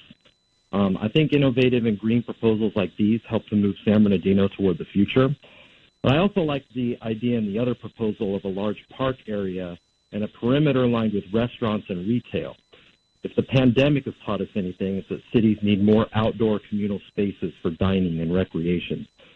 Ultimately, I think either of these proposals would brighten our city, but my biggest fear is that the city council again chooses to do nothing with the blighted area downtown. Please take action. Also, thank you, Mr. Reynoso, for promoting this issue on Instagram. Thank you.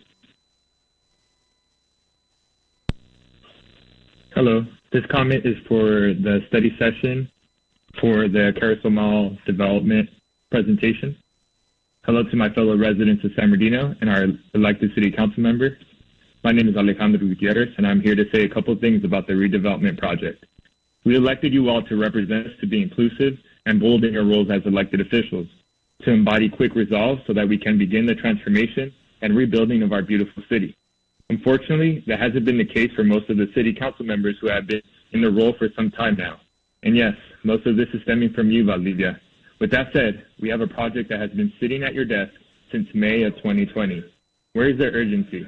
Valdivia, didn't you run on a platform to rejuvenate downtown San Bernardino? We are approaching a year since these proposals hit the city staff's desk, and to top it off, you all are meeting to hear presentations and have no set date to make a decision on these proposals. How can we expect you to bring change to our residents when you all haven't moved this project forward? Yes, Valdivia, this mostly pertains to you as you're holding this up.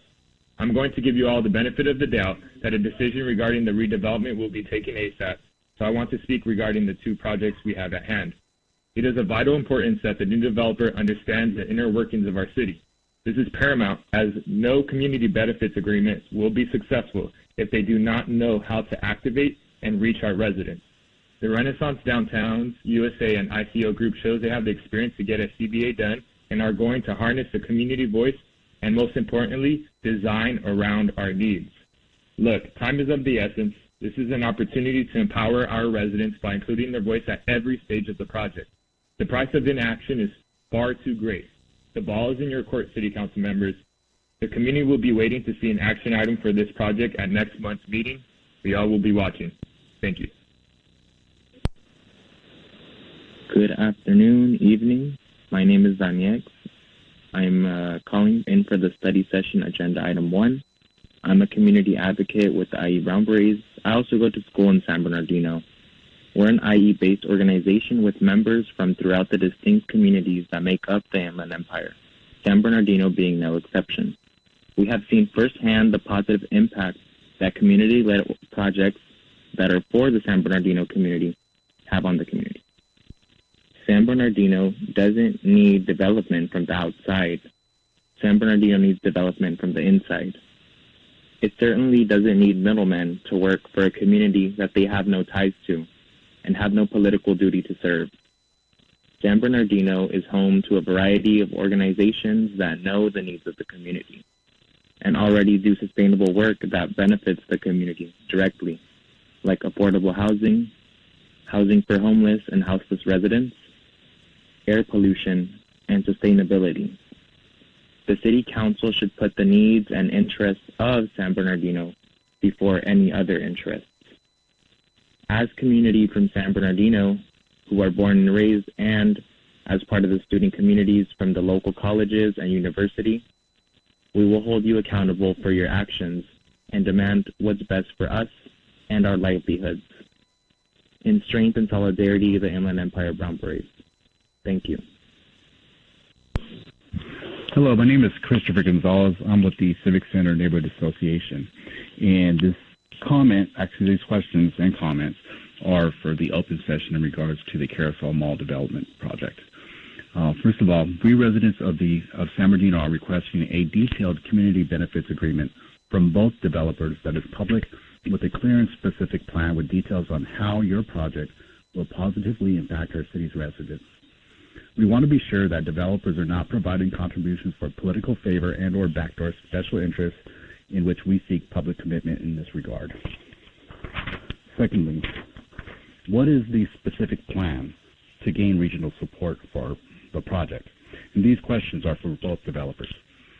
Thirdly, how will the project finance itself without subsidies by the city? Fourth, for security and safety, is there funding allocated for special policing of the area?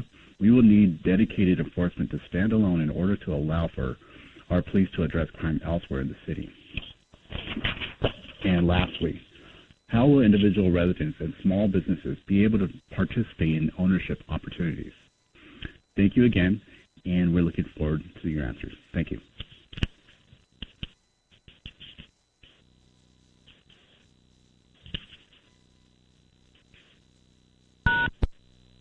Good evening. My name is Jeanette McKay. I'm a resident of the 7th Ward, and this is for open session public comment.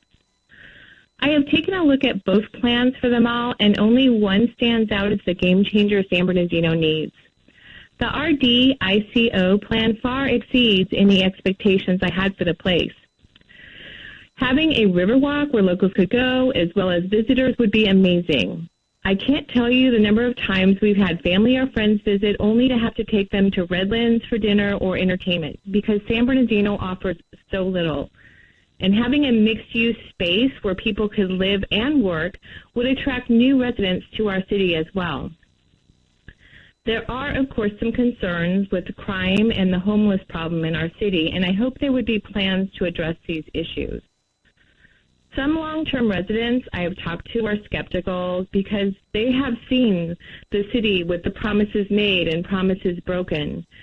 But the past does not have to equal the future. We need something big and we need something bold. We need something that serves our community and attracts visitors to San Bernardino, and this plan checks all the boxes. And when you're considering these plans, please look at the possibilities of where this plan could take our city. We already have so many attributes that make our city special. the beautiful mountains that are our backdrop, the wonderful vintage homes in nice neighborhoods, colleges, and centrally located.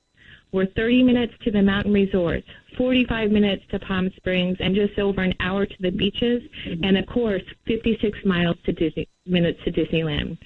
We need something to put our city on the map, and having a vibrant downtown with a Riverwalk would do it. Thank you. Hi, my name is Amanda Maldonado, and I serve as the Vice President for the Civic Center Neighborhood Association in downtown San Bernardino.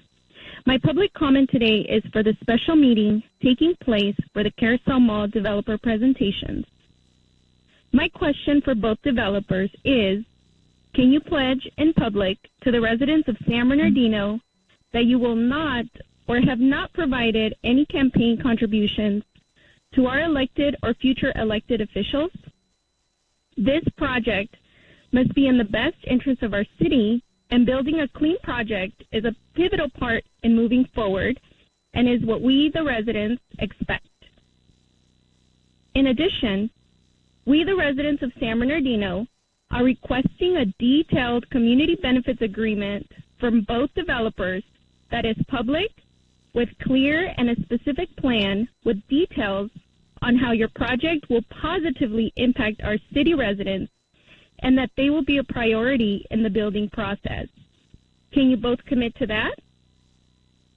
Also, to both developers, what have you done to get regional support for this project, or what is your plan? To our mayor and city council, I hope that you will be the team that makes the decision in selecting a developer to move forward with this desperately needed project. I wish you all the very best, and I pray that you will make a right unifying choice for San Bernardino and for our future generations.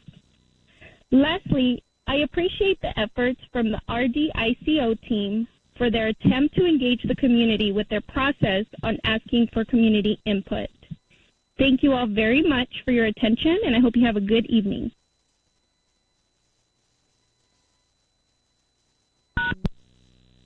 Hi, this is a message for the council for tonight's presentation for public comment. My name is Leticia Garcia, and I have sent everyone on the city council an email earlier today letting them know that I have really big concerns about the fact that we're still considering SDGA for a downtown development project when we know that they have been involved in pay-for-play schemes and corruptions in other cities, most notably in the corruption case that has indicted Councilman Jose Huizar in Los Angeles.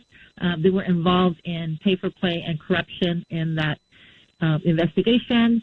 And why are we considering a group that has such a shady and corrupt background? This group has been working behind the scenes in San Bernardino directly with Mayor Valdivia since approximately 2017, and they are trying to secure themselves this multi-million-dollar development. The list for bribery that the council members in other areas have taken is similar to what we see happening in our own city, and it's not hard to put two and two together. So I need for this council to step up and start working together toward more ethical and moral policy decisions. And that means not considering working with these shady investments and developers out of China, Korea, etc., all these different places that these people come from, and stay local and support something that the entire community can enjoy, not just the people who want to remain in political office. So I will ask you to ask SBGA to tell the truth about their relationship with the mayor and under what circumstances they first met. We have plenty of information. If you want to contact myself, Leticia Garcia, you can do that, and I will share with you everything that we have learned through years of researching the corruption in San Bernardino. Thank you.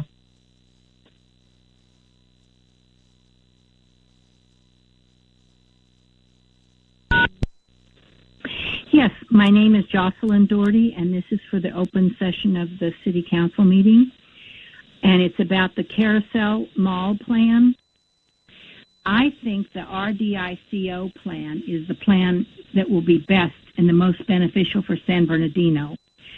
It will not only bring in business from all around, but it will be a place locals can enjoy and a place we can all be proud of because of its uniqueness.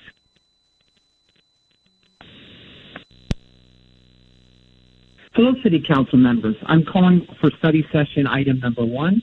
My name is Matthew Snyder. As an activist and organizer, I am the Secretary of the Inland Equity Community Land Trust, which seeks to provide permanently affordable housing throughout the Inland Empire, including, of course, one of the most tragic sacrifice zones of deindustrialization, outsourcing, and disinvestment, the city of San Bernardino.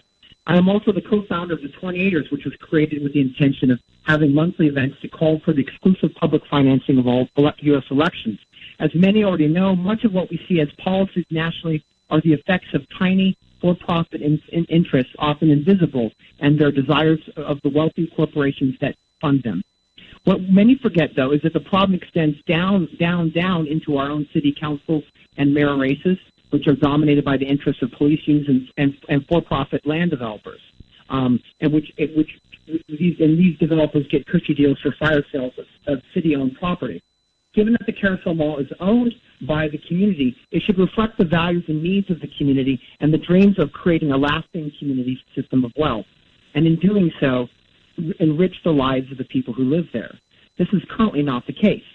There is nothing to suggest that either of the plans there is any real passive or active engagement with the San Bernardino in those plans, or what people who live in this area of the mall actually want. What is offered are plans of 3 acres of green space. Are you offering the community 3 acres and a mule? There's no suggestion that the community was inputted as asking wanting that, in fact. The proposals say it's determined by market demand. What is that market demand? Looking at the studies and the indications of the forms, it suggests that this is marketed towards people in Chino, Rancho Cucamonga, or Corona, or people that can no longer afford to live in LA. Does this mean fundamentally that the city council wants to have new voters as residents rather than build housing and jobs for the residents they should be representing instead?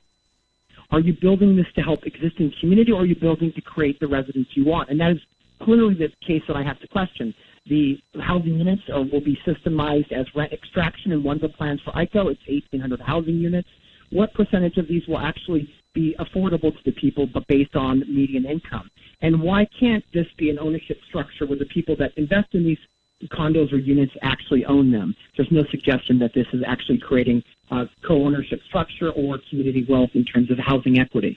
This absence of genuine community input from these companies suggests that both these plans proposed are operating for-profit interests and private plunder rather than healing the community broken by endemic poverty, crime, and low-wage warehouse jobs.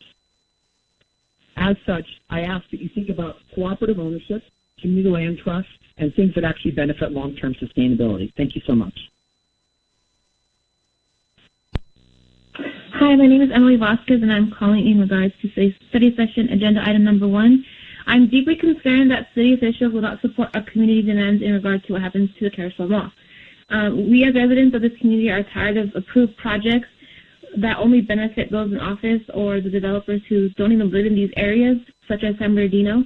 It's extremely disappointing when I know there's so much freaking potential for our community projects to be really about community here in 909. I just want you all to stop and think. Do you know specifically any individuals or families or groups that live here in the city? And do you know if they're really struggling? Like, really struggling. Think about all the people and children that don't have any privileges that you have, and how your part of being office is also to genuinely engage with us on a very personal level.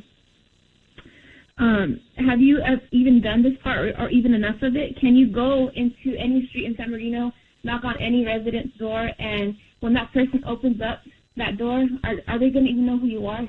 Do they even know if they can trust you? If the answer is no, then you need to step it up. Think about how immensely a choice based rooted in financial gain or profit will actually impact the most vulnerable that are living in our city. And out of all of your experience in your lifetime, what creative and unique and beneficial things are you bringing to the table to spark empowerment, true community, revolutionary change, and justice? The answer is us. Listen to our ideas because we are the visionaries of this generation. Accept truth about yourself, which means like your biases, and where you can do better, and follow through with genuine engagement. Lastly, I want you all to go above and beyond to make sure that whatever happens next in this is a true reflection of what our community absolutely needs, rather than a manipulating corporate developer convincing you that their product is the savior. And to be honest, we don't really need any outside sources because we have everything we need here. It's all about locating local artists and local activists and local organizers and local dancers, local contractors, local HVAC specialists, foodies and engineers, stay-at-home grown-ups, street vendors, farm workers, workers of color, and all the other amazing people that live in San Bernardino and the 909 area that have so much to offer and contribute to our communities. It's time for us to have our own platform. It's time for us to give us our power. Let us shine. Let us come through the streets. And honestly, I feel like if we all do this, then we can all work together and contribute to making the Carousel Mall a gathering place again. Hire us and pay us what we deserve, because we can all work together by collaborating with each other. Thank you for your time. Hello, City Council members. My name is Jacob Irwin, and I'm a member of the Inland Empire DSA, calling for study session number 1. I am contacting in regard to the Carousel Mall redevelopment. These proposals say it's all determined by market demands, but what about the demands of the community? Who are you building this for? San Bernardino is in need of 2,400 units of housing for residents making less than $2,800 a month. How will they be able to afford these proposed rents? We need and demand a community lands trust to be incorporated into this redevelopment to ensure that we can house the city's current residents and worker-owned businesses sustainably. Thank you. Hello, this comment is for the open session scheduled for today, January 27th, in regards to the Carousel Mall redevelopment. My name is Ana Vasquez Banerjee. I'm a property owner in the area. I bought my first home in northern San Bernardino in 2004 and was proud to serve the San Bernardino community as a bilingual teacher until 2017, when my husband's work took us out of state. We chose to keep our property in San Bernardino and convert it to a rental property. So what's happening at Carousel Mall is very important to me. Having grown up in nearby Colton, I remember the Carousel Mall, formerly known as the Central City Mall, in its heyday. My hope is that the redevelopment agency can revitalize the space and the spirit to benefit local entrepreneurs and small business owners. I'd like to ask that specifically the City Council consider and require that a community benefits agreement be signed before any overall project or development program or contract be signed. And this agreement should benefit local business owners. And these business owners and entrepreneurs should be given first priority in this agreement. And most importantly, we need to consider affordable housing as well as mental health services for the prevalent homelessness, to address the prevalent homelessness in the area. Thank you for considering my comments, and I thank you for your leadership. Have a nice evening. Good evening, Mayor and City Council members. I am Abigail Medina, a City of San Bernardino resident for more than 20 years. This is a great opportunity for both City Council members as well as community leaders to see how we can improve our city. Thank you for the opportunity. Hi, my name is Elena Esqued. I am a San Bernardino local. I have been my whole entire life, born and raised. And my comments are regards of opening up the Carousel Mall. And I think it's a great idea. I think we should keep it open. I think we should redo it. I think we should create jobs. It's a place everybody in San Bernardino loves. Hi, this is Monique Navarro calling from San Bernardino, and I'm calling about regarding the Carousel Mall. And we would like to see it redone and redo. So it could bring back life in San Bernardino. And just bring back everything back, and so it won't look like a little ghost town. And hopefully it could be redone and brought back to life. Thank you. Bye. Hello, this is Robert Porter, fourth generation living in San Bernardino. This comment is for the Carousel Mall project. I believe that we should set the whole thing up with a historical kind of look, maybe Spanish. For example, the Mission Inn in Riverside is built to look like an old Spanish mission.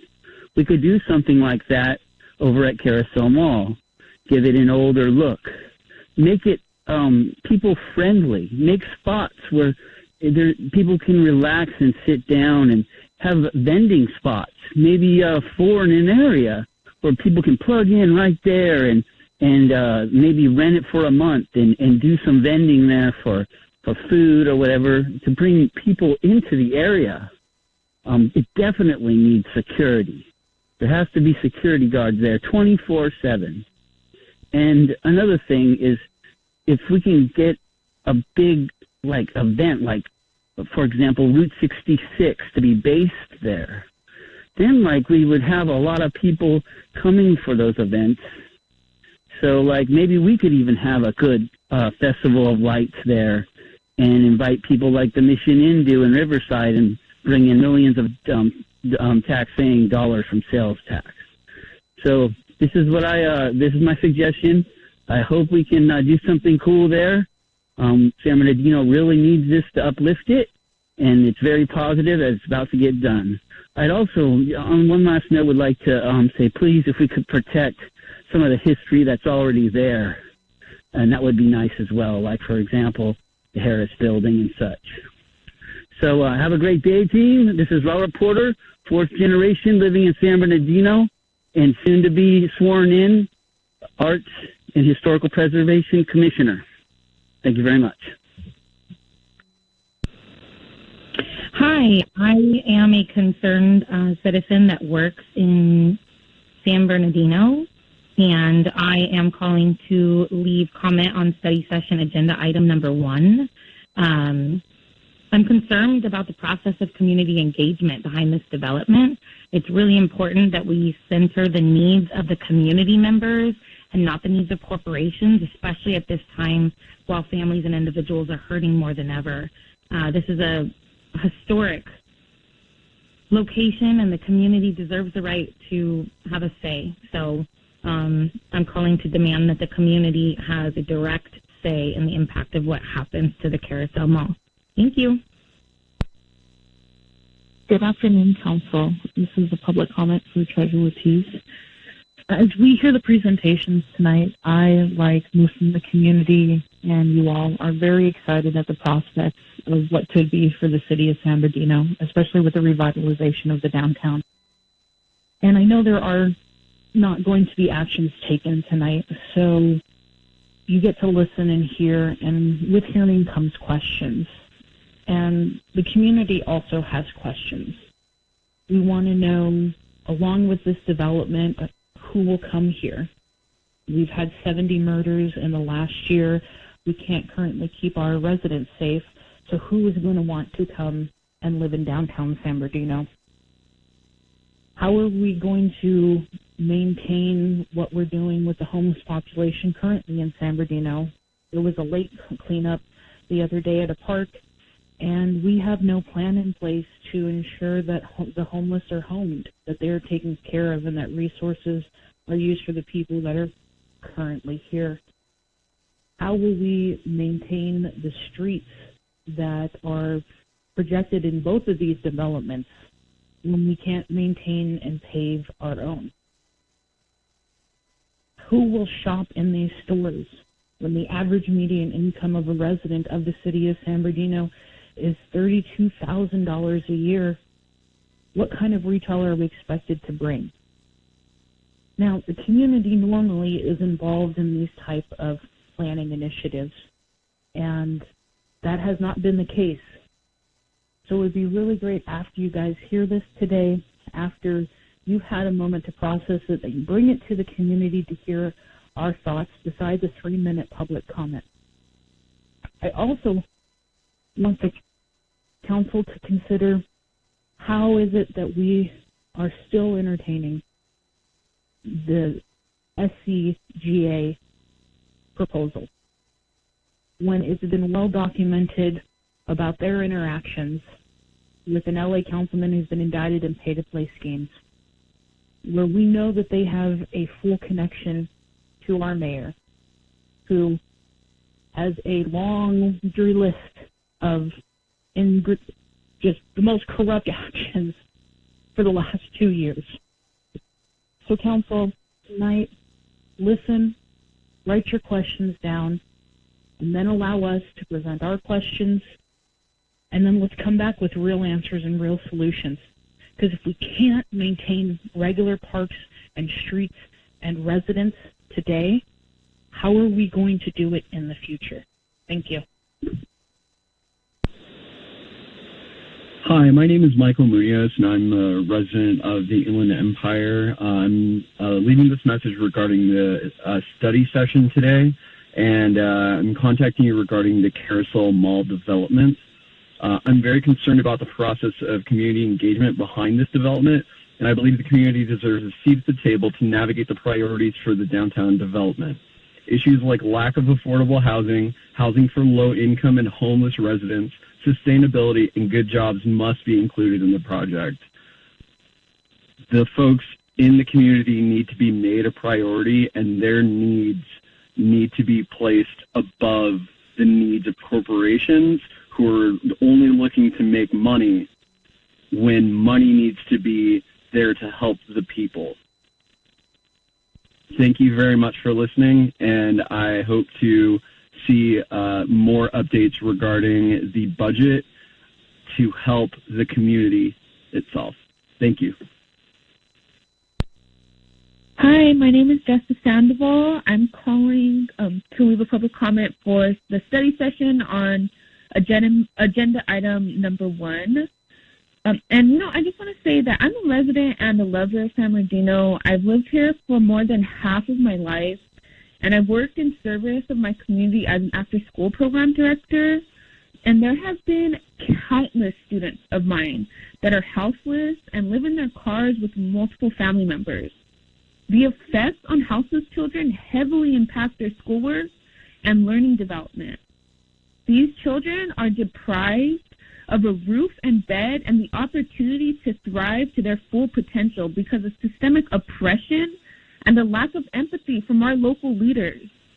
There is no doubt that San Bernardino has a large houseless community. And what are we saying to our neighbors when we prioritize developers and neglect the needs of our community? I'm asking that you keep in mind the well-being of our neighbors and families and invest in the future of the children in San Bernardino. Thank you, and I expect you'll make the right decisions. Good evening, Mayor and Council members. My name is Jacob Cleespies. I'm the lead rep for the Southwest Regional Council of Carpenters, representing close to 6,000 members in San Bernardino County. I wanted to provide comment tonight for tonight's open session, the Carousel Mall Downtown Redevelopment Project. I had an opportunity to view the sneak peek of what's being presented tonight, and it was good to see the mention of community benefits agreements. As you move forward with this project, I hope that the City Council makes community benefits a priority. This project is an opportunity for the city to create not just jobs, but careers for its residents. Through skilled and trained language, utilizing apprenticeship programs and local hire language that will give the residents of San Bernardino a pathway to a career with good wages, benefits, health care, and retirement, providing for them not just for the duration of these projects, but throughout their lives. So as you move forward with this project, I ask that you make community benefits a priority within these projects. Thank you very much.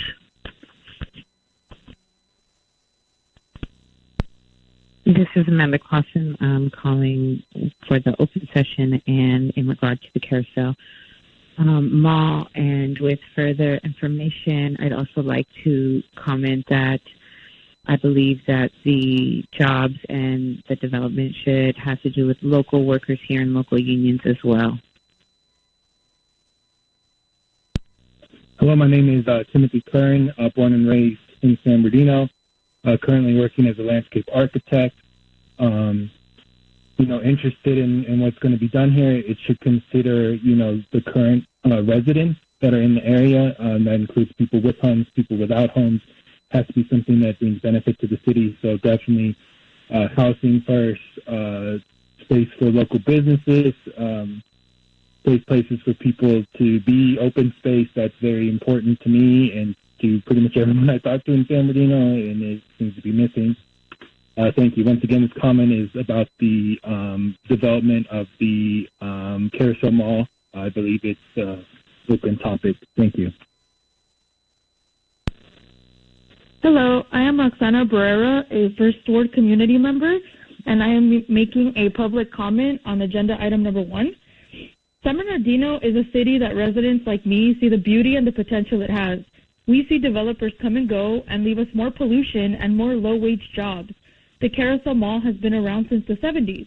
This means it is a historical monument and should be treated as such. I am sure if we remodel it and turn it into something needed in our community, people will utilize it. Unfortunately, I wasn't around when the mall was more active. I moved out here in 2006 when I was 12, so I saw the mall very empty with a few stores still open. But I have heard many awesome stories about the Carousel Mall from my husband and other friends that grew up here. The amazing and beautiful buildings in downtown San Bernardino have so much potential. If you are a developer that just wants to come into our poor communities to destroy it, you will disappoint many of us that are fighting for our city. If you genuinely want to help the residents and not just line your pockets with money, then reach out to community leaders and we will help you. Many of us work together and will continue to do so because we care about San Bernardino.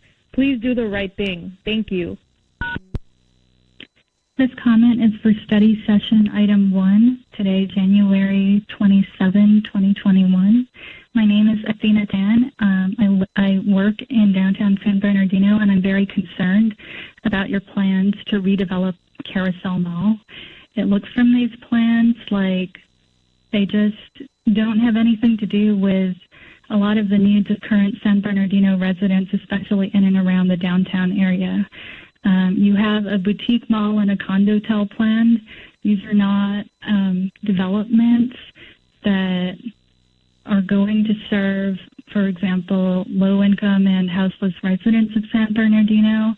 The entire plan does not include that many career-based jobs. It looks like it offers mostly short-term construction opportunities and medium-term retail jobs. And on the whole, it appears that this entire plan is targeted toward attracting people who don't already live in San Bernardino, driving up housing prices in the city. I would really like to see you get more input from folks that already live in and around the downtown area and make sure you're meeting their needs, both in terms of housing and jobs. Thank you. Hello, my name is Gustavo Hurtado Jr. I work in San Bernardino, and actually grew up there partially when I was a kid. This public comment is for study session and agenda item 1, the redevelopment plan for the Carousel Mall.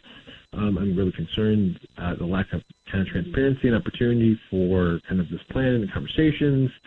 The fact that the Carousel Mall is basically kind of in the center heart of San Bernardino downtown and hasn't the forum for development and input of ideas and community engagement has been kind of poor. I understand that because of COVID, but if this is going to be actually a transformative project that isn't just going to kind of gentrify the area and displace and that create meaningful change in San Bernardino, this kind of has the feelings of that.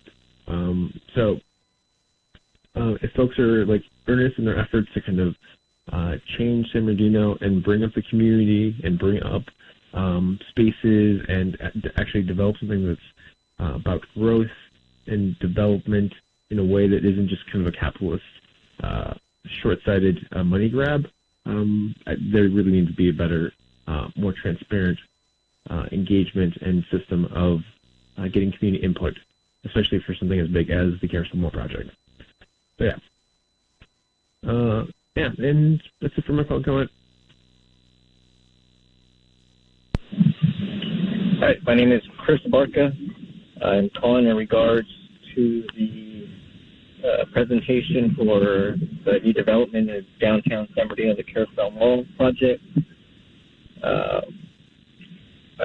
The overall idea and concept is a fairly good idea. I like it, but I think the problem and issue of homelessness needs to be addressed in that.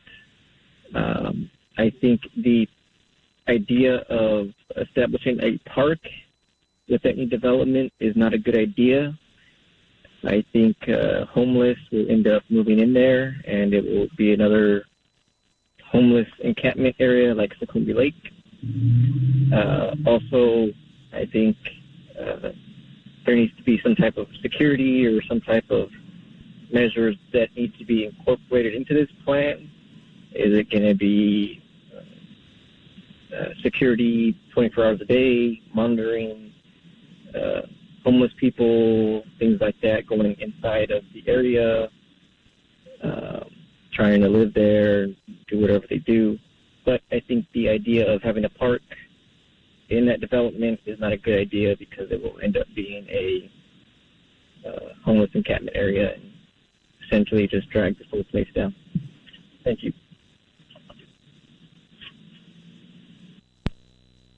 Hi, my name is Amber Vasquez, and I'm calling about this comments for a study session for agenda item number 1. I just wanted to call and record a comment that I'm concerned about the Carousel Mall redevelopment. I want to make sure that it's not a project that's only going to benefit the developers that are taking it on. I want to make sure that there's community involvement for everyone who lives nearby, people that will be impacted by any changes to the community, like the cities of Colton and San Bernardino.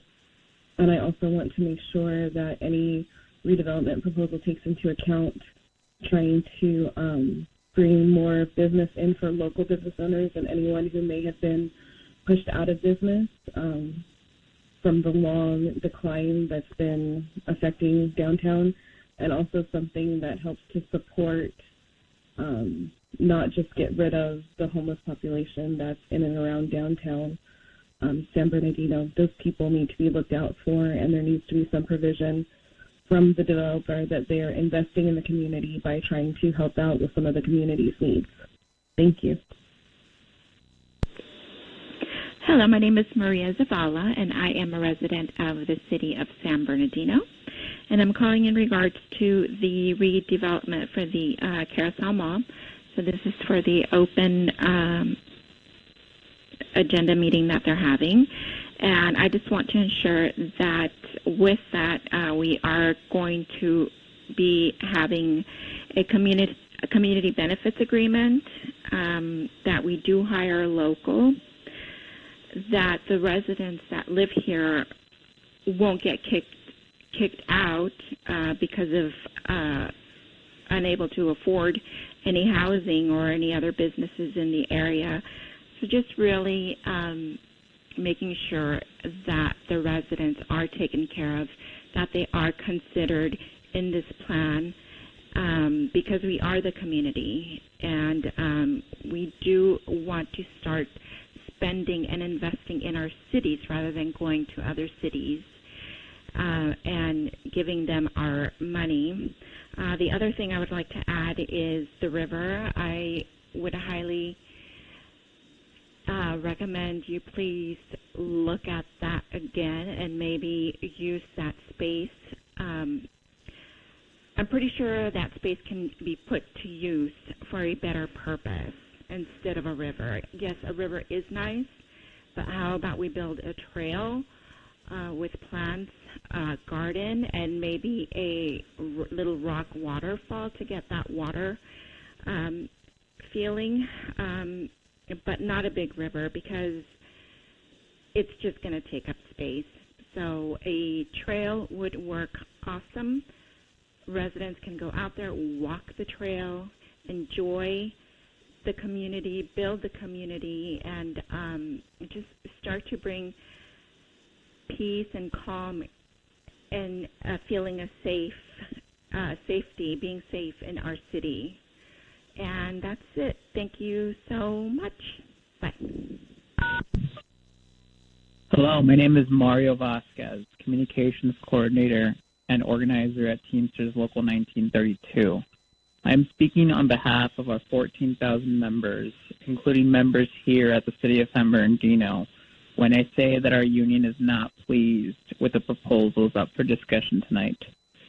Our union opposes any project proposal that does not have a community benefits agreement in place before being selected as master developer by the city. City Council, what are you doing to guarantee good jobs, affordable housing, and environmental sustainability with this redevelopment project?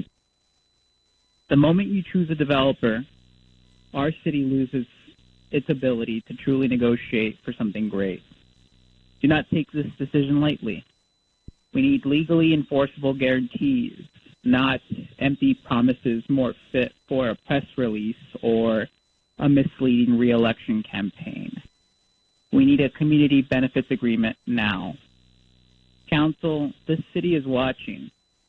Our organization has been a leading voice in the creation of good jobs for over 100 years, and we know better than most what a good contract does for a community. It's what built the American dream, and it's what keeps downtown San Bernardino going as it currently exists today. In the coming weeks, we urge you to engage with our union and community partners for an inclusive and thorough process that results in a community benefit agreement with these developers before moving forward with the final selection. Thank you so much. Good afternoon, Board of Supervisors. My name is Jessica, and I am a community member and advocate. I also work with SBX Youth and Family Services, which offers services to San Bernardino residents. I am writing to demand that the people of this community have a say in the development of the Carousel Mall. This decision should not be made lightly because of the impact it will have on our communities. I believe the community deserves a seat at the table to ensure essentials for the community are made a priority in the budget. We must make it a priority to include budgeting for youth and family resources such as job creation, shelters, and affordable housing. Thank you. Hi, my name is Catherine Lopez, and I'm calling for the January 27th study session, item 1. Hello, council members. Like I stated, my name is Catherine Lopez. I am a member of Inland Empire DSA, and I'm also a resident of Ward 6, represented by Mrs. Calvin. When it comes to seeking developers for the Carousel Mall, I am concerned with the lack of community participation or meaningful community engagement that has been requested by council members while determining what should happen in our community. First, the community benefits agreement is not from the community. The ICO proposal states that the inclusion of a CBA will enable residents, contractors, and businesses to take full advantage of the entire job creation platform, but it fails to state that what the developer is offering that will directly benefit the community and the quality of life in our city. What about an actual CBA that includes our input that will benefit the residents in this community beyond the job that may or may not be created by this proposed development? I'd also like to bring up partnerships and workforce development integration. Are there any plans to include the graduates from Valley or Cal State? Or are there any business retention and expansion efforts being made? What are the plans for integrating the workforce development happening in this area with our community members? Will ICO or SCG be offering any incentives or programs for local small business owners and entrepreneurs? Studies show that local businesses create long-term growth in the community, which clearly our area has a problem maintaining. What are the intended and unintended consequences of this development? None of these were mentioned in the proposals, and as a community member, these answers are important to me. The proposals also include apartments. Who are you building these apartments for? Will the jobs created by ICO's proposal pay the workers a minimum of $21 an hour, the bare minimum that someone will have to make to be able to afford even the cheapest rent in either of these proposals?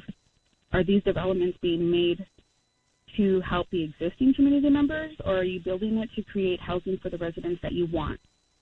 I'd like to note that the photos in the mock-ups in these proposals have only a handful of people of color. Is this the vision that you have for San Bernardino? Displacing the current residents to make room for the ones who can afford the rent? We already have a problem with affordable housing in our city, and the Carousel Mall is a great opportunity to offer mixed housing. Without working with community members on a CBA or offering these incentives or programs to local businesses, how can any job creation platform benefit the current residents? And how can these proposals be brought up to vote with so many missing answers and opportunities? Thank you. Buenas tardes, miembros del Concilio San Bernardino. Mi nombre es Mireya, soy residente de esta ciudad y mi comentario es acerca del desarrollo para el mall del downtown de San Bernardino. Como residente de esta ciudad les quisiera pedir que tomen en cuenta las opiniones de la comunidad, lo que la comunidad queremos y deseamos ver para nuestra ciudad. También quiero que tomen en cuenta que esta ciudad estamos en una situación grave de problemas de personas en situación de calle, la violencia en nuestra ciudad, gente que ya no está pudiendo pagar sus rentas, desalojos y problemas de vivienda. Personalmente quisiera que este lugar fuera usado para viviendas de bajos recursos, así como comercios en el que nuestra comunidad local se pueda beneficiar y tenga acceso a desarrollar o tener un crecimiento económico pudiendo acceder a un local para un comercio. Por favor, tomen en cuenta a nuestra comunidad, a quienes ustedes representan, y acérquense a nosotros para tener sugerencias de qué es lo que queremos ver desarrollado en ese mall y no tomen ustedes sus decisiones en cuanto a su conveniencia personal. Gracias. Really quickly, I'd like to provide the interpretation of that comment. She says, "Good afternoon, San Bernardino City Council. My name is Mireya. I'm a resident of the city. My comment is regarding the development of the mall in downtown.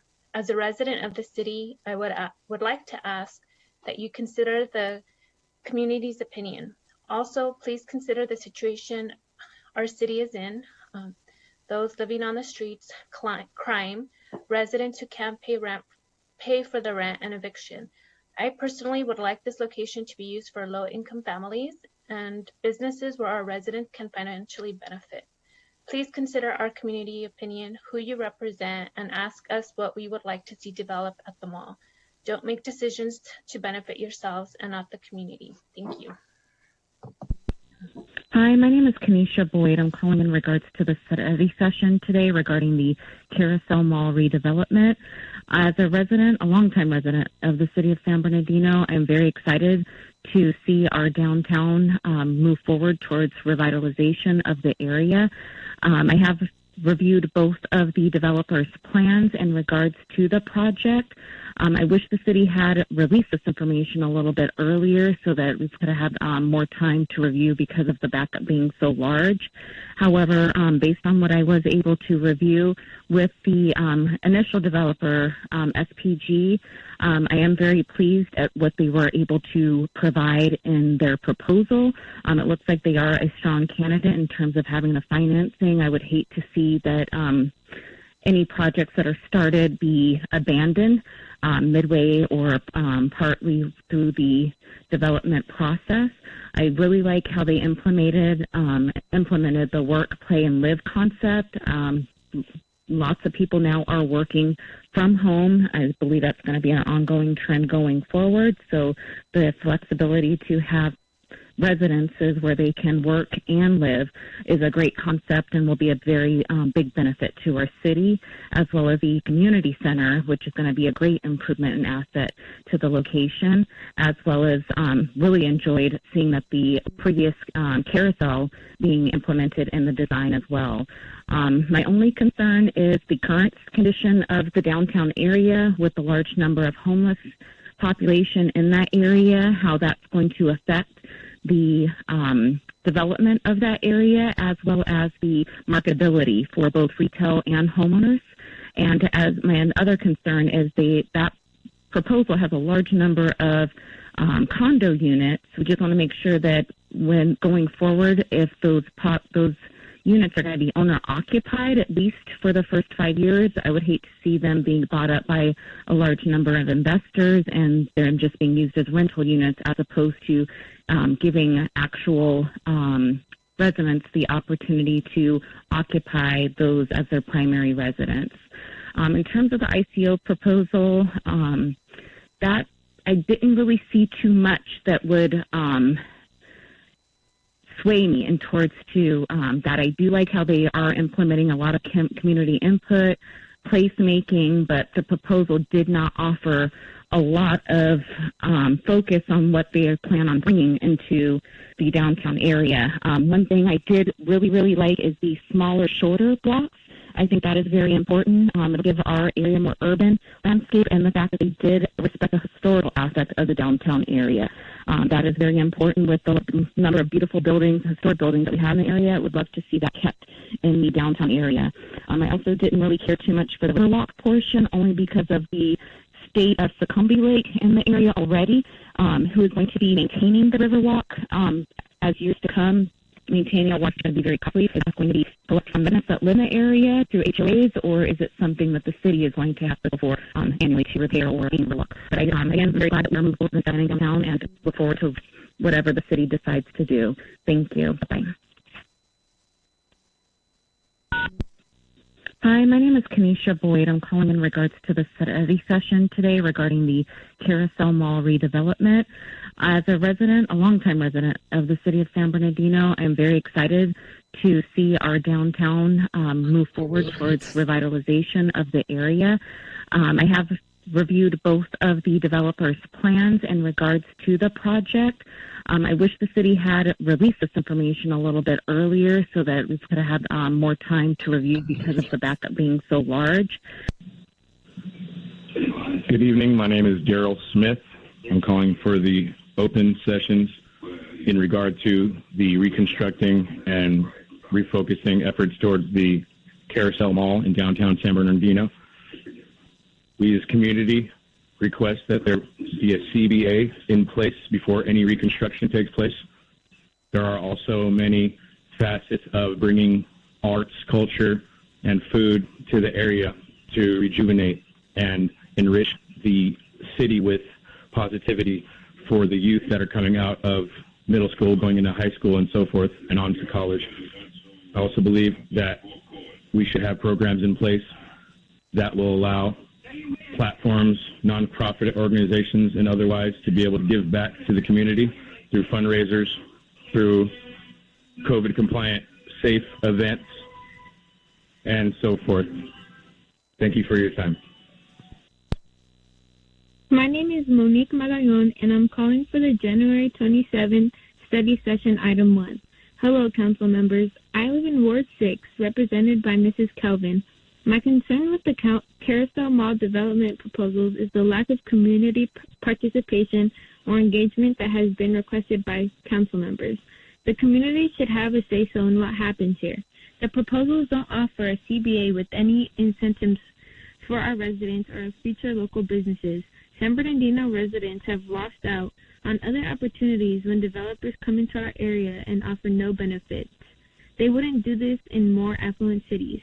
Thank you. Hello, my name is Reed Egan, and I've lived in San Bernardino my whole life. And I wanted to speak on the new carousel development.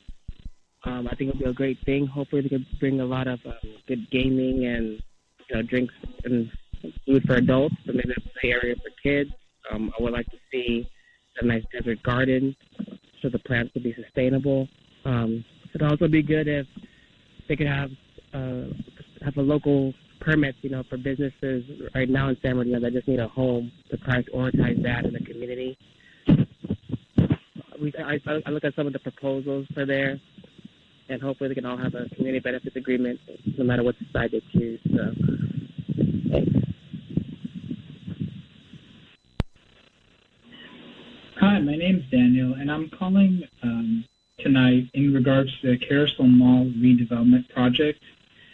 I do not feel that enough has been done to communicate to the public as to what both developers are planning to propose. And it feels like we're kind of going towards a method where the council and the mayor will approve now and let the community know about the plans later, which does not sit right with me and I think to most members of the community. So I'd urge the council to strongly look at these proposals and communicate to everyone what is actually what each developer is intending to do before anything is approved. And secondly, it has come to my attention that one of the developers in the project, I think it's a Shanghai group or something like that, they have been affiliated with some shady characters and people. So I would strongly take a look at that before approving their contract, because they might be involved in things that we might not want to be wrapped up with.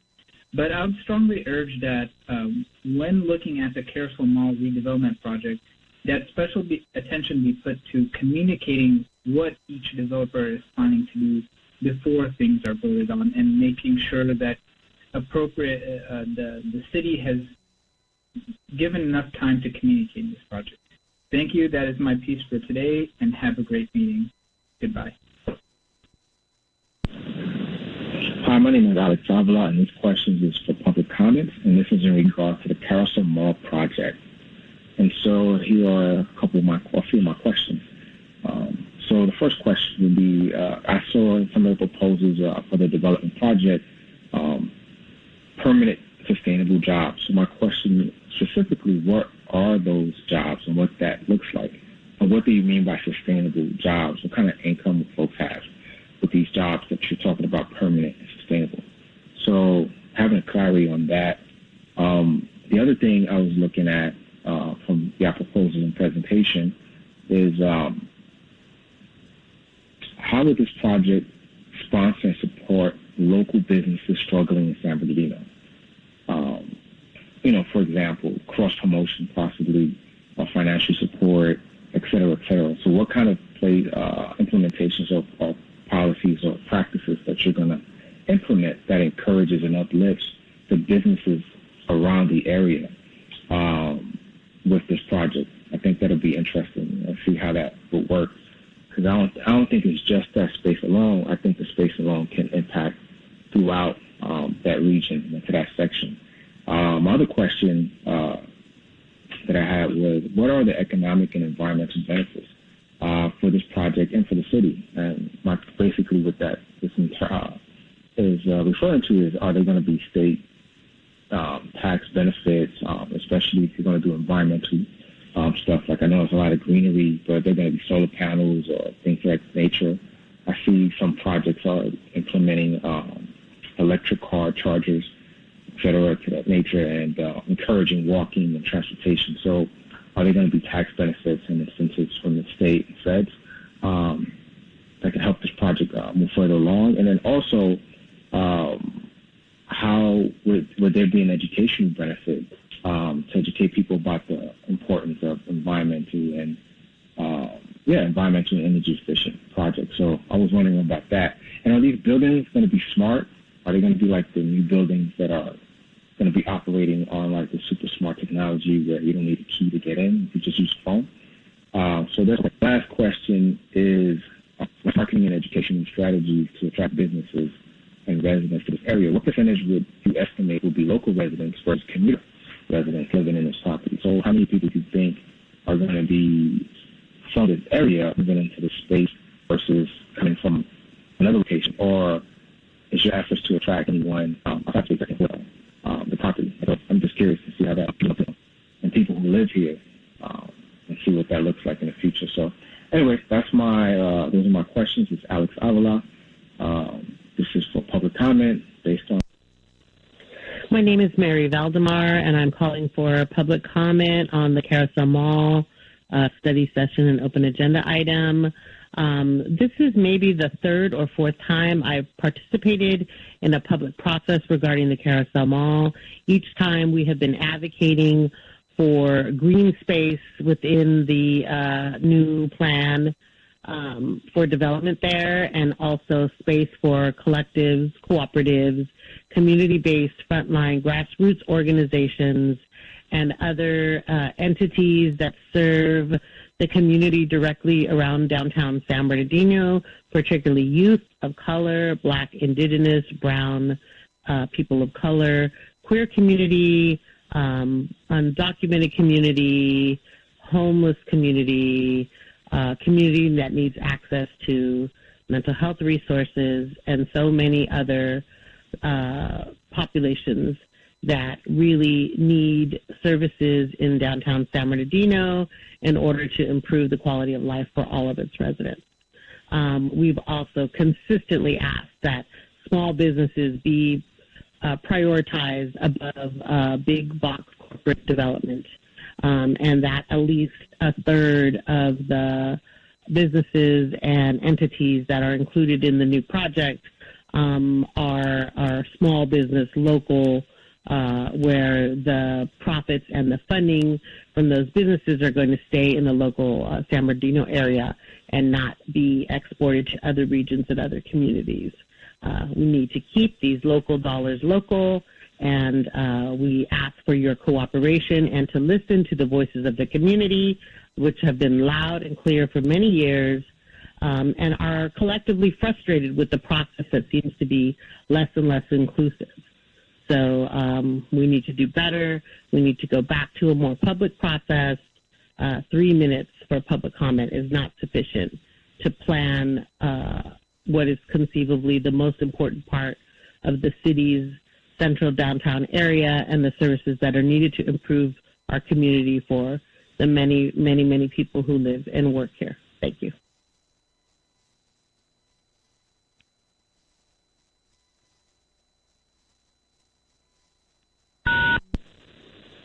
Hi, this public comment is for study session agenda item 1 about the mall redevelopment. My name is Travis. I've lived near San Bernardino my entire life. Well, most of my life. I went to high school, middle school, San Bernardino, San Bernardino High School alumni. And having heard of this redevelopment project, it piqued my interest, having been that I personally have gone to school at UC Irvine for urban studies and plan to pursue a career in urban planning. So yes, I just wanted to give my input on the project overall. First of all, I think this is a good way for the community to get involved. It's very important for a development of this size to have community input.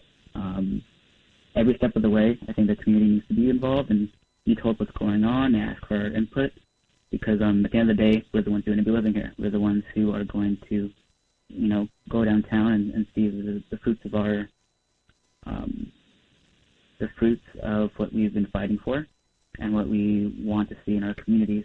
This is what this community is going to be for us, for our future generations, and is a really amazing opportunity for San Bernardino to kind of get its foot back in the game and see a lot of good scale redevelopment. So first and foremost, I think a community benefit agreement is very important. We've seen a lot of outside investment from places like Amazon come into our neighborhoods and not really give us anything in return besides underpaid factory jobs. A community benefit agreement would be useful in ensuring that, say, development in the area is pursued by local contractors, whether it be from the IE or whether it be from San Bernardino more specifically. It can help to realize that we need to invest in local business. I think for too many people think that outside investment is going to do us the most amount of benefits, when in reality, small incremental change, local business is going to be what really pushes our industry locally forward. Along with that, we have the China Center. I think making sure that the area is very well thought out in a way of mobility is important. Green space is also important. And again, just more community input. Thank you for the opportunity to talk and express our opinions. Best of luck and have a great evening.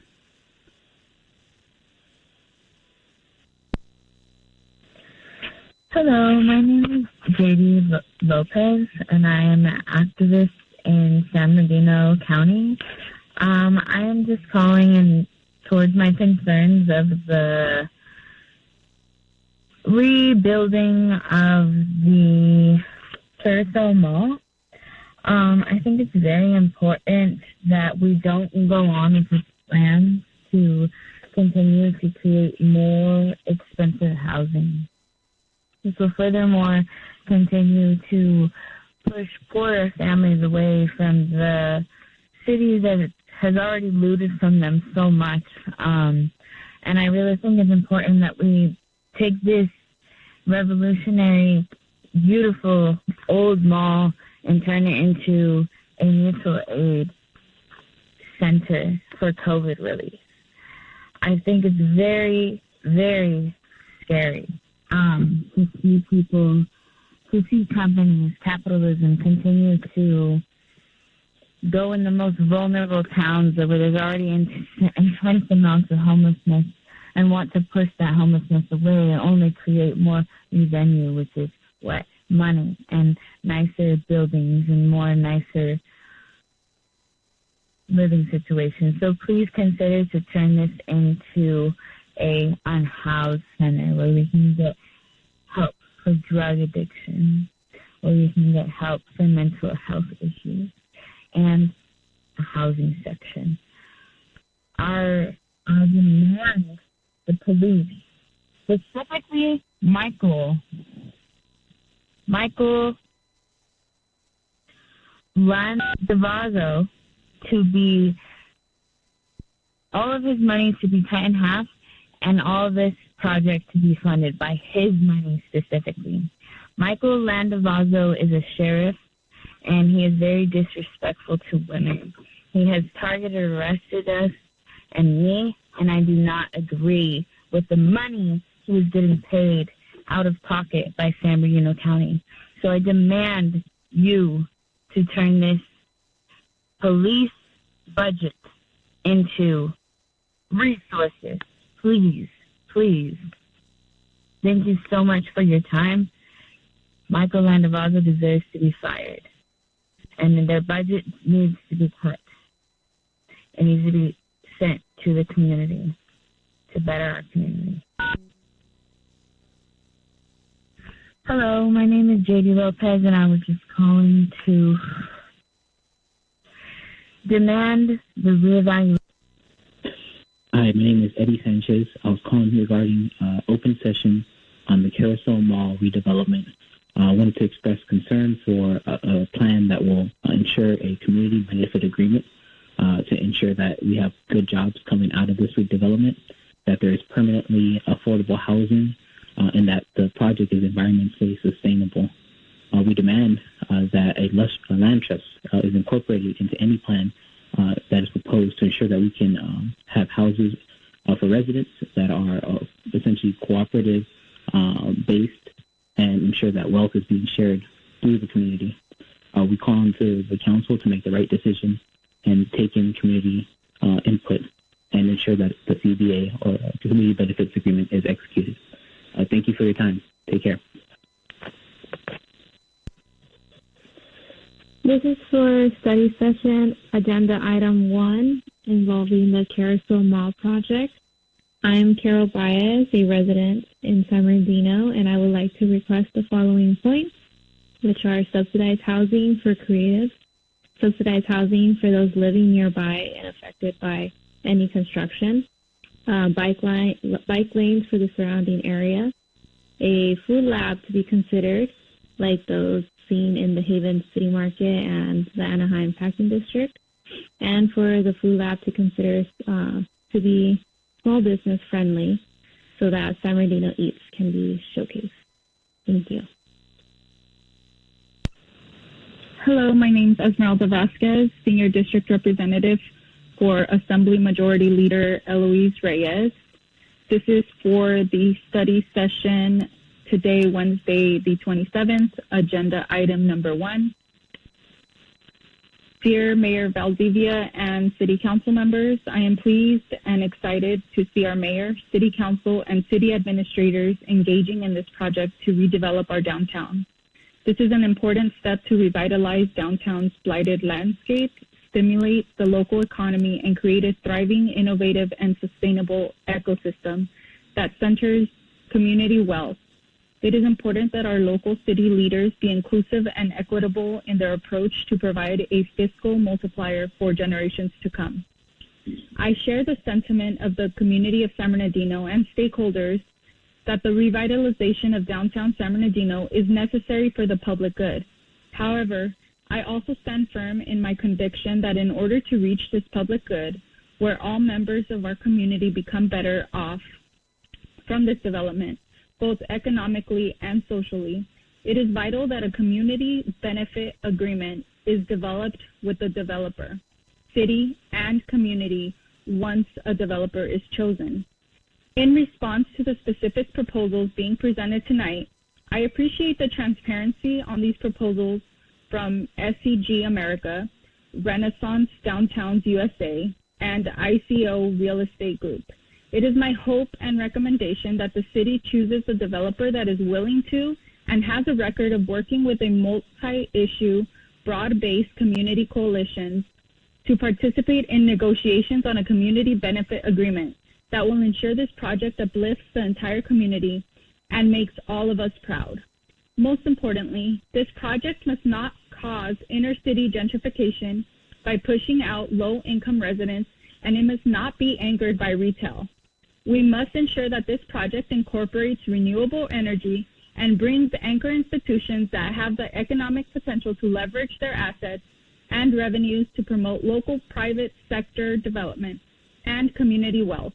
This combination of factors will ensure that downtown San Bernardino and this mixed-use development will be sustainable through any future economic downturn. In addition, this project should leverage the innovation, its intellectual property, and startup ecosystems from California State University San Bernardino Valley College, and the University of California, Riverside. While we embark on bringing progress and development to our communities in San Bernardino, we must also remember that the communities that surround these developments. These communities will be the ones who will be at. Hi, my name's Jody Eisenberg, and I am calling regarding the meeting with the developer of the Carousel Mall today, January 27th, 2021 at 5:30 p.m. I am calling because the mall, when it was dedicated in 1972, has a plaque at the 2nd Street entrance that says, among other things, the mall itself is dedicated to the progressive people of the city of San Bernardino.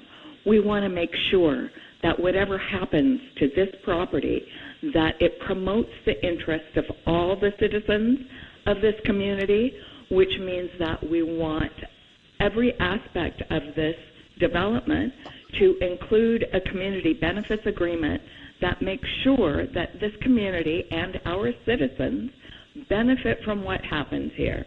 We count on our city council to represent us in the very best ways possible, and a community benefits agreement that assists all of our community, including the parts of the community that are less financially able than other parts. It's important that that development addresses our homeless folks, our folks living in poverty, our folks who have special needs, and all of the communities that make up San Bernardino, because that structure, that mall, is dedicated to us, and we need you to carry out that dedication in developing this policy. Thank you very much. Hello, City Council members, Mayor, community members. My name is Ana Gonzalez. I am calling on behalf of the Center for Community Action and Environmental Justice, also known as CCAJ, and I'm calling regarding the study session item 1 regarding the Carousel Mall development. I am a community organizer in the city of San Bernardino. I also work there and have family that lives in the city of San Bernardino. So this is a project that's very dear to my heart.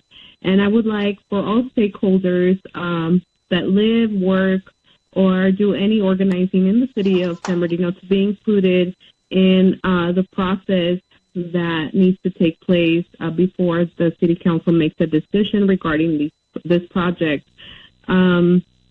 For the city council members, I would encourage you all to make it a priority to include community input and stakeholder input regarding this project to make sure there's a community benefits agreement in place and that we create good jobs, permanently affordable housing, and environmental sustainability at the Carousel Mall site, and just to make sure that community's input is valued and implemented in the process.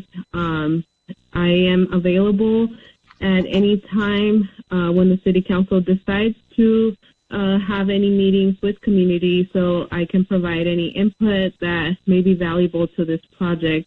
I highly have faith in the new council members that just got elected, and I look forward to working with you all in the near future to make sure this development includes also a community land trust component, and that it serves the community overall, and especially the residents that currently live close or there near the project. So thank you for your time, and I look forward to seeing what decision the City Council makes today. Thank you. Have a great day. Hi, my name is Michael Segudo. I'm a resident of the 6th Ward, and I'm calling about study session agenda item number 1. I just want to say I want to ensure that the City Council knows and the Mayor knows there needs to be a community benefits agreement, a CBA signed before even signing an overall contract to move forward with this development of our downtown. We need to ensure that the locals can afford investment into these new businesses and the housing. We need to make sure that the community is also involved in the naming of the development, right? I think the names they chose right now are pretty terrible, just to put that out there. And we need to ensure that the arts and culture is present. Maybe subsidized housing for an artist colony. Maybe we can, invite grad students from the different universities around UCR, Cal State San Bernardino, Redlands, to live there and, have their creative practice in our area, in our downtown, and, build up the culture that we don't really have. And I think we need to have more thought about the bikes, the public transit, the cars, also air traffic, drones when they do come forward with, delivery drones from Amazon, since, the mayor, John Valdivia, pushed forward this whole Eastgate project. We got to think about that. Like, Amazon's going to be delivering with drones, and if there's no thought out plans, it's going to be all last minute and done, like most stuff in SB, just push forward and rush through. We need to ensure that most of all, we need to ensure that the people affected by the construction and pushed out by the noise, the pollution, the rise in taxes, whatever it may be, have the first opportunity to also purchase homes and, homes and businesses in this new development. We should also think about how can we bring more student housing into this development, right? So that people from Valley, people from Cal State, again, the different universities around here, they can all come together there and build some kind of an energy. I'm a resident of the 6th Ward. I'm a member of San Bernardino Generation Now, and I'm a leader with Inland Congregations United for Change, ICUC. And I hope y'all take time to listen to the community, take time to really create a good CBA that's going to ensure that locals are hired for this work and for this job, and that they're able to invest that money back into the community and hopefully buy their own homes and start their families here and have, everything taken care of, the necessities.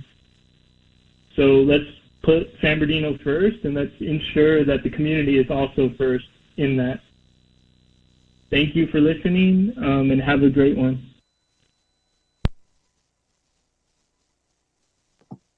That concludes public comment. Great. Is our mayor here? The mayor is not here. No. Okay. I will preside the meeting. Thank you all for the all the community members who spoke tonight on the Carousel Mall project. We thank you, and we heard you. We wish the public comments were mentioned earlier before the presentations came out. But with that said, we're going to adjourn tonight's meeting. For the next joint regular meeting will be held on Wednesday, February 3rd via teleconference. Closed session will begin at 5:30 p.m. and open session will begin at 7 p.m. Meeting adjourned. Thank you.